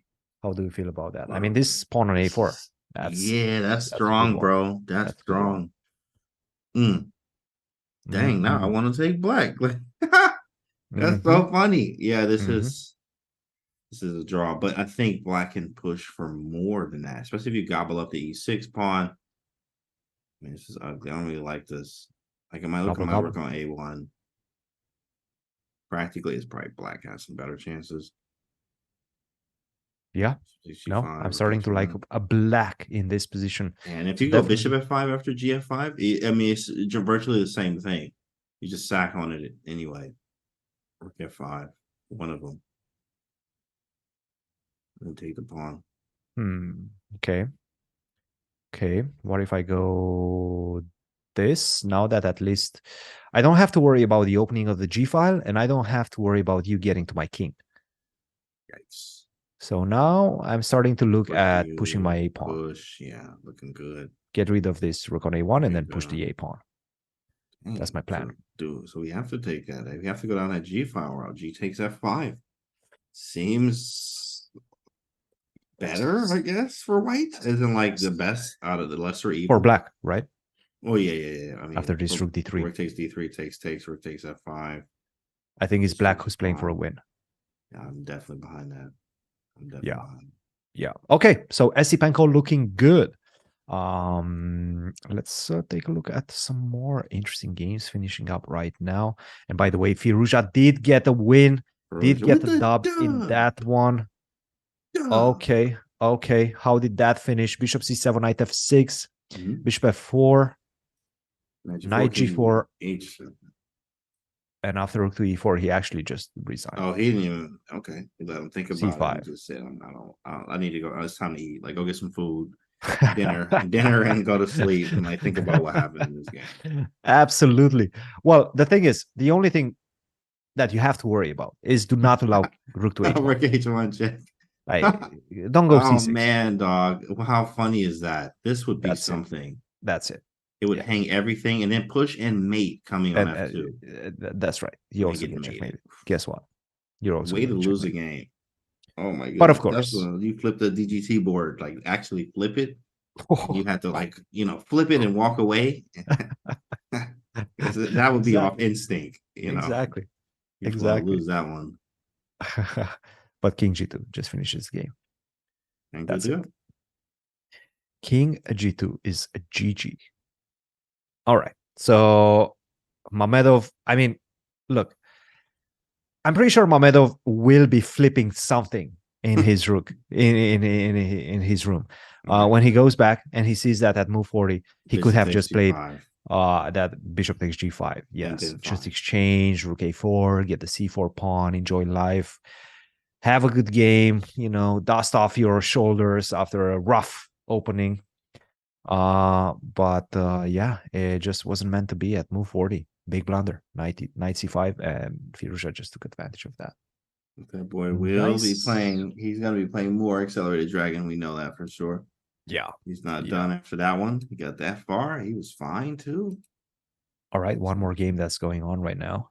Take a look at this. See what we got. Gukesh. Okay, playing the former PCA world champion. Ponomarev. Ruslan.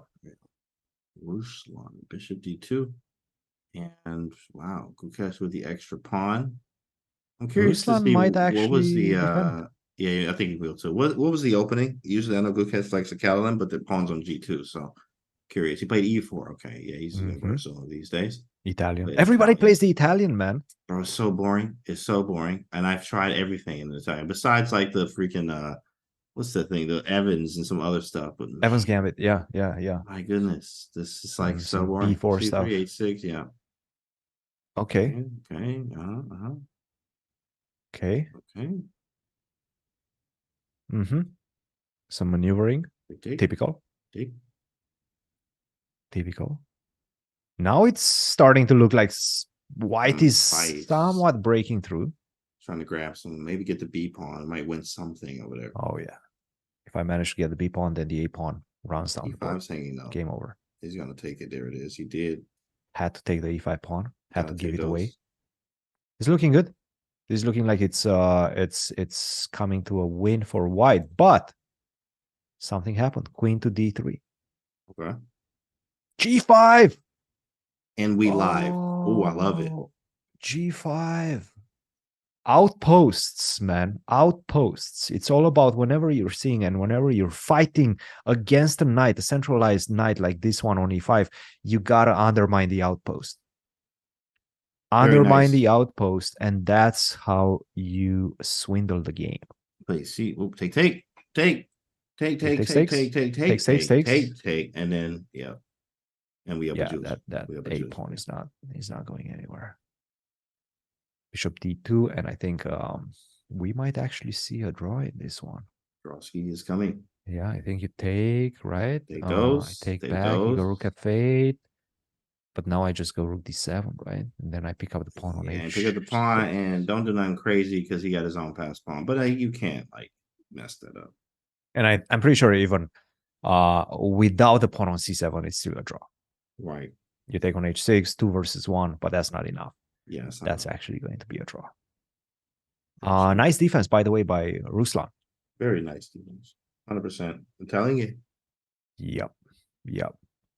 And I saw one that I wanted to show you because the result actually surprised me quite a lot. Take a look at this.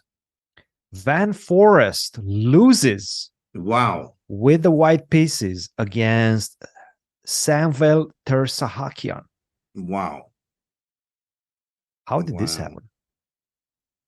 Boom, boom, boom. All right. What? Well, he played what? What? Oh, that's Jordan specialty. I'm like, man, what he lose to? I thought, never mind. I thought it was the other way around. Oh, well then, okay, then this is normal. Yeah, Okay, this so is the normal Jordan.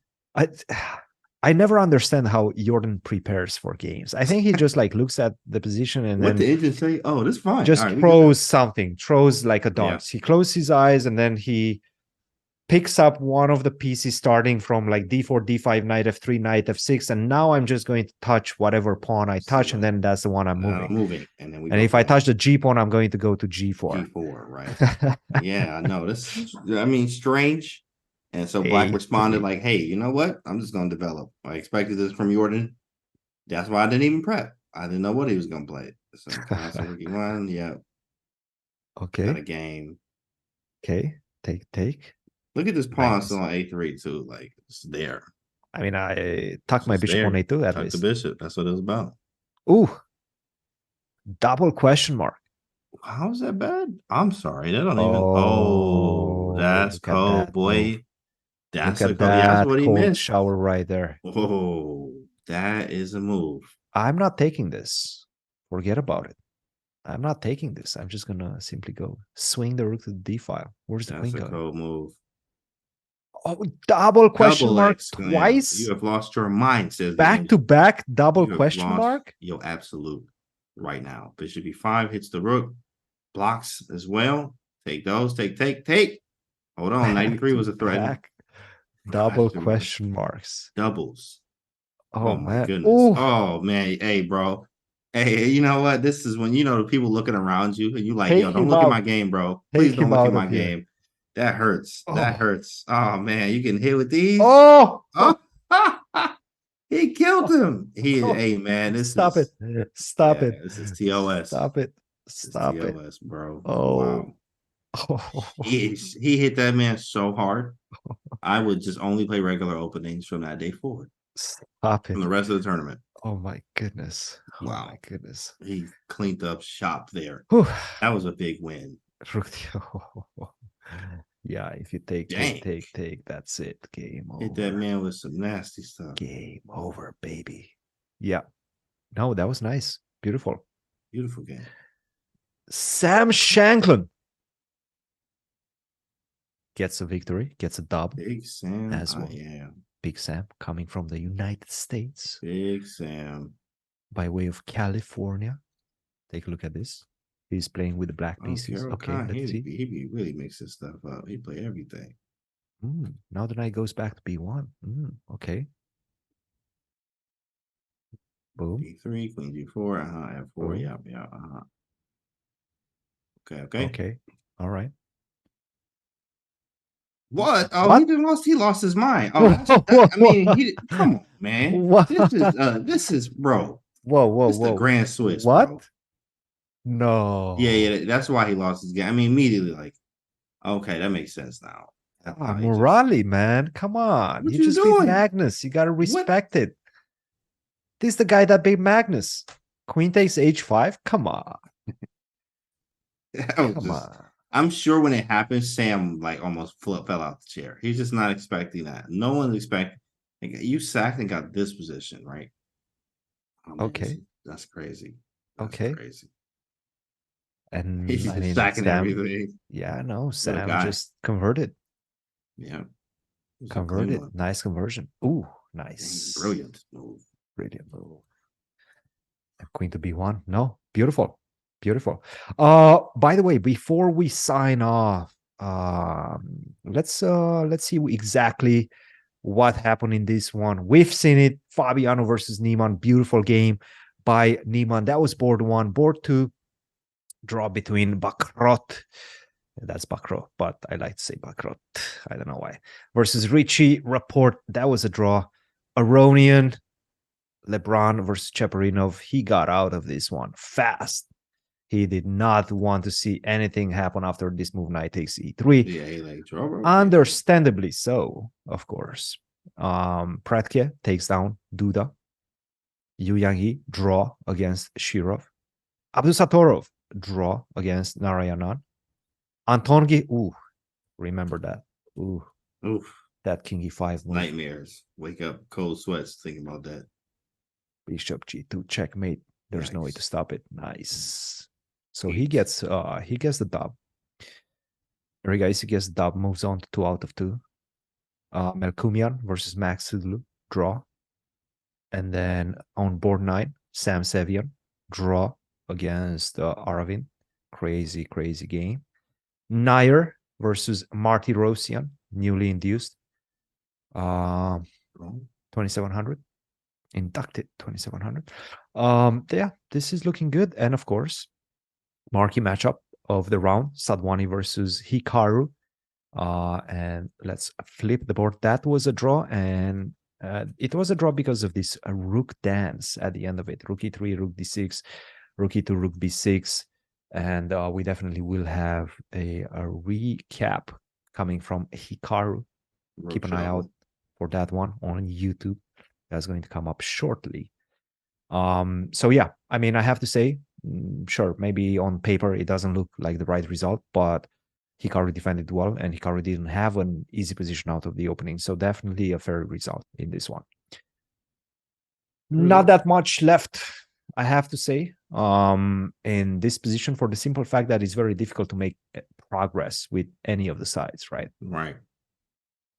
So that's what we got. That's what we got. All right. I think it's time to wrap it up. Good chat once again, Kanti, today. I'll see you tomorrow, most likely. Yes, sir. And round 3 coming up tomorrow, same time, same place. Be here. We'll see you guys tomorrow. Hikaru most likely will have the white pieces. Let's go, We'll Chad. be looking for some blood. We're looking for a dub. Come on, Chad. We need you here. Be here tomorrow. See you guys tomorrow. Cheers, guys. When I see some of these moves that computer suggests after a game that I play, and I just go, wow, that is the beauty for me, because these are not moves that I would ever consider. And when I then see the move, and then like I might make a couple of moves to try and understand why, that is the beauty to me.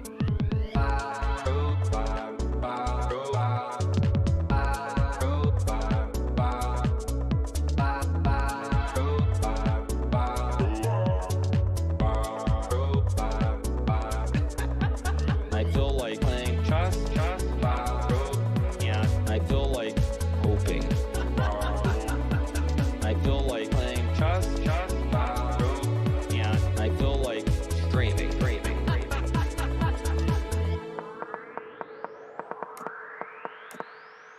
I'm just trying to play as well as I can, and I don't really worry. Like, if I lose a game, it's not the end-all be-all. I'm not naturally talented, but if I don't get something, I try to figure out, why don't I get it? What am I doing wrong? Over and over and over again.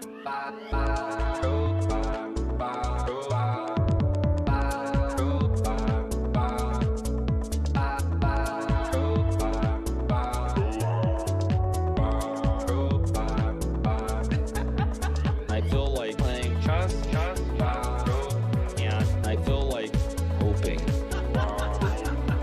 I feel like playing chess, yeah. I feel like streaming.